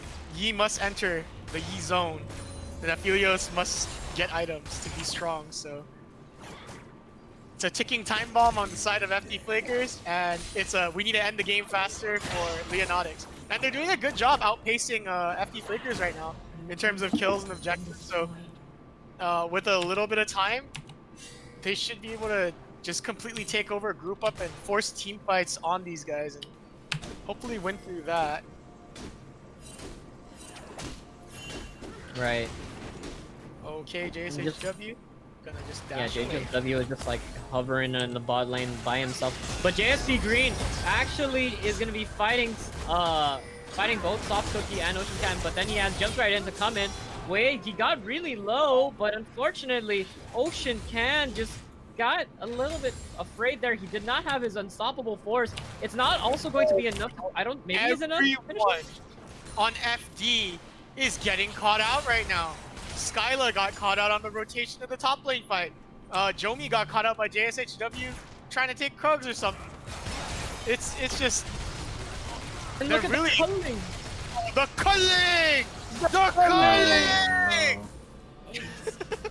It's a disaster, You man. gotta say it, man. You have to say it. Lucian So. in the bot. That was Tearing an up. 8. This is insane. Seeing how MHS is doing right now, and They they're are gonna be just taking turret by turret, taking tier 1 top and tier 1 mid. Maybe they're gonna be able to get another charge off as well if they're able to clear the minions. Now this is not looking too good for the side of FD Flakers here. They need to make a miracle happen. Master Yi just chilling. Kaiser Will looking for a juicy hook here. Maybe he can find. No, he didn't go for it. It makes me sad when Nautiluses don't go for hooks. Spicy671 in the chat. Hashtag winnable. Hashtag winnable. Yeah, just gotta drag the game out. Oh, Mordekaiser hanging out. It's true. But like I've I mentioned, right? Like if they drag, this is a game where MHS does not want to drag the game out because Master Yi is going to enter the Yi zone quite soon. JSP Green kind of looking caught out here. Ooh, He okay. does have Death Realm available in 5 seconds. Wait a second. No, it's not enough. It's not enough time. Sorry. Oh, big shutdown there. Alright. Nice little shutdown for Skyla there, acquiring that extra 450 doubloons for later. It's gonna help her get to her items a little bit sooner. Alright. Yeah, but look at this. Like, oh wait, Kaiser Will also going to be spotting out both lots. They're actually caught out. JHSW, there's a TP. Ocean Can is going to be there, but then there's the Destiny. Gonna be dropped as well. There's the gold card. Gonna be stopping Ocean Can, and there is also Cosmic Radiance going through. Ooh, but the soft cookie sliced through the Honda Civic. And there's another TP as well, coming through very late. But you get stunned. JHSW gonna be proccing also the execute. And Jome can't grill. He is actually getting chunked away by jumps right in, triple kill. But now he goes down. There's the shutdown going to Skyla. But boom, there's the hammer to the face. Yo, I did not believe in Skyla, because I didn't think she was able to kill Olaf there, because Olaf loves fighting at low health. I think he forgot to trigger his Gore Drinker. But, wow, that was, she managed to refrag there, but unfortunately, that was a 4 for 2. Super worth for, Leonautics there. They're so ahead. Super ahead. And now JSP Green doing a little bit of counter jungling here. Ocean Can doing his best to make it winnable. Yeah, this may be the last time we see FD Flakers because they are on the verge of getting knocked out. But you know, it's 20 minutes. They're still turrets up. Baron has not even spawned yet. There may be a chance to turn the tide, but can FD Flakers do this right now as the Leonatics team is taking away the Earth Drake, Mountain Drake? It appears that FD Flickers is not very interested in taking this dragon. They're gonna go ahead and let Leonatics take Soul Point here. Not worth the risk. They have not hit enough items, whereas, as you can see on the side of Leonatics, they've got almost 2 items on everybody. And we're still working. Skyla's the only one with 2 items on the side of FD Flakers. Okay, this might be a catcher. I guess not. You know, sometimes I'm just wrong.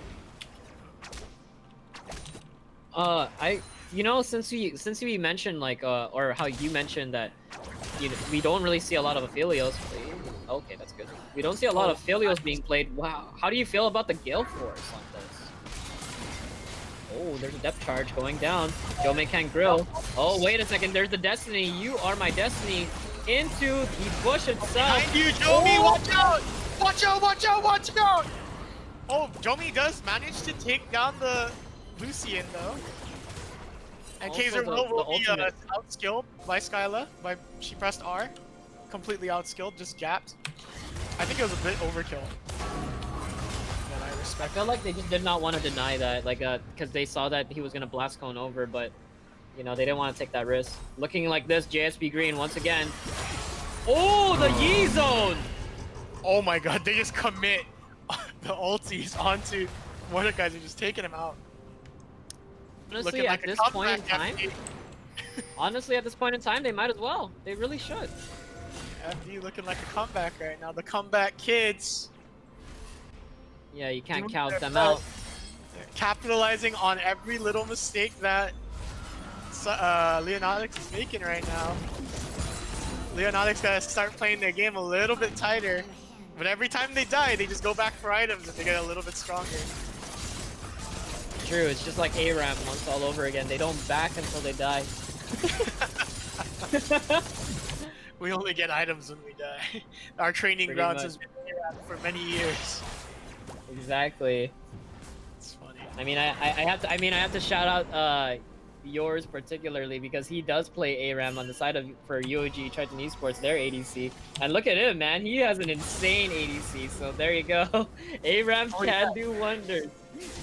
Yeah, yours was a purely ARAM player. He's never played Summoner's Rift, or he just like barely ever played Summoner's Rift. And then when he started playing for UOG, that's when he started playing Summoner's Rift, which is nuts. Are you kidding me? You know, What? everyone always, Wow. yeah, everyone always believes that. It's basically Mid Wars, Ken.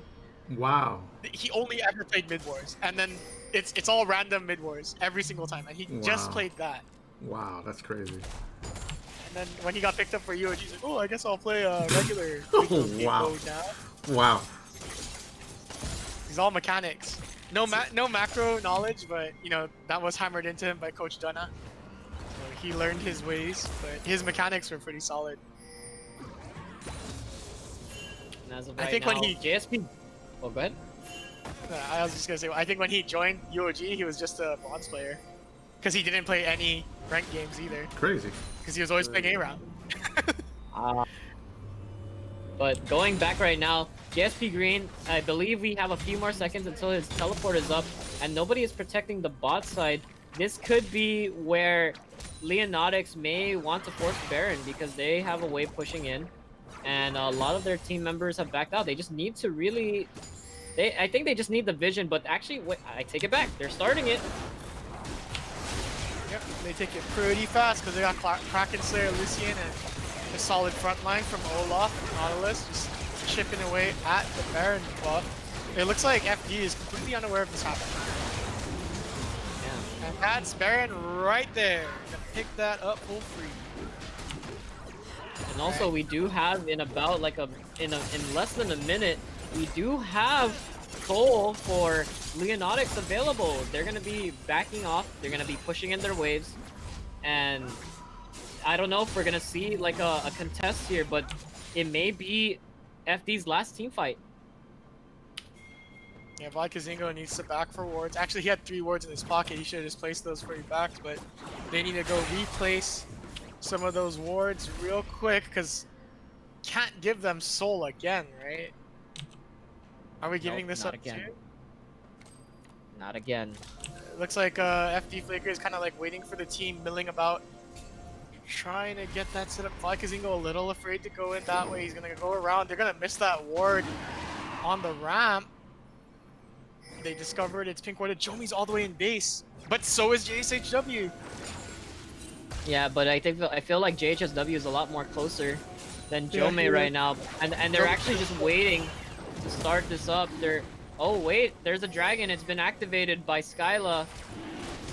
But that's just And pulling it now out they're gonna- for Leonatics, which is Yep. kind of what they want to do. And meanwhile, JSP Green is just split pushing. He's got Nasher's Tooth, so his split push is actually pretty solid. Wait, they might be actually giving this up because they cannot go in. They're pretty Yeah, like I- tight in. Whoa, Yeah. whoa, Kaiser. Kaiser jumps on, right man. in. They're looking. They're looking to stall. They're looking to stall for Jasper Green. JSP Whoa! Green. Yeah, there's the culling. Everything's coming out. They got a dual orb. The die. culling! Radiant comes down. The culling comes out. There's a knock up. The depth charge coming off. Jumps right in. Is trying to kite backwards. Meanwhile, Jomi trying to go back to basement. You disgrace me. Sneaking up from behind. Gonna stop Jomi's back. Protoball coming out. Gold card on top of Jomi. Looks like they were able to take down. Jumps right in the back line. But you disgrace me. Solos Jomi down. The soft cookie extremely low. One auto attack will take it down. Alpha strike coming out. Meditate. Not quite enough to stop the damage from JSHW. Skyla flashing in the out skill. JHS. Oh, wait, So you JSHW disgrace me flashing in as well. Gonna be also taking out Skyla. There's Vodka Zingo taking it out, but JSP Green is fighting Ocean Cannon base. He has ulted into the death realm. Oh. Ocean Can taking his life away. Vodka Zingo being autoed to death. And now I believe this is the ending. Wow. Jome is up in 7 seconds. What a play by Leonatics, dividing the attention, but it's not going to be enough. They do not have the minions to end. They are just going to be taking the inhibitor and a little bit of the mid inhib turret. But that was insane! That was insane! Wow. They took a lot, man. I don't know. They took a lot. Like, Give them an inch and they'll take a mile. Chinese elo boosting team comp not quite working out for Jomi and friends here. As you know, that Twisted Fate ban originally might have been it, because You Disgrace Me has been absolutely terrifying Jomi, yeah, so Just much impact. sitting on top of him.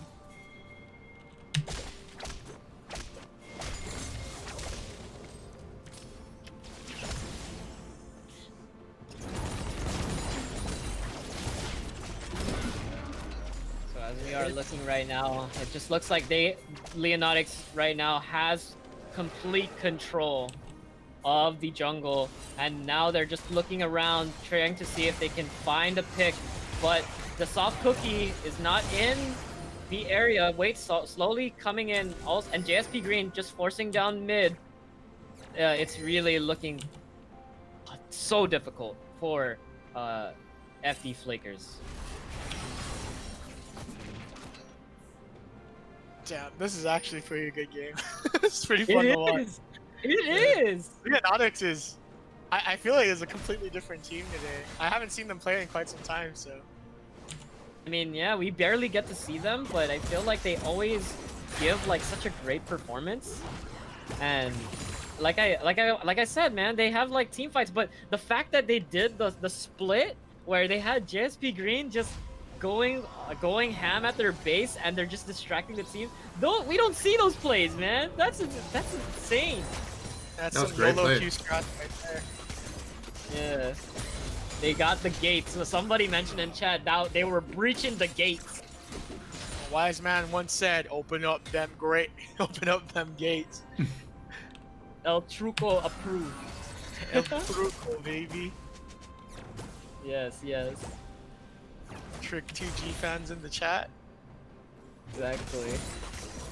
The only thing it's missing is that it's not an Udyr or a Volibear. True. Or Trundle. He also played. Oh yeah. Oh, that's true. That's where El Truco came from. I believe. And also Oh, Nasus, Aaron. He actually plays quite a few. oh and DK. Decane, yeah. We have Nasus. not seen Decane in a hot minute. Decane is more for solo queue though. So I could see Yeah, why. that's true. You, no one you stayed would in never it. play Decane in these types of matches. You never know. Or does it? Oh, that's true. But not. I don't think we'd see that in the finals. That's the one thing I'm gonna say. Definitely not in the finals, but Not in the finals, but we'd Yeah. probably see it in the normal season. IN before, Pumpkins actually goes Nest. not Nasus jungle. I don't think he'll Yeah. disrespect any of the finals teams though. Like Yeah, all the he'll other, never. he can play whatever he wants. But yeah, he's been picking like Mundo, his like power picks and stuff. So I don't think he's messing around anymore. Yeah, we also, I just noticed that You Disgrace Me just Destinied out of their jungle, and they're gonna be taking away the Baron right now. And they're gonna technically they're just trading for the dragon. They don't really care about the dragon. They just want to end now. They could just end. JSP Yeah, look at this. They really just don't care. They're not even gonna bother to check. They're just pushing. FD, you guys need to go back to base. Things are happening. So we got. You may have the Mountain Drake for the stats, but do you have the base to protect yourself? Dragon for a base, good trade, good trade. Dragon Yep. for a base, macro call. Augers. Alright. So top inhibitor did spawn, but it's gonna go right back down. Bot lane getting taken out by Olaf, jumps right in, just wailing on it for free. This is it. This is FD Flaker's final stand. And once again, they're just hovering around. I believe they're just waiting for FD Flakers to mess up. I believe MHS is just playing it safe once again. They have the ability to end. They can just rush it down with a super minion if they chose. Oh, okay. I thought he was gonna. I don't know Is what he he gonna was full doing send? out there. Yeah, I don't know what he was doing out there. So I was like, Ocean Can, don't do it, brother. There it is. This is And the. that's the Ooh, that's a lot of damage. Ocean Can looking Also- for the. This is a do or die situation here. Jomi trying to clear out mid lane. JSHW will look for the 1v1 here as he dashes in, but Jomi keeps him at bay with What? Graviton. Look at that, the soft cookie Wow. just got Oh, he's going eliminated. down. Wait, there's the Ocean Can. There's Unstoppable Force going down, and also Aphelios ulti available. Cosmic Radiance dropping. And they're going to be able to stop the Ragnarok from killing him in, but JSW just sliding through everyone. JSP Green, too many J's in their names. It doesn't matter. Skylar getting popped. Wow. And that's gonna be it. As our finalist, they're finalists, right? Yep, they are. Are our Right. finalists. Leonardics have- and Taipan versus Guam, baby. Saipan versus Guam. Insane.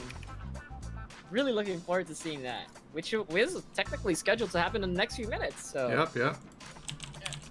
Good timing. Hey, shout out to Leonardics for ending in a timely manner this time around, so that I can use the restroom real quick. I will be right back. Yeah, why don't you guys take a break? And we use this moment to thank our sponsors, Guam Windward, Heavy Hitters, Monster Energy, Goodwood, and Coffee Slut. You guys just watched the semifinal match between Mariana's High School, the Leonardics, versus the FD Flakers.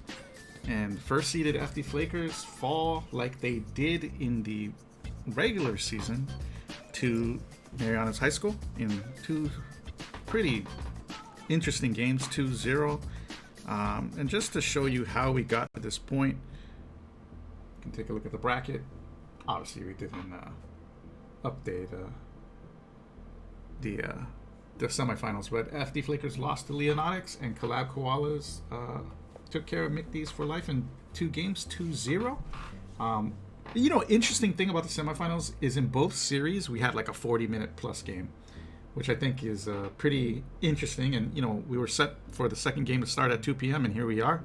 It is already 2 p.m. So we were just going to start inviting the MHS Leonardics guys to this group.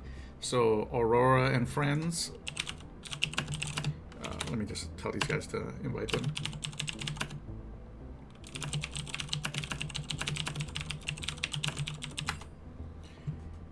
Yeah, it'll be. So who will win? Will it be Collab Koala or will it be Collab Koalas or will it be MHS Leonardics? Let us know. Paul, you still here? I think Paul went to the restroom too. But yeah, we're about to see that final in just a little bit. Take a look at Ponkins, who's kind of led the team on his shoulders, but I don't think that would be a fair representation of how good Collab Koalas have played throughout the season. They have played exceptional as a team, and they are going to go up against the best team in the Scholastic side, which is clearly MHS. It was a good run, FD, my alumni. I'm sad to see them go down, but you know what I mean? I'm very pleased to see Saipan bringing some great level League of Legends here.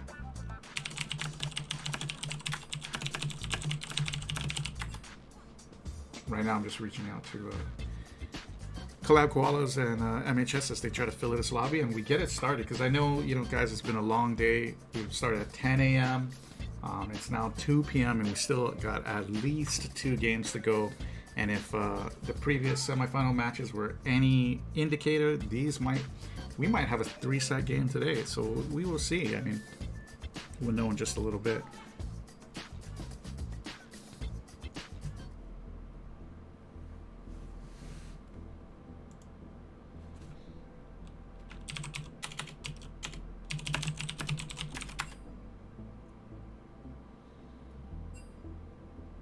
Okay.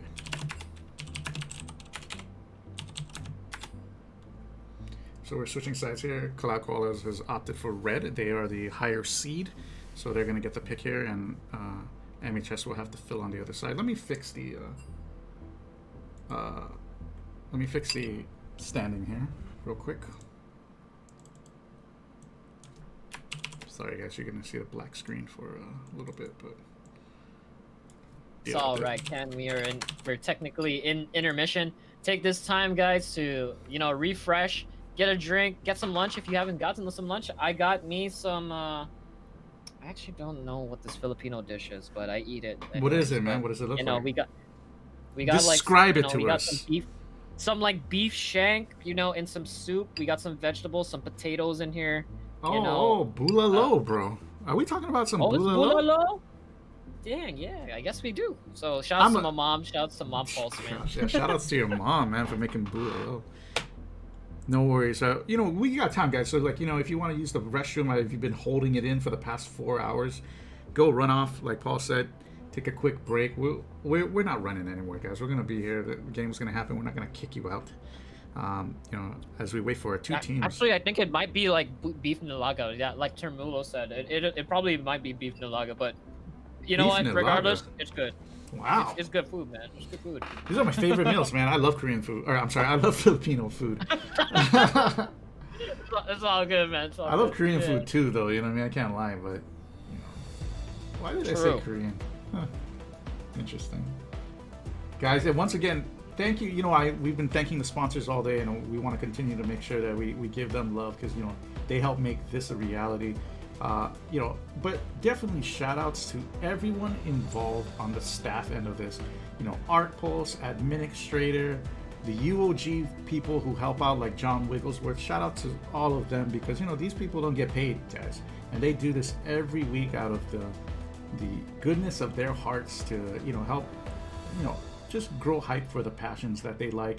And shout outs to my other boys, Barry, Mr. Shado Gaming, who runs all of our FPS stuff, including the Apex Legends event that we will be having early next year in March. Shout outs to him. Shout outs to Adrian, Kai, Brian, Jason Suzuki, my guys who are keeping the Smash fighting game community alive. They just had their 3.5-hour tournament last night. They're gonna do some Tekken today. You know what I mean? Shout outs to them. They don't get a lot of love in the channel, but they definitely deserve it. So, and of course, shout outs to all of you who spent your Sunday and Saturdays for the past 2.5 months to enjoy some of the gaming action. I promise you, we continue to do it throughout 2021. And once quarantine is lifted, Once the vaccine is fully implemented and I feel that it's safe for you guys to come out to events, we will start throwing more of our live events. That'll be more catered towards the fighting game community. I think I like League of Legends and the MOBAs and the FPS games playing online. I think it's just a easier logistics to set up, but yeah, man, I'm glad that you guys support this, because if you didn't, I wouldn't bother doing it. So, thank you so much to all of you, and we should be starting just fairly shortly.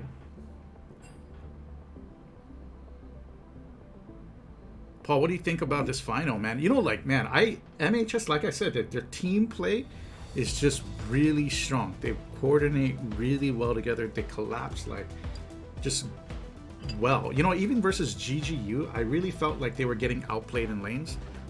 Cly was owning the jungle, controlling the jungle well, ganking for his other lanes and really enabling his team. But MHS was really good at just, converging as one and just winning big team fight after team fight and slowly swinging the net worth in their favor, and then just, securing objectives. And, we saw that with the FD game, especially in game 2, this You Disgrace Me's ability to just, harass Jome all game was, I think that was a big factor, definitely. True, and it's just gonna be a sight to see, because MHS, I believe we've only streamed maybe 2 or 3 of their games throughout the entire league. They actually, I believe they did lose to UOG, right? They did lose to UOG, but unfortunately UOG was not there to challenge them in the quarterfinals. No, I think they lost to OHS. Who? Did they lose to OHS? No, it was the triangle. So it was the triangle, right? It was UOG lost to FD Flakers, FD Flakers lost to Leonatics, and Leonatics lost to UOG. So it was we called it the triangle factor right here. So that was literally the dominant parts of the Scholastic side from what we've seen, and that's the reason why I was saying it's crazy how a lot of these different play styles have really been insane. Oh, OHS also has beaten oh wow, but we lost to FD. Wait, really? Okay, maybe I'm just mixing up the bracket. That's my bad. So feels good, weird, man. chat, man. Feels weird, chat. I mean, man. but this has been a great run, and I've as I have told you time and time again, League is not my game. This is not my MOBA of choice. But this season in particular has really attracted me towards the game. So I'm hoping in the off season I get to play more of the custom lobbies that you and Alan throw up in the future, just to get more experience. And I urge all you other guys who maybe you guys play the game, but maybe you feel not confident that you can compete with some of these guys, just join those lobbies, because I'm gonna join those lobbies, and I want other people who are not as good to play. So join those lobbies so that I can be, not feeling like I'm holding my team down that bad, and yeah, we can grow together, right? So there you go, man. There you go. Yo, thank you, Termulo, for the clarification there. I totally forgot about that one. That was a very important detail. So definitely only 2 teams have defeated Leonatics during the Scholastic side. So it's actually quite cool to see how far Leonatics has progressed and shown their dominance and asserted their dominance throughout the entire bracket in the playoffs. Oh man, I like this little predicting thing that you got going on here.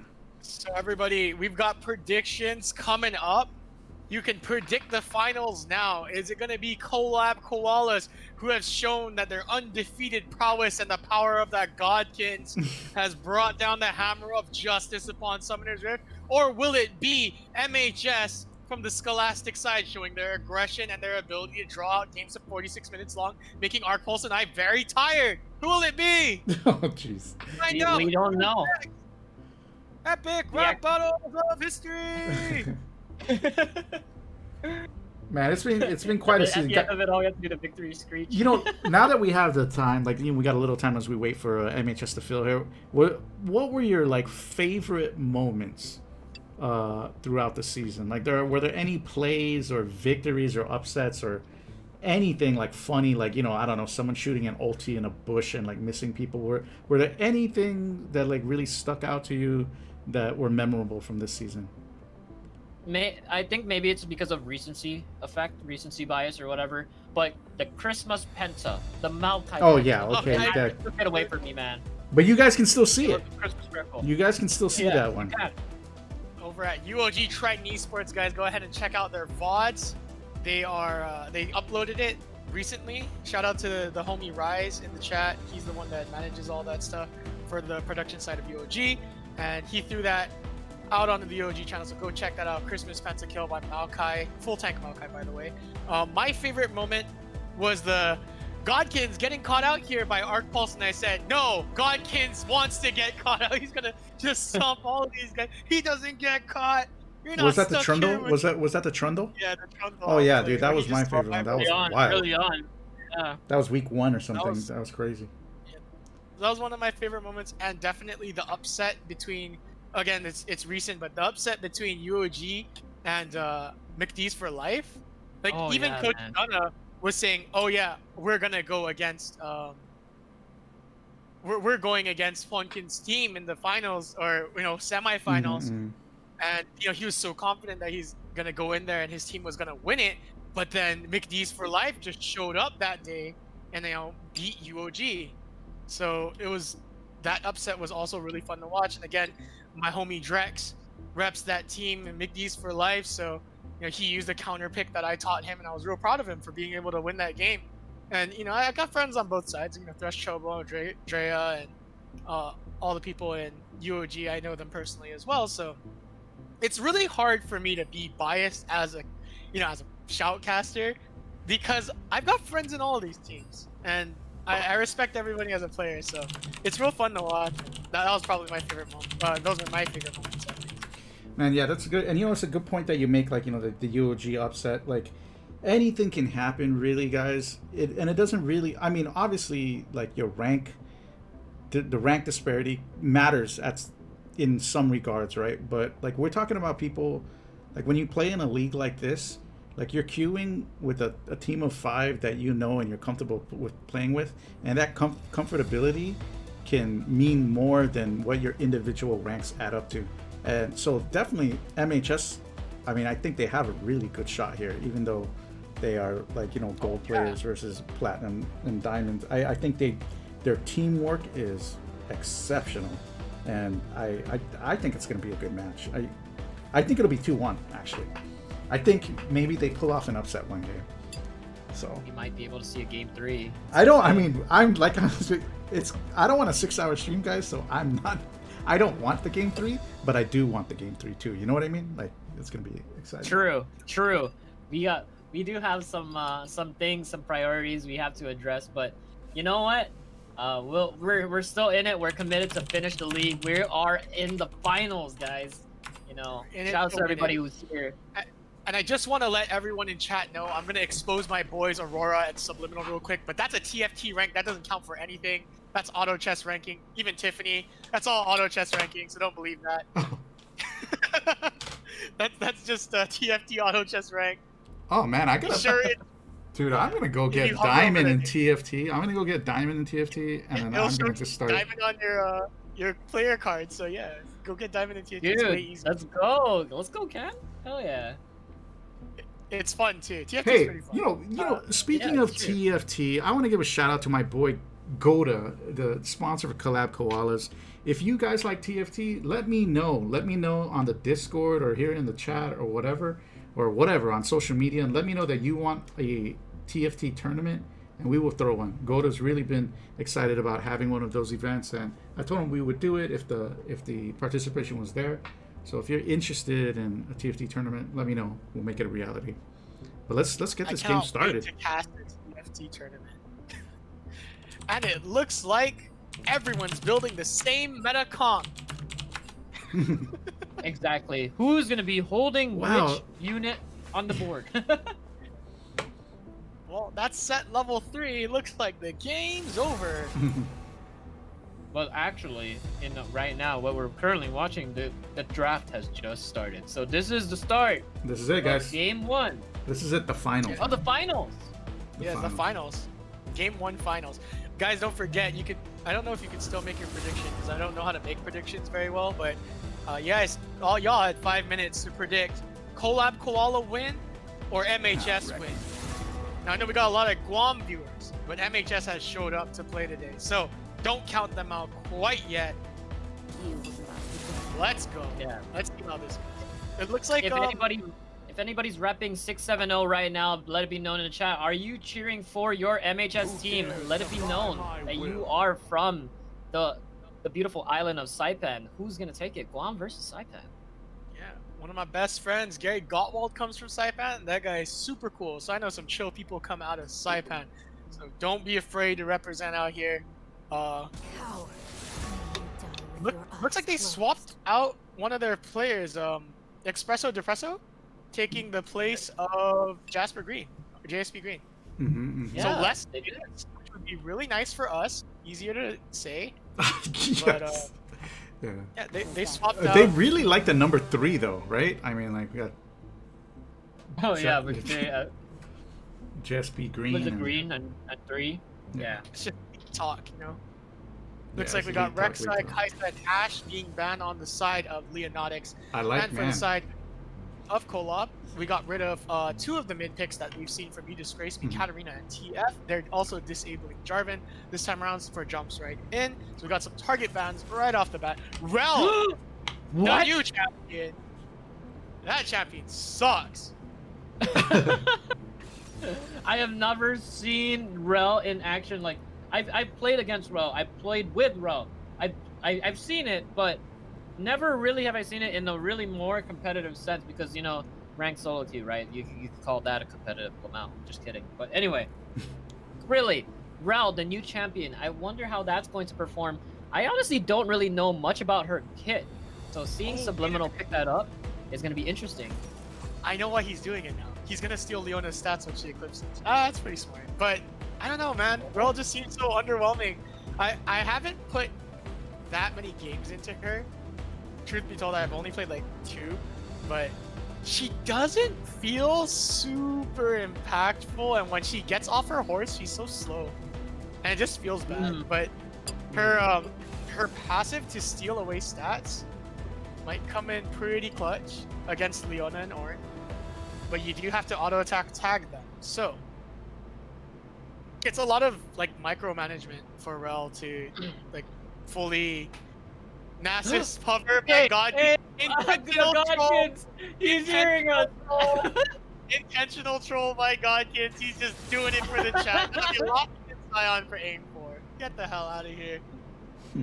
We know it's not happening. We gotta give a shout out to the the bot army commander Punkins for at least giving us a little bit of a tease by highlighting Decane, But unfortunately, he's not gonna do that. He is playing this seriously. He has locked in the Scion. That's just proof that Godzo is watching. Godkin's watching the stream earlier. Knew that you were gonna go with it. Highlighted it for you guys. I appreciate that. True. They do that in pro play too, or if they know the shoutcasters, they'll intentionally hover stuff like Annie or Timo. to shout out LS. They hovered Annie during one of the not final games. I think it was playoff games, but they did that. I forgot what I think it was one of the mid laners, but yeah. Scion definitely for aim 4 going to top lane. Now they are disabling the ADCs on the side of Collab Koalas, and it looks like the Yone ban coming out from MHS. Have we seen Aurora on Yone yet? No, I don't remember. I don't think so. I don't believe so. Joining the chat. Looks like Anivia is also being disabled. She is a little bit unbalanced right now, in my personal opinion. Another one! And we're always How dare gonna you. offer Nasus Oh my as a gosh. meme. If you There it lock it is. in, you're turbo inting. You're not gonna do it. And you cannot reset, by the way. You can't reset. No. There Lock you it. go. Yeah. That's what I thought. Everyone in chat like DK. Decane. Lele. I can't do it. Dude, if I do it, I'm full on straight toxic if I actually continue every single phrase he goes off and mentions. So we're gonna keep it like PG-13 on my side. You can probably hear me say those types of things on my stream, so Yeah. you can check me out there if you want to see me during, the, /Arc Pulse. especially during the crackhead hours. So 2 a.m. he's still streaming when he should be going to bed to get ready for casting, and I have to keep reminding him. But you know, Oh playing yeah, Smash definitely. 3 hours of the night. Sephiroth, playing Sephiroth. Oh, Hey, you were man. watching too. yeah, he was fun, man. He's fun. Alright, so it looks But- like Graves and Ezreal will be final lock-ins on the side of MHS. right. Great So- Jungle, okay. I haven't seen Jumps right in play Graves yet, I don't think. Come, oh god, these guys, We're, man. we're all They really hovering Dick Kane 3 times. No worries. You out of here. The gates. So they let Tiffany get on Misfortune, and the team prior, I believe it was McDonald's for Life, kept banning Tiffany's Misfortune. So let's see if it was really just that bannable. As we do have Tiffany on Misfortune this time around. The Rel pick, the first time in the tournament. But I'm they excited banned to the see what- Misfortune because they didn't want the Leona, right? Like the combo. Oh. Yeah, they didn't want that combo. Does but like then Rel again, have a like- similar like setup or style? Rel has like a magnetic ulti that drags everyone towards her. So I Oh, mean, it snap. still synergizes really well with Misfortune, Sion, and Victor. It's like an AOE enabler, Mm-hmm. Like a but you can vacuum. flash out of it, you can move out of it, you can still cast spells inside of it. It's really awkward. Have you ever played Overwatch, Ken? No. I have not. Have you played Overwatch. Apex Legends, Ken? Yeah. It's like Horizon's Newt, the gravity field. Oh, okay. Cool. I don't know what Dota character does that because I don't play Dota. Like I just know a things about Darkseer, like pushes them like in a like a little pulls space. them into the yeah. center. Yeah, Yeah. like a dark hole. So it's kind of like that, but she's the dark hole, and she can move around with it. So Mm. she gains a lot of like armor and magic resist, but she gets really slow when she's off her horse. So Mm. it's kind of weird. I don't know Yeah, we'll see. I we'll guess have we'll to see. find out. if Subliminal could pull it off. I don't know how much practice he has on this champ because the champ just came out like about a week ago. But I respect the confidence. Like, just Yeah, but one thing I do want to mention, by the way, is the roster switch on the side of MHS. They did bring in Espresso Depresso, who will be taking up support. So there's a lot of changes here in the roster. We do have You Disgrace Me going top lane instead of mid. You have Kaiser Will instead of support is actually in the mid lane now. So along with that switch, I don't know how much that will affect their team. We'll just have to wait and see. Yeah. I hate these variable rosters, man. It makes casting super confusing because the next game we're gonna forget what they played. Luckily these guys played game back to back, so it's easy to see, right? That who switched out, but like Jomi's team where they all like variable players, they're all going all over the place. yeah. It's super confusing. But let's see how this goes down as they switch up their roster this time around. Yeah, You Disgrace Me was like a hard carry for mid lane. So switching Yeah, him out to exactly. top is pretty interesting. Putting him on a tank. I mean, we did have Kaiser Will with the Honda Civic hitbox, right, with the Battleless last game. So I don't know how good his skill shots will be when it comes to playing Syndra. Maybe he is actually comfortable in Syndra, because I do remember this sort of team comp before in their prior games, like during the season. They played this and I team do comp remember yesterday Special too. Depresso. Yeah, I remember Oh. Express that. I really like what? MHS. They played this very similar lineup yesterday in their game as well. But I really like MHS because they really have strong team camaraderie, and like you can tell in like game one, Jomi got an early kill and he gave the like question mark all chat, and it really doesn't phase like MHS. You can see that they responded with like the well played. They have a good positive attitude, and I think that really helps them win objective base like targets on the map. Like they play in a team fight better. They don't get tilted from a death or losing in lane, and they just execute well. So I think this is going to be a good challenge for them, and a good challenge for the collab koalas to see if they can teach these young whippersnappers that the old guys still got it, you know. So we'll The find out. whippersnappers. Yeah, MHS got that PMA, that positive mental attitude. That's what it is, man. PMA. You know, in a MOBA, you need that. You need that. It's like one of the most important parts of, you know, success, I think. So, you know. Staying cool under harsh situations is a very important aspect of playing this game. It's also very important when you're the leader of the team to have a level head and not worry about your team failing, but trying to figure out how to succeed. So Definitely. Shout out to all of you in the chat. Shout out to Maddie Phantom, Maverick, Dojo Dean, Worley, the FPS God. Shout out to all of you. Thanks for joining. We got 2 more games, maybe 3. Let's see what happens.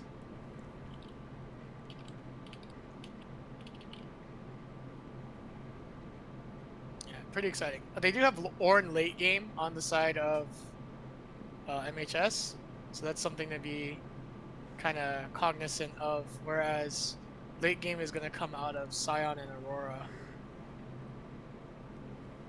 Yeah, Aim I for mean, Scion and Victor. yeah, we've seen a lot of like potential coming from, you know, aim 4. Like he plays a really nasty like Scion, so I want to see how you disgrace me, because the fact that he swapped from, you know, mid to top right now, I wonder how he's gonna play it out, because you literally go from being such a hard carry to going to the tank, you know.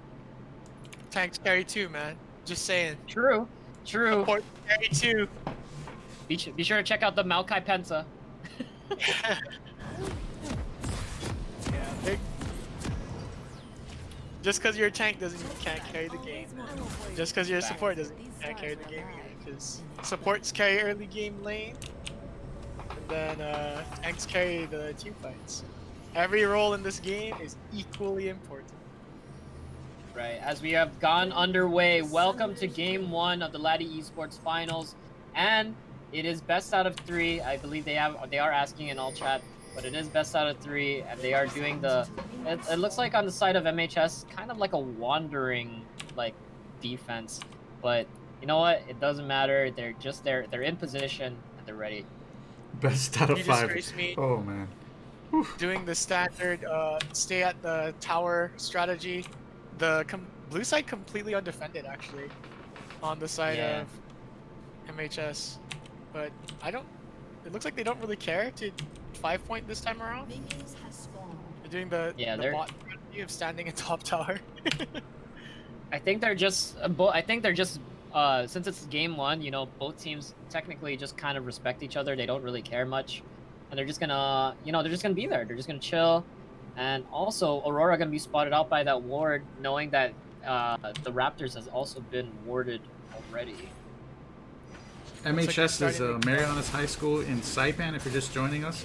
They are the only Scholastic team left, and they're here in the finals versus Collab Koalas, which is the undefeated recreational team. So, Yes, sir. Looks like both sorry, and we're going into the standard pause. Thank you so my much. It's time. You know what? Yeah, Roll it's about time. It's about time to talk about our sponsors: Guam Windward Memorial, Heavy Hitters, Monster Energy, Goodwood, and Coffee Slut. You know, you guys don't see a lot of the support that they give, like through their branding and acknowledgement of their brands. You know, like just connecting these brands with the league itself. It does do a lot, and it also helps attract feature sponsors. Yeah, and you know, Heavy Hitters, of course, they are also providing food for the winners of our Gamer Awards, which should take place in a week, December 30th, I believe. And you know, thank you for Goodwood. Yeah, we can go back into it. There you go. Just so we don't miss anything. Yeah, I mean, then again, we just got started, right? People are just farming. People doing some minor trades. 'Tis but a scratch, they say, and you know, it's just typical farming underway. Bro, this Rel champion has a horse? Yeah, Yep. she jumps off the horse, it becomes her armor. It's actually really cool thematically, Oh, wow. but I don't know. She just doesn't feel as impactful as, like, say, Leona or Thresh or Nautilus. I don't know. I don't like her, but if I learn how to play her better, maybe I'll like her. Subliminal obviously sees something useful in her kit, or something synergistic for his team, so he picked it. It's also very unorthodox to play against it because I don't think since her release I've only seen her played like twice ever. So Yeah. other people are with me. They don't like Rel. I've seen her played in top and jungle as well, but she's a support, so she needs to like bind to her AD carry, and that's how she gets her usefulness out of her kit. But I don't know, man. I just don't have a lot of experience with her, so I'm actually coming from a place of ignorance when I say I don't like her. Mm-hmm. I want Subliminal to show me if it truly is a powerful pick, and we're gonna find out.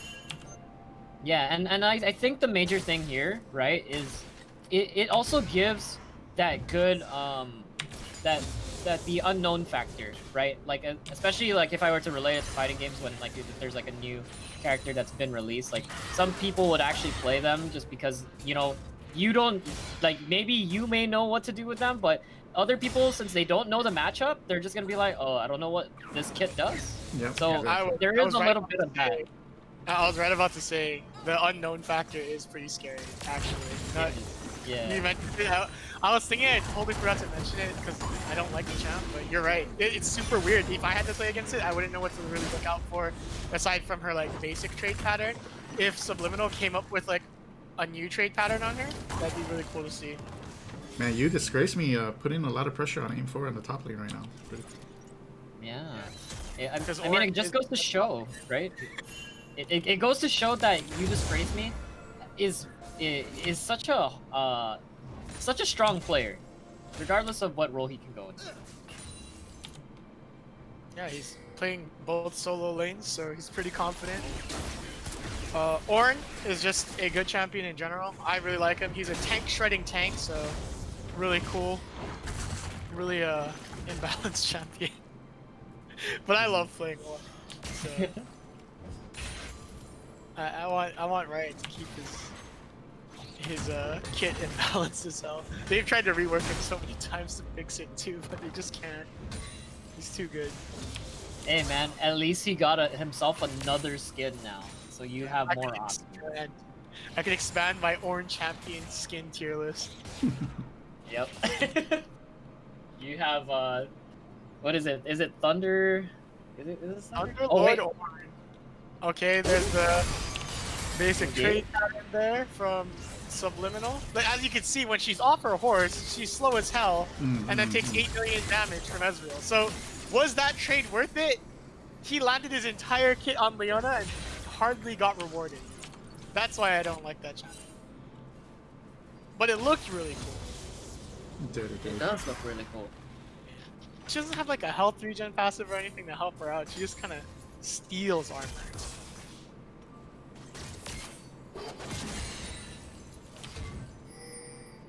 Oh, Aurora getting a little bit. Yep. That's what I was looking at too, but it looks like Ponkin's eyeballing Drake, and it's not warded. Jumps right in. He's not aware that this is happening. Nobody on the side of MHS knows that this is actually going on at this time. You Disgrace Me just committed his teleport to the top lane. Oh, he's Ornn comboing aim for. Let's go. You love to see it. QEW auto attack. I honestly thought that Aurora was about to actually get eliminated by Kaiser Will because of the full combo being unleashed upon him, but it's not enough. I mean, he did opt for the phase rush instead of the electrocute, so I think that's also one of the few things. Plus, they don't have items, right? So Yeah, no, he was not that low. He was not that low enough to get knocked out completely. Aim for is getting slapped up by this Ornn. The Ornn trade pattern is so strong. You just Q, E, W, auto attack, and that's it. And there's like almost no time to retaliate for aim 4 because you're locked inside of his combo. It's a fighting thing, isn't it? What do you call it, Arc Pulse? When they can't Which one? react. The guaranteed combo. I don't know what it's called. Oh, like a true combo? Yeah, it's a true combo. There you Horn go, Troop. yeah. We got Oh, some but action Aurora in the getting mid caught lane. out, and he also jumps right in. Podkins is available, and a Taser will be going down. First blood of the match of the finals. I like how the entirety of the collab koalas are using the Godkin salute emo. Oh, did they? Yeah, they're using the wah. The rise, the rise emote. If you're not a Godkins believer and you want to be today, the Church of Godkins. Oh, looks like there's a little bit of lag yet again. Yeah, on the side of Subliminal, he's struggling with some lag. Hopefully it goes down. The ping is gonna be reduced. But Let's take this break to I don't- talk a little bit about the top lane, though. Like, what? You know, when I played this game, there was like Jax top lane, Renekton. How come those guys? I never seen any of those guys played in the tournament. Well, we did see a Jax, right? So Yeah, the why, thing like, with once. Bruisers is they're really good for solo queue because you could carry the game through playing Bruisers and winning your lane super hard. And it's also okay in Clash most of the time because the teams are unorganized. But in organized teams, you usually want like a tank top laner so that you can contribute to team fights a little bit more. Your teleports are more impactful. If you're super confident on Bruisers and you know, have a decent mechanical skill for it and you could gap your top lane opponent really easily, then it's totally fine to go a Bruiser. But so far, it's been pretty tank meta heavy in League of Legends because of Yep. the imbalanced nature of tanks at the moment. Because with a lot of burst damage coming through, tanks are more relevant, whereas bruisers become less relevant. Bruisers are better for long drawn out fights where they're allowed to continue to do DPS and kind of drain tanky down, versus the tanks who could just stand there, dish out their CC, and make sure the burst damage lands. I see. Cool. The more you know, man. The more you know. Pretty much, man. Pretty much. That was like the most. That was like an essay. Like if there was a sat for League of Legends, you would have gone like a 1600 on the sat. Like, There you go. like it's like wow. Okay, I that was a perfect. Don't sleep answer, on man. your SATs. I play this game a lot. Do they but it's even- also my job to understand this game. It's like the 1600 still even like a good score in the SAT, or do they have like 2400 now or something? I don't even know, man. I think they have 2400 now. What? I would know just because I'm a counselor, so. Yeah, you hopefully you know our pulse, right? I mean, Hopefully I know, right? But then again, it's not my. I'm not the main coordinator for that, so. Then again, I don't really know. Oh, But look at the top lane. Bonkins? Bonkins coming in. Oh, and the unstoppable onslaught being dropped by aim 4. Ooh. And you disgrace me. Oh man, that's quite disgraceful. And thank you, chat. They said that 1600 is the max, 2400 was the old score. Shout out to Wheat Breads and Juicen for bro, helping us out. I there. just aged myself in the chat. Like I'm so old that it was 1600, then it became 2400, and 2400 now Okay. it's the old score because Wait it's a second. 1600. Oh, here we go. In the bot lane? Wow. Okay, I'm trying to looks like- process what happened there. I don't even know the names of your skills. Whoa, he's hard diving. Yeah, wait, he's hard diving, and Subliminal's Wait, gonna still Espresso! walk out. Wait, Tiffany, what the heck was that heal? That was so late. He was out. Maybe she just did it to swag on them, but yeah, Subliminal just went in there. On the Rift Herald though, this is so many things. Orin dropping his ulti. There's Oh. a battery hammer going down, and jumps right in is gonna be executed out. And this Rift Herald's gonna go to Team Collab Koalas. Subliminal also roaming, attacking Kaiser Will, but it's not. I believe Podkins is able to come through. Wait, why did Kaiser Will just wow. stand there? It's a stun. So how Rel's kit works is that when she's kind of like Tark, where she binds to a target. You see that line in between the two champions that Rel's bound to, herself and the champion, the target she's bound to. If you stand in between that, she could trigger her E, which creates a line stun through, kind of like Wow. Aurelia's stun. So when you attach it, I believe what it does is you share armor. You give them a little bit of armor and magic resist when they're near you, and then when you clothesline them with it, you stun them for a little bit. So, really good use of Brawl there to attract and repel, holding that Kaiser Will down for Pumpkins. Oh, aim Oh! again. Oh my god, this is such a bloodbath. We just saw top lane die, but then there's also a gang in the bot. Tiffany gonna be taking out Espresso the Presso, and JHSW chunking out Aurora, but it's The double kill going to Tiffany. And they're also gonna be dropping Rift. They're gonna be taking a lot of plates from MHS. 0 to 9. Man, Collab Koalas is not joking around. They are not gonna allow this to happen. Ponkin just diving in. Actually, there's his 7th death. I think. Oh, no. That was Subliminal jumping in will sick. land the stun. Tiffany able to pick up the kill. Looks like they're putting the game in Tiffany's hands this time around, ladies and gentlemen. She got 4 kills lined up. That dive was kind of not worth. Because 2 people died for that. But I mean, Tiffany's Oh, and dead. Espresso Depresso. Espresso Depresso. There's too much stuff going on. Alright, man. You know, Collab Koalas always does this, though. They're, like, always pushing multiple lanes at the same time, like, having, like, multiple fights on the map. I kind of noticed this, like, trying to control camera movement for the past 5 games. Like, there's always, like, a fight top and an engagement bottom all at the same time. Must be confusing to play against it as well, so. Aim 4 is trying to keep his lane opponent there like locked in so he can't teleport out. As you mentioned, that's why they have so much skirmishes on the map. Aurora doing the same to control Kaiser will make sure he doesn't teleport. They're very cognizant of what's going on and you know like where people are positioned. And it looks like Another engage. Assault and battery. And here comes the stun combo of Subliminal. Man, that champion's looking more and more viable as I watch Subliminal play it. And this is it. Like, It's definitely the fact that you never play against this champion though, because it's so unpopular. Like it's just confusing as hell to see that champion. it is. So and the fact, dude, look at the score right now. 2 to 12. They got first brick. They have 2 dragons. MHS right now is looking a lot more different than they were against their previous fight against the FD Flakers. But look at they're just getting caught out left and right. Top of jumps right in. But Wait a who's second, there's the ultimate. here? Nice exhaust. Ponkin with his 8th death of the season. Oh no. Oh, Subliminal not quite able to clutch that one out with his ultimate there, but Aurora trying to come in to scoop up some kills.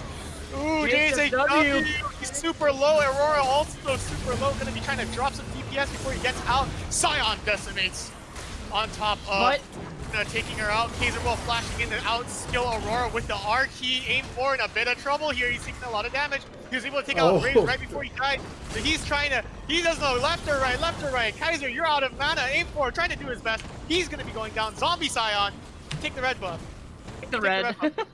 Hell yeah. Look, they're just leaving you alone to take it. Oh, you couldn't get it. Never lucky, never lucky. Never lucky.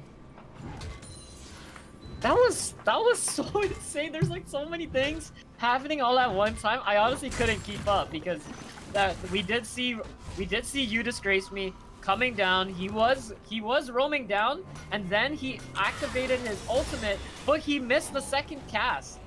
And so I was like, wait, what happened? I think he got interrupted by Scion. Even with like a zoomed out camera, it's hard to see like everything that's going on in this game. It like Ken said, it's an absolute, or Ken said it's like the fights are going on everywhere. So it's kind of hard to keep track even for us who have our own camera and we're trying to like look around. Right. But Subliminal and Pumpkins a little bit overextended that fight. They were overconfident in their lead, ended up dying, and it cost Collab Koalas a few members of their team there. Cost Yeah, 4 Aurora deaths. Aim 4. But But then look at this. Oh, This they're is coming back insane. He's around. just getting caught out. You cannot be doing that while you know they're in your jungle. Yeah, Pumpkins is like not allowed. Going to punch you now. Just doing whatever he wants. And you know when Pumpkin starts doing whatever he wants, the game is doomed. So It is. MHS has to start playing smarter here. They look like a different team now that they've swapped out the roles, maybe a little bit more uncomfortable. Like JSH JSP Green, not here to be in the top lane. So maybe that, I don't know, maybe that changed it. You Disgrace Me is no longer in the mid lane, so maybe the roster swap is to blame for this. I'm not too sure, but maybe it just takes a little bit of time for them to mental reset to set their team back up. The Pumpkins and friends taking full advantage of that. The Collab Koalas just extending their lead. Tiffany with a 5-0. Everyone's got their Mystic items online except for Rel, who has not backed yet. Yeah, I don't think think the you have so the one I feel like the one major thing here is that it's Pumpkins, and remember what we mentioned about recreational teams. They Pumpkins have been invading this entire time, and oh, you disgraced me, gonna get dived on. He had nowhere to go. But Yep. that's what I was mentioning, like Pumpkins has been jumped right in jungle, taking away his camps. It's probably something a little bit more foreign to him because that's something, like we said on the Scholastic side, you don't see that quite often. Oh, what Pumpkins the? diving right in. The gravity field hitting everybody, and it looks like Flare. Liminal will be using his ultimate to pull them in further inside the Chaos Storm and the laser. The Death Ray of Victor. So the Magnetic Storm is actually very useful for that kind of gameplay there where you want to pull them into AoE. And since Aurora and Tiffany, the DPS on their team, are very AoE heavy, it's working out really well for them. It is. Oh, Pumpkins! Okay, he lives it. Tiffany again with a little bit late heal, but just making sure all the homies live. Respectable, respectable. But Pumpkins is getting just too many resources and kills. This game is getting out of hand. So we're looking at a 25-minute game right here, boys. Yeah, we are speed running it for game 1, and jumps right in is still. I feel like he's really underestimating. I don't know how long you can underestimate Collab Koalas because every time he's died for it, and also the build path too. Graves with Gale Force. I have to kind of question that. No, Graves with Gale Force is good. Oh, okay. No question. I just had to. I just had to ask because. Yeah, it's a thing now. It's a thing. Oh, it's a thing now? Okay. Yeah, I've seen typically like the Eclipse, but you know, after the Eclipse nerfs, right? That's still probably okay. You're super ahead. But now it's Gale Force, Immortal Shield Bow. So you can either go Negan Graves, which is the Immortal Shield Bow into every single lifesteal item ever Graves, which is the one that Suda likes to play. Or you can go this Gale Force Graves, or you can go Divine Sun Graves. So he has a lot of build potential in the jungle. Yes, I agree. Against teams with a lot of melee, Negan Graves is fine because you could just heal forever and just bash them over the head with your lifesteal. And against teams with a lot of range, you typically want to go for the penetration Graves because then you could just kind of spam Q and R to fight them instead of like upfront fighting them. The Graves builds are very unique. You can change it. It's very adaptable, I guess, not unique. Where you can change it up based on how you want to play Graves in the jungle. So this time around, he's probably thinking, they have... Actually, Negan Graves would have been Wait, in the middle lane? He's just sending it. He stopped Orin's ultimate. He's using that magnetic force to keep them locked in. They can't get away from Subliminal. And here comes the teleport from Aim4. He's nearsighted, so he couldn't ulti there. Good smokescreen there by jumps right in, stopping Aim4 from continuing that engage because he didn't have any information. Pumpkin's gonna just happily starts taking the jungle away from jumps right in. It looks like Aim4, Sub-50, and Aurora are just gonna hang out in mid lane, but Subliminal gonna be taken down by Kaiser Will, but there's a team fight going on under the tower. Scion is full sending it, gonna use unstoppable force. Here comes Pumpkins from the back line, just 1-2 punching. Graves out of existence. Oh, Kaiser Will with a one-shot on Aurora. EQ combo. Pretty nasty, guys. Now it's looking competitive. He just blew him up. Now it's looking kind of competitive. Subliminal just popped. I don't know if it was he didn't have enough health reserves or not enough items, but that was a lot of damage. That's a lot of damage. But Tiffany, untouched in all these team fights, 704, sitting pretty with a huge lead. Yeah, it is true. I mean, it's really looking like a struggle for MHS. They are a different team. Literally, they are comprised of different members of their team and different roles. And like we mentioned, we don't know how much of a factor this has played in terms of their team comps, but they need to work a little bit more tighter and not disrespect Collab Koalas because they've been in their jungle and They I mean, have not respected at all. that last fight though, Collab Paula just straight dove them through both towers. So I don't know if it was a lack of respect or just Collab Paula's being fed out of their minds, just fighting them. Oh yeah, I mean, I'm They talking just about drove on earlier. first tower. Yeah, earlier they definitely misplayed. You know that's why best of threes are nice because you could kind of figure out how the team likes to play and then adapt to it. True. Okay. Got a ban aim for Sion, super spooky. And Tiffany was allowed to play Emma. Yeah, I'm not sure how bannable Rel is looking, but hey man, Subliminal's actually making it work. Yeah, he is making it work. I respect the homie sub. He's actually a top laner, by the way, Subliminal. He's just playing support Really? because yeah, aim 4 is I guess the better top laner, so they just put sub on support. Oh. Yeah, he was Cool. the top laner for my team back in the day, so he is a really good top laner. He's very good at top lane in team fights. He's one of the best team fighting top laners I know. And Aurora is actually their ADC, but he relinquished that to Tiffany, who's their ADC now, and he filled in for mid, and he's doing a wonderful job in mid lane. Sub also said he's a Quinn main. Okay, Subliminal and I are no longer friends. I don't make friends with range top lane players. They're not. Wait a second. Once again, look at this. Jumps right in, kind of overextended, not respecting the team. Like he's really always like playing like near their face. He's trying to break the bounds of social distancing. But you know, he's a ballsy man, you know, he's died for it.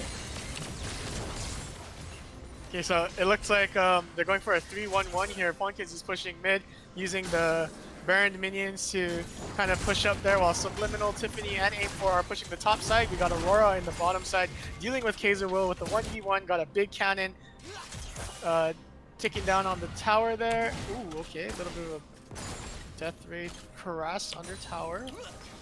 Yep. And it looks like they might be just eyeballing Soul. They're regrouping for Dragon. That ultimate Soul is pretty nice for them because Ponkins with the Assault and Battery, obviously Aim4 with his Unstoppable Onslaught, and that Magnetic Storm thing from Rel should really help out. And of course, just ultimate cooldown is just nice to have. I mean, it's not just about the ultimate cooldown, but you know, you do also get movement speed after you activate your ultimate with Cloud Soul. So that means that technically Victor Aurora can just run them down with Chaos Storm. I mean, yeah, it's true, but you know what's scarier is Rel's ult, if that's the case, because Magnetic Storm pulls the torque herself, and she gets move speed.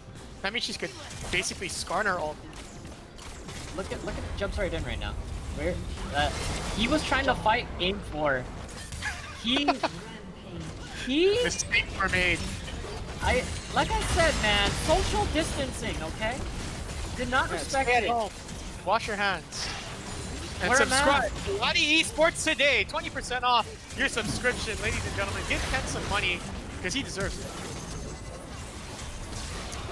Subliminal. Oh, nice dodge there. The Subliminal. Looks like Punkins is full sending an Assault Battery right into the fountain. Gonna die. Yeah, this is the fountain dive. By Collab, a little underestimation though. Oh, Tiffany with a huge bullet time, shredding through everybody. You disgrace me going down. Tiffany collecting them with the collector. 10-0 game. 10-0 game for Tiffany. All right, so the first game, you're gonna be handed over to Collab Koalas. What do you think of that one, Ark? Damn, that was really insane. Like I mentioned, it's a different team, a different mindset. I would say, like they tried to be aggressive when they couldn't be, and that really costed them there. I mean, in terms of, I wouldn't say they disrespected them in terms of bans, because they did do some appropriate bans in terms of what the draft was like. But as far as respecting who's fed and who's not and where they are, I think it's also a lack of vision control too on the side of MHS. But man, it's gonna be hard to see how this will pan out for MHS. I think even the roster switch may have been a bit of a factor here. but we'll see how that pans out. Yeah, so I just had a short little DM chat with Subliminal, and he said that's a Leona counter. Rel is a Leona counter, which makes a lot of sense because yeah, you're taking away her stats, and you deny the Leona engage by counter engaging with her jump in and the Pharaoh connection thingy that she was using to like clothesline the ADC and the Leona at the same time. So big brain counter pick there by Subliminal, and there's a bit of a tiff diff in the bot lane as Tiffany was able to take over. Dude, Tiff Not is die. wild, man. She's so good.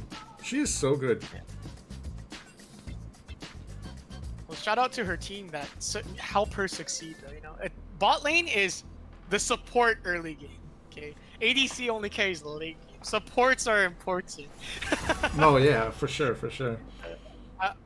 I'm a support main, so I always say that. It's like, ADCs don't do anything early. It's all about the support. And we felt that Rel impact, like for real. Like Subliminal was, you know, he was all over the map. So the one thing that I'm really questioning right now, as we are gonna be getting into the second game, I don't understand the Rek'Sai ban because I don't know if I've seen Pumpkins play Rek'Sai. Yeah, that's a weird What? ban. Even Lee Sin. Pumpkins can play everything in the jungle. There's no point banning him. This is a Exactly. Yeah, you don't ban. This is a it. bit of a rundown. Looks like we need to update our prediction manager. I am on it, ladies and gentlemen. Choose outcome, collab koalas, complete prediction.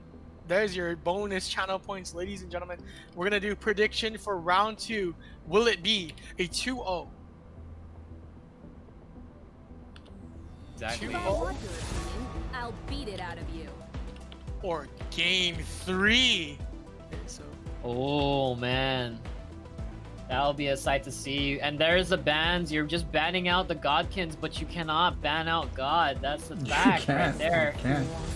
Cannot. You're better off Right, banning out like yeah. Ash and Misfortune or something. the predictions are out. You have 1 minute to choose. Is it gonna be a 2-0 game? Or is it gonna be Silver Scrapes best of 3? Get your free channel Oh, points here.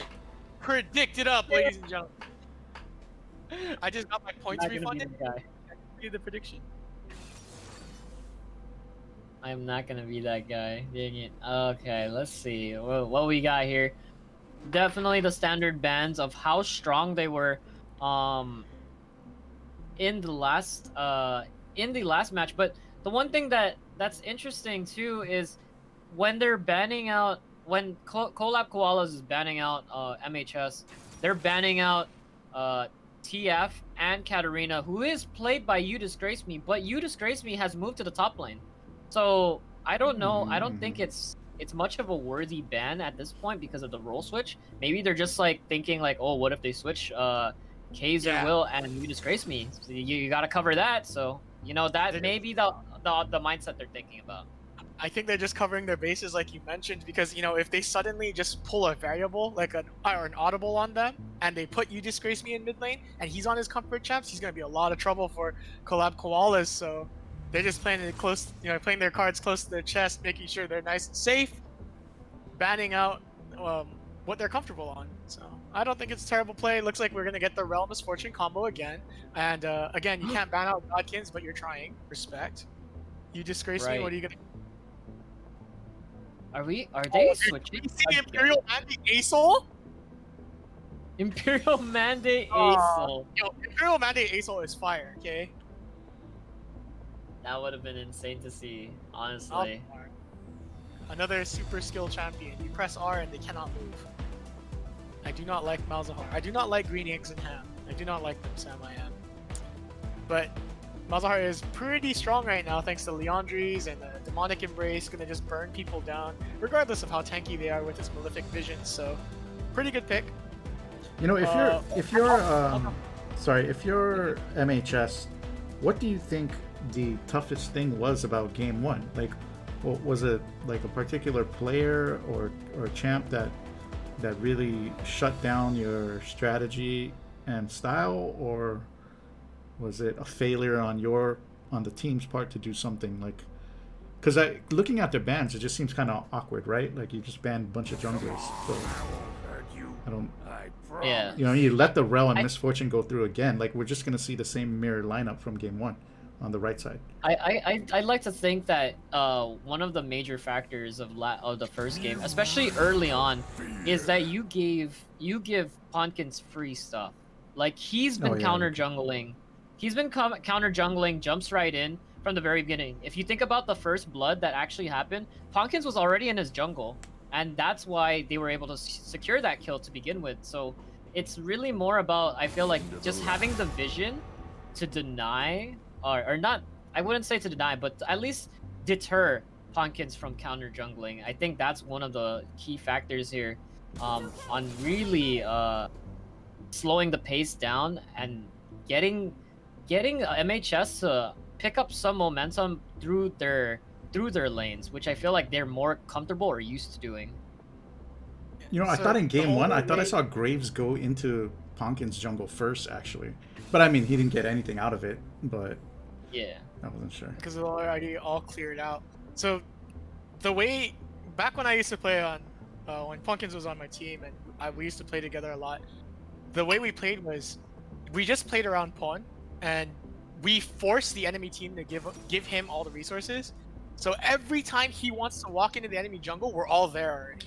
And that's basically how, Collab Koalas plays, is that when Ponkins wants something, you go get it for him. So you saw Rel walk into the jungle with Pawn every opportunity you got.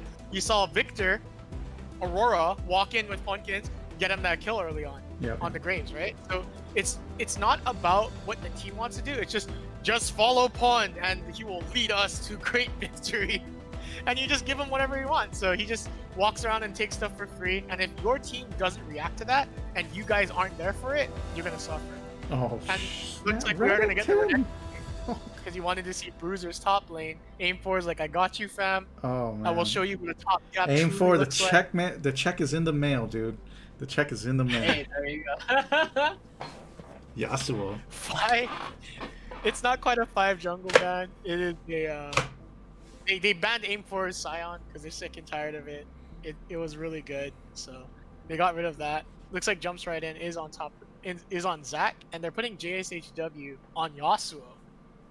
So So- top, it might be, because I feel like they might be bringing Mouse. I think they might be bringing You Disgrace Me back into mid, because Kaiser Will is now from mid going to ADC. Yeah, and then JSHW, who is the ADC usually, is going to top. It's Question mark? wild, man. It's crazy right now. Maybe, could be. Yeah, so we're Either getting way, another, KW is going a solo lane. yeah, so we're getting another team shuffle here, and yeah, kind of awkward because we're not used to seeing such team shuffle going on. And I highly recommend for all of you guys, all you fledgling players out there looking to make your own team, stay on your role, learn all your champions in your role, or like learn a good pool of champions so they can't ban you out, and that's the easiest way to succeed. But this wild card factor of I haven't laned against this guy, because you don't know your lane opponent and the type of mentality and playstyle they bring to the lane, it could shake up the way people play.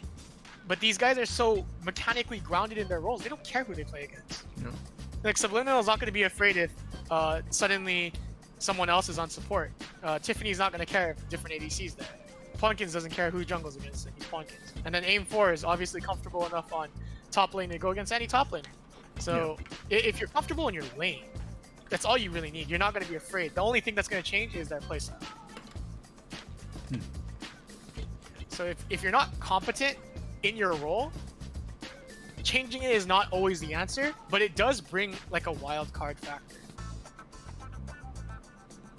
It's very I true. want Yeah, to and sponsor it's gonna be- Dean next time. All right, Dojo Dean, throwing out the sponsor opportunity for all of you guys willing to play. Dojo Dean, great guy, super nice. I know I sound like Donald Trump right now. Great guy, just a great guy. But he's super positive dude, and I think he ran G3 for a while. Super cool guy. Check him out. Has a Twitch channel and everything. Very positive vibes. He wants to sponsor, so jump on it. Speaking of Yeah, you got the sponsors, you know who's sponsoring? Guam Windward Memorial, heavy hitters, Monster Energy, Goodwood, Custom Wood Workshop, and of course Coffee Slut. Check all our sponsors out at their various establishments. Show support and tell them that you love what they do for esports on Guam. As we get into the game, and don't forget Right. the award show on December 30th. It'll be here on the Twitch. It'll just be a quick 1-hour stream, maybe. I don't know. We're just gonna announce the awards, do a little interviews with the people who won, little short speeches, and that'll be it. And they get their burger coupons and their headsets and whatnot, and you guys enjoy the rest of the year, the waning year. So Yeah, and then also next season too, if you are also interested in being a commentator like me or admin, be sure to check out Ken and let him know that you're interested. So you can also commentate on these fun matches, and maybe I may get a chance to actually play, and you can comment on my bad play style. So there you go. definitely, and give these guys a break so they don't have to do 6 hours. Like today is 6 hours, guys. That's wild. So shout outs to Alan and Paul for putting in the work today, and shout outs to all of you for being troopers and hanging in and observing it all. So Yeah. You know, solid community, deserves solid support, and yeah, I'm here for it. I personally like shoutcasting, and I love shoutcasting with Arc, but yeah, if you guys have a good personality for it and the professionalism to get here on time, UOG is also looking for shoutcasters for all types of games. So if you play R6, Overwatch, Fortnite, I don't care. If you guys play something, you can talk to me. I'm the head shoutcaster over at UOG. So, DM me, email me at alan_pass@live.com.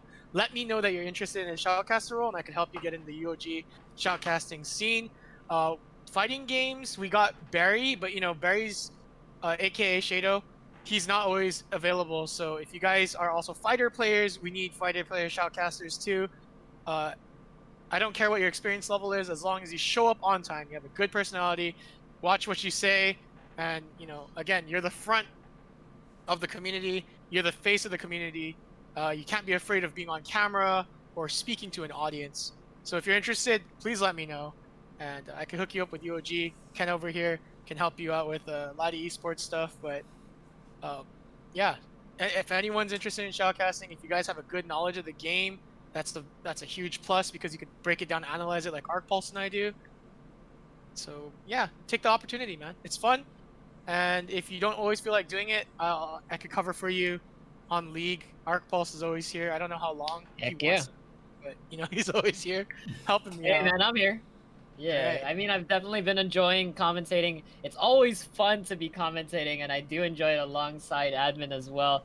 But sometimes, I just want to just play sometimes, right? You want to be there in the mix. So that's also an opportunity that we may see in the future. I don't know. Maybe you might just not want to see my gameplay. You could always just watch my stream.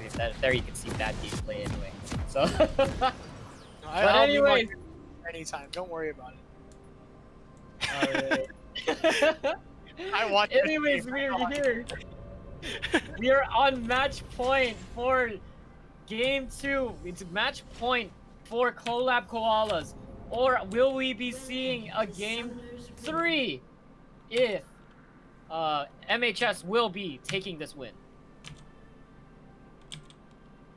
30 seconds Oh, until man. minions spawn. Oh no, Malzahar's AFK.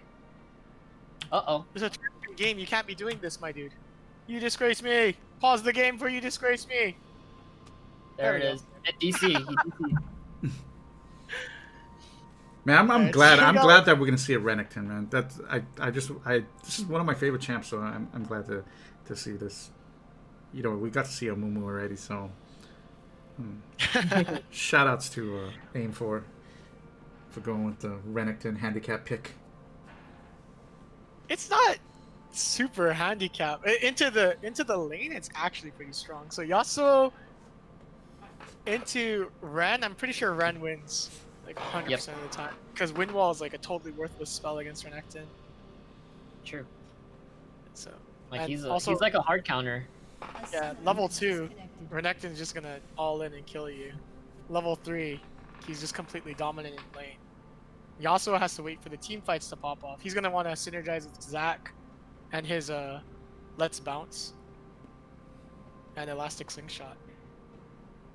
Yeah, the one thing that I noticed too is that JHSW went Ignite, so he's not going to be participating in like these team fights across the map, which is might put a damper on it may affect MHS negatively. So I don't know how that's gonna play. I mean, if Ignite is a very greedy summoner spell. If he's able to get a kill and he's able to secure kills and force a lead, then maybe it might work in his favor. But it's gonna be tough. It's not a favored lane for Yasuo, as you know we were just talking about. So it is a pretty ballsy thing to do. I expect it more on Renekton than I do Yasuo in this situation because, like you said, being at the team fights is really important. Especially when you have a Zac, you could prevent him from dying when his Cell Division passive pops, and he could teleport to his blob, making him invulnerable. So that's kind of a wasted opportunity there.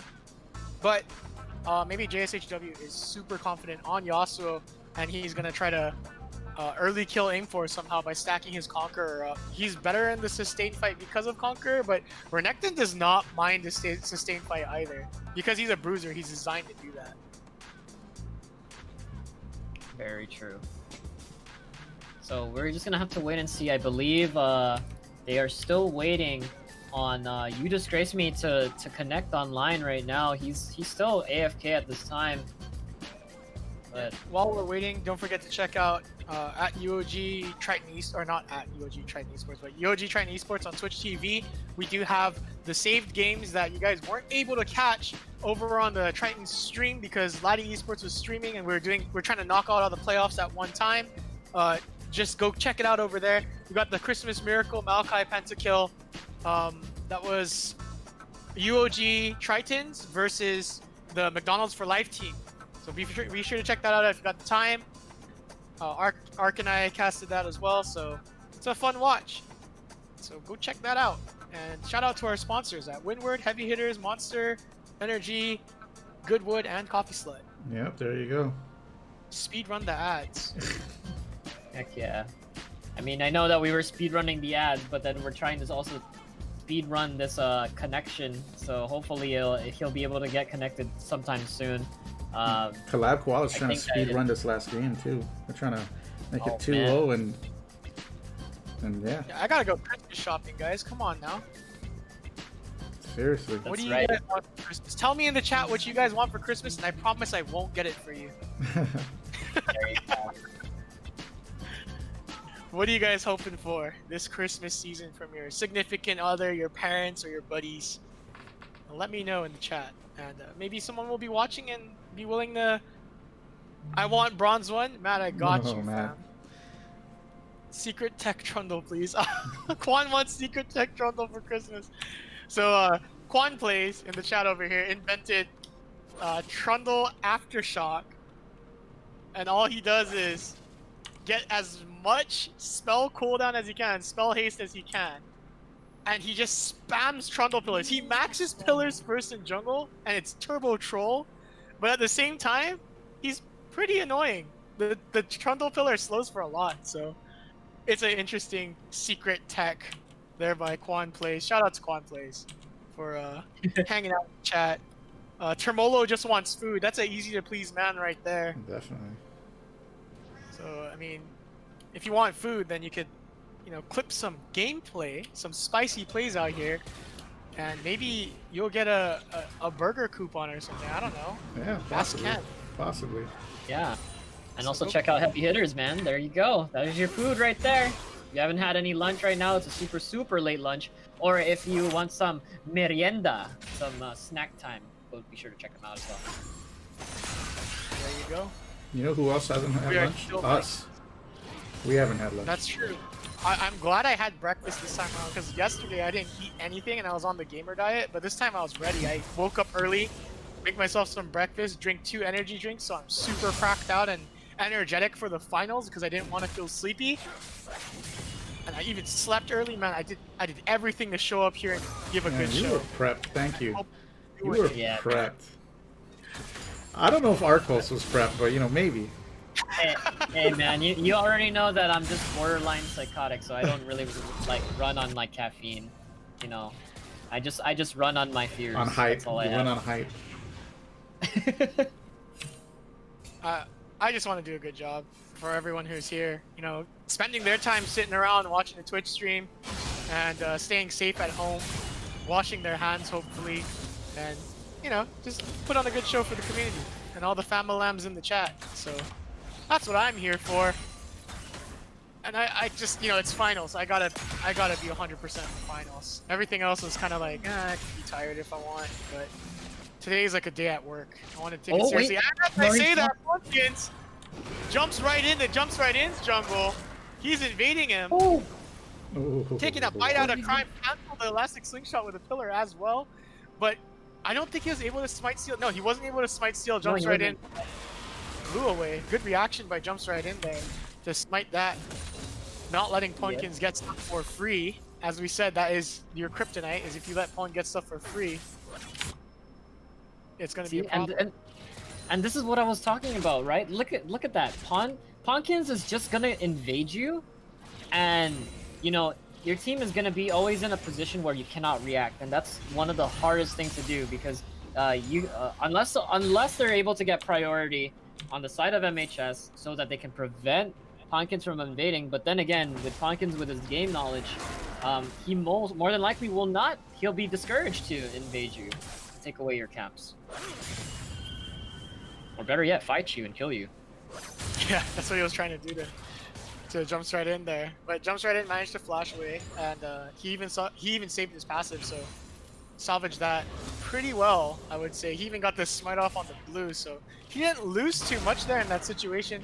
But Pon did double crowd him. You got top scuttle and bot scuttle.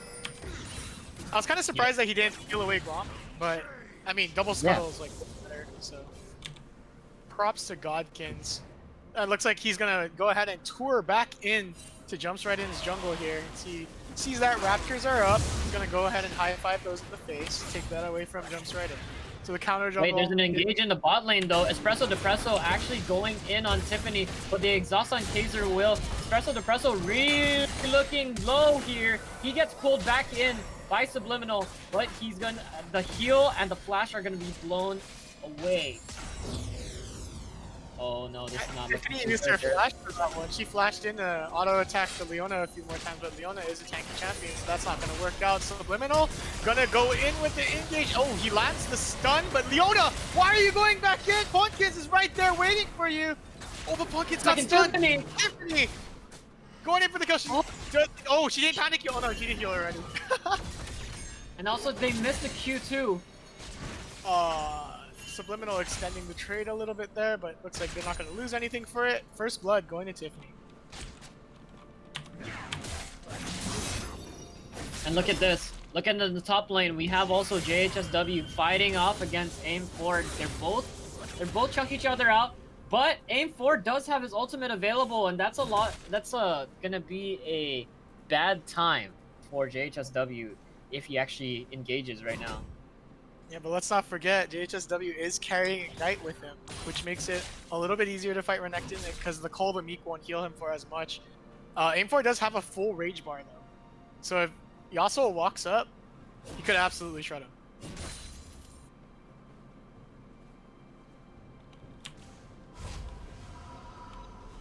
Overall, quiet game though. Nothing happens until jungle intervention comes through. Yeah. I'm assuming that probably at like 8 minutes we're gonna see something. I mean, looks like Ponkins is eyeballing Dragon right now. Both TPs are dropped down in the mid lane. And Ponkins gonna be taking away also Scuttle Crab as well, so he's really at an advantage right now. But the ultimate by You Disgrace Me has been dropped down on Aurora. It's not gonna be enough to kill him, but it does chunk him out quite a lot. He just got back to lane and he's already half health. He's forced to pop his potions and cookies there to try to stay alive a little bit longer, but here comes the gank from Subliminal. Gravity Field going off. You Disgrace Me forced to flash. Doesn't have the ultimate this time to stop Subliminal under tower.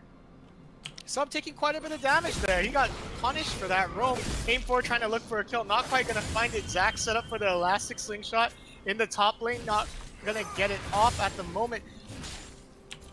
Yeah, Aim4 is just playing this great lane super aggressively. He's looking for the kill. It's kind of tough too. I feel like this might end up being a double kill because look at the level difference, man. It's gonna be tough for jumps right in unless, you know, JHSW has the burst, but I don't think that's gonna happen. We're gonna wait and see. As maybe we're gonna see it. No, he's hesitating. That's not good because you are wasting so much time. Yeah, not just hesitation, but like you said, the time's being wasted. And I mean, if you wanted to use the last breath to combo aim 4, you know, you're missing your window, you're missing farm, and he's only level 4, like you said. So Plunkins the entire time is just happily farming up. He's already at 6, taking in all his camps, full clearing his jungle. Just jump right in. He might have to change the name to Jump Later In, but we'll see. Don't jump in. But I mean, he's trying to find the angle, but I guess he's not jumping right in at the moment. Meanwhile, on the bottom, chilling. Yeah, chilling. But the thing is, we have also Fonkin's just hovering over that ward right there, gonna be clearing it, and they know that he's around the area, so I'm glad that they have that awareness. But like you said, jumps right in, really behind. I believe he should be technically 2 levels behind once Punkins does finish his camps. So. Wait a second. He just actually doing a pretty good job. He keeps his spell shield up against Aurora for a long time, so he's chunking out Aurora just through malefic visions and his what do we call it, the silence thingy? What's that called? Oh wait, and looks like a fight in the mid in top lane. Hey, there it is. There's the last breath, but doesn't matter. You're just gonna get sliced and diced. Yeah, aim 4 is just gonna be like, nah, fam, I have R. What are you doing? And just take him out. So that is not the play. Oh, engaged by Subliminal in the bot lane, and there is the bullet time going through. Espresso Depresso really looking quite depressed right now, but he does get the stun off. Subliminal looking low, but so is Kaiser Will and Espresso Depresso. There's the flash on Ponkin. He just chomp and jumps right in underneath the turret. He is in blob, not going to be able to do anything. That was huge for Co-op Koalas. They picked up 3 whole kills down there, even getting Zach's cell division. It looks like Funkins is going to be taxing the ever-living hell out of bot lane, taking 3 minions away, sharing the tower plates, then going to go take some Krugs from jumps right in. Dang, that was quite the swing there by Collab Koalas. I'm surprised Subliminal was able to stay alive through all that damage. I guess Rel just is the ultimate counter pick versus Leona. Yeah, that's what I would think, man. He's been playing it well. He's been roaming.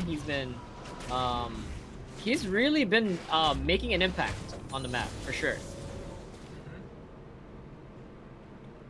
Looks like he went for plated steel caps first.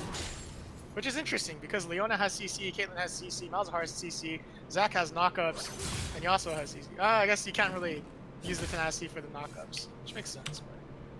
But, and you won't be targeted by Malzahar or Leona either. I guess it makes sense. Yeah, and it's also, and we do actually see a little bit of counter jungling from jumps right in, trying to take away the Raptors, but it's actually a very scary situation to be in because, you know, your team is not there to help you if you get caught out. That's true. Aim 4 has priority. Aurora's all alone in mid lane, but I'm pretty sure since they don't expect it, it's a good play. Jumps right in, is right behind Aurora. Aurora does not realize it, question mark, and he's just gonna get... Okay, the Let's Bounce gets cancelled by the gravity field. But then jumps right in. Jumps right out. And Subliminal is jumping right in. Wait, there's a suppress underneath Subliminal looking really low. Gonna be going down. Ponkins is gonna go from the back because he like that. But, oh, it's done. Yeah, Ponkins using the subjugate to take the kill there from Aurora. Everybody's hard work goes into Ponkins' pockets. Ladies and gentlemen, capitalism. You love to see it. It just works.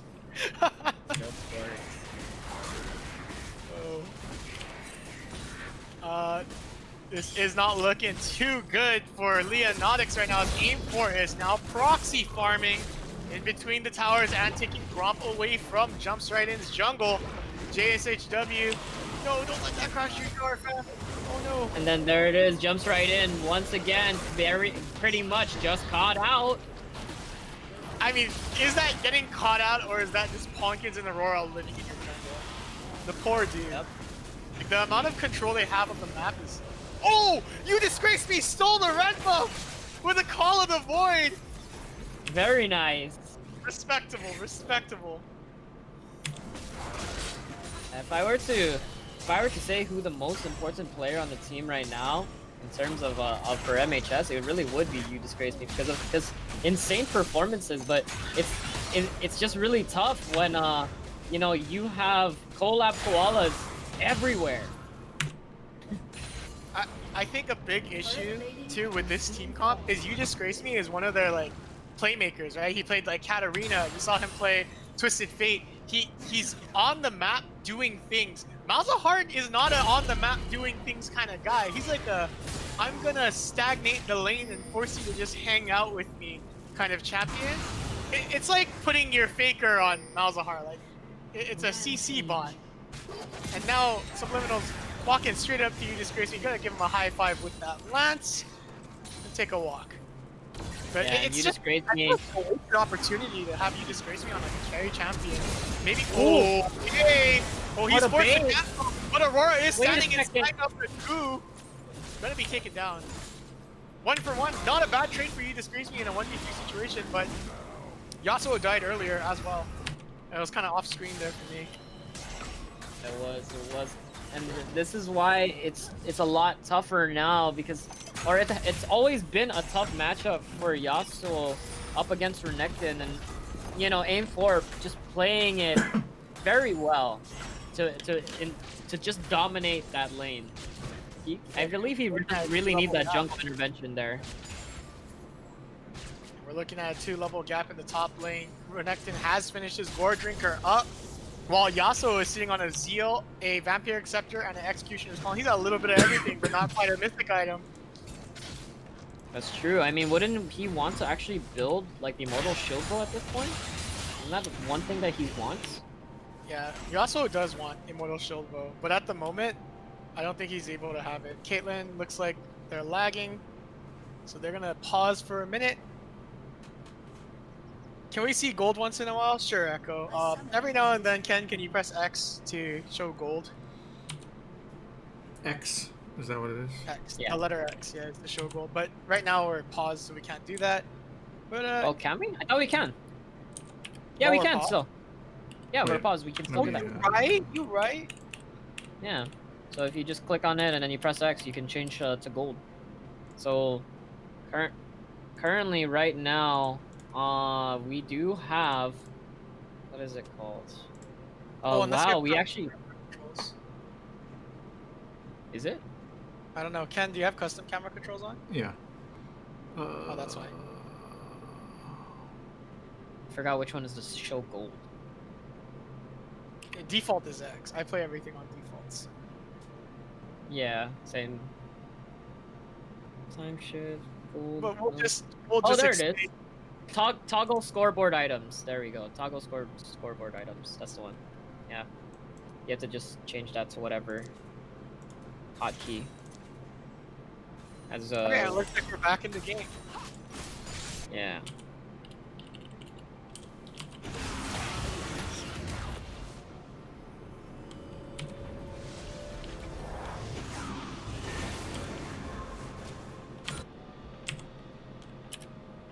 So looking at it right now, we do have Fawnkin's just waiting for the crab.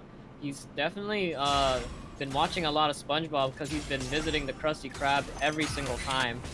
And now You Disgrace Me, just waiting to clear out the farm in the mid lane, but he's gonna be playing it back. We are seeing right now that MHS is just playing so safe. And they honestly don't really have much of an option but to do so. Yeah, I mean, You Disgrace Me is getting pretty strong, so he's able to like push Aurora under tower and stuff, so maybe he'll be able to roam off and try to help his team out a little bit more, but I mean, aside from that, I don't really see a win condition coming up because Yasuo rushed a Mortal Reminder. What? Interesting. Yeah, he Uh-oh. full bought Mortal Reminder. Well, it looks like Funkin, Subliminal, and Tiffany are going for a dive here in the bot lane. Tiffany taking down the towers first with a He's up diving and dropping the bullet time. Espresso Dispresso is super low. And Pumpkin. Oh, there it is. Chomp chomp.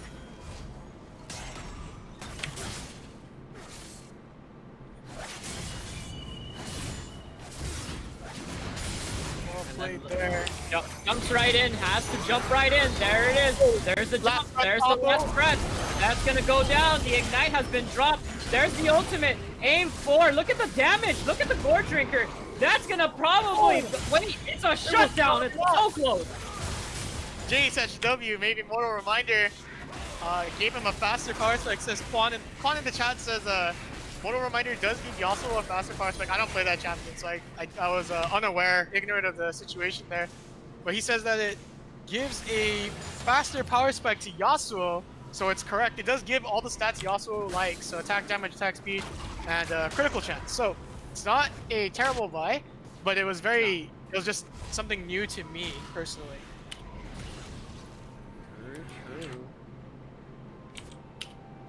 Interesting stuff there. Able to take down Aim 4. It looks like maybe JSHW is going to show up and start carrying soon. Once he gets access to the Immortal Shield Bow, he should be well on his way. And the last patch gave a bunch of attack speed to Yone and Yasuo, giving them, I think, like a dagger's 35. worth of value in stats. Yeah, So, it's literally from 25 to 35%. yeah, so they gave him a free dagger, which is pretty nuts. So that's 300 gold value. Absolutely free. Yeah. And also, just looking at what Quan has mentioned, it is a huge difference in gold right now. Nearly 8k difference in gold. A lot of resources have been taken away, especially by the Pawnkins, the Godkins, taking away the jungle. But Tiffany actually in mid by herself. This is diveable. They don't have enough information on the map to know where the rest of the team is, so it looks like they're gonna play a little bit safer. Now they just realize Pawnkins, Aurora, and Subliminal, we're on Rift Herald. They're gonna drop it behind the tower, go for a dive on You Disgrace Me, I'm pretty sure. Yep, this is a dive angle. Aurora needs to take out that shield for the homies first. Tiffany make it rain on him or something. Take out that shield, never mind. Pawnkins just gonna bite it down. The pillar comes out, the knock up, the death ray, and the auto attack. It looks like Collab will be taking out You Disgrace Me. Meanwhile, in the bot lane, Aim 4 just 1v3ing casually with Core Drinker. Espresso Depresso caves and roll and jumps right in, not able to stop the Croc. They are not. Boom. 3 crashes on Shelly, taking down all 3 towers in the middle lane, all tier towers. Aurora dropping the gravity field on JSHW. He got the stun off, but no reaction from his team. Unlucky as Collab is going to retreat here. This is a 10k gold, nearly a 10k gold difference right now. It's looking really tough for MHS. And I think that it's just gonna be even tougher. It's an uphill battle. I honestly don't know how they can come back from this other than if for some reason Collab Koala's throws, but I'm pretty sure they're playing a tight game. Yeah, Collab Koala is not taking any prisoners, boys. As they are taking Baron as fast as they can. They've got all the ward control in the world for it as well. They got Pink in the pit, Pink in the point brush, Pink in the lane brush off mid lane. Subliminal, big chillin' with jumps right in. You Disgrace Me and Kaiser will gonna get that Baron buff from the mid lane. Thunder Chicken would have won, says Jambi the Cat. Yesterday's news, bud. New team, baby.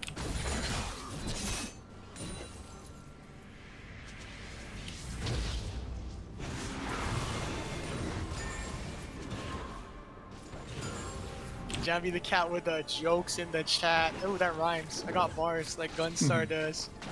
Hey, damn. Also be sure to check out Gunstar, who is also another Guam streamer as well. You also get a nice intro rap for you if you do give him the raid. There you go. Check him out. Show him some love. There's the bars. True. I got my free intro raid. My free intro bars from Gunstar. Hey, it's a good time, man. That guy's always big chillin'. Super chill dude. Oh, and there is the whoa! Wait a second! He took it! Let's He go! stole it! Jumps But he's right in, going definitely backwards. jumped right in. But are they gonna be able to escape? That's a lot of slows. There's the roots. Oh, and also Kaiser Will just trying his hardest to keep them away. But Kaiser Will is kiting for his life, using the traps to protect himself. But one by one, they're gonna be falling down. And there is the knockup. There is the last breath to the back line, but it's not enough. You can't kill God. JHSW. You can't kill God, dude. The Demon Lord of Guam, the Faker of Guam in the jungle, he doesn't care. His KD is 5-0-10. And the rest is history, ladies and gentlemen. You have your champions, Collab Koalas, for the Laddie Esports League Varsity Series. GG. Oh. Well played. Thank you everyone for coming out and supporting Varsity Esports. It's been one hell of a ride. Thanks for being here with Ark and I, and of course Ken. Shout out to Ken for setting everything up. Shout out to you guys for being here, witnessing history as Collab Koalas will go down as the championship winners for this tournament. Yeah, that was definitely awesome, guys. I mean, that was 6 hours of stream. Well, 5.5 hours of streaming.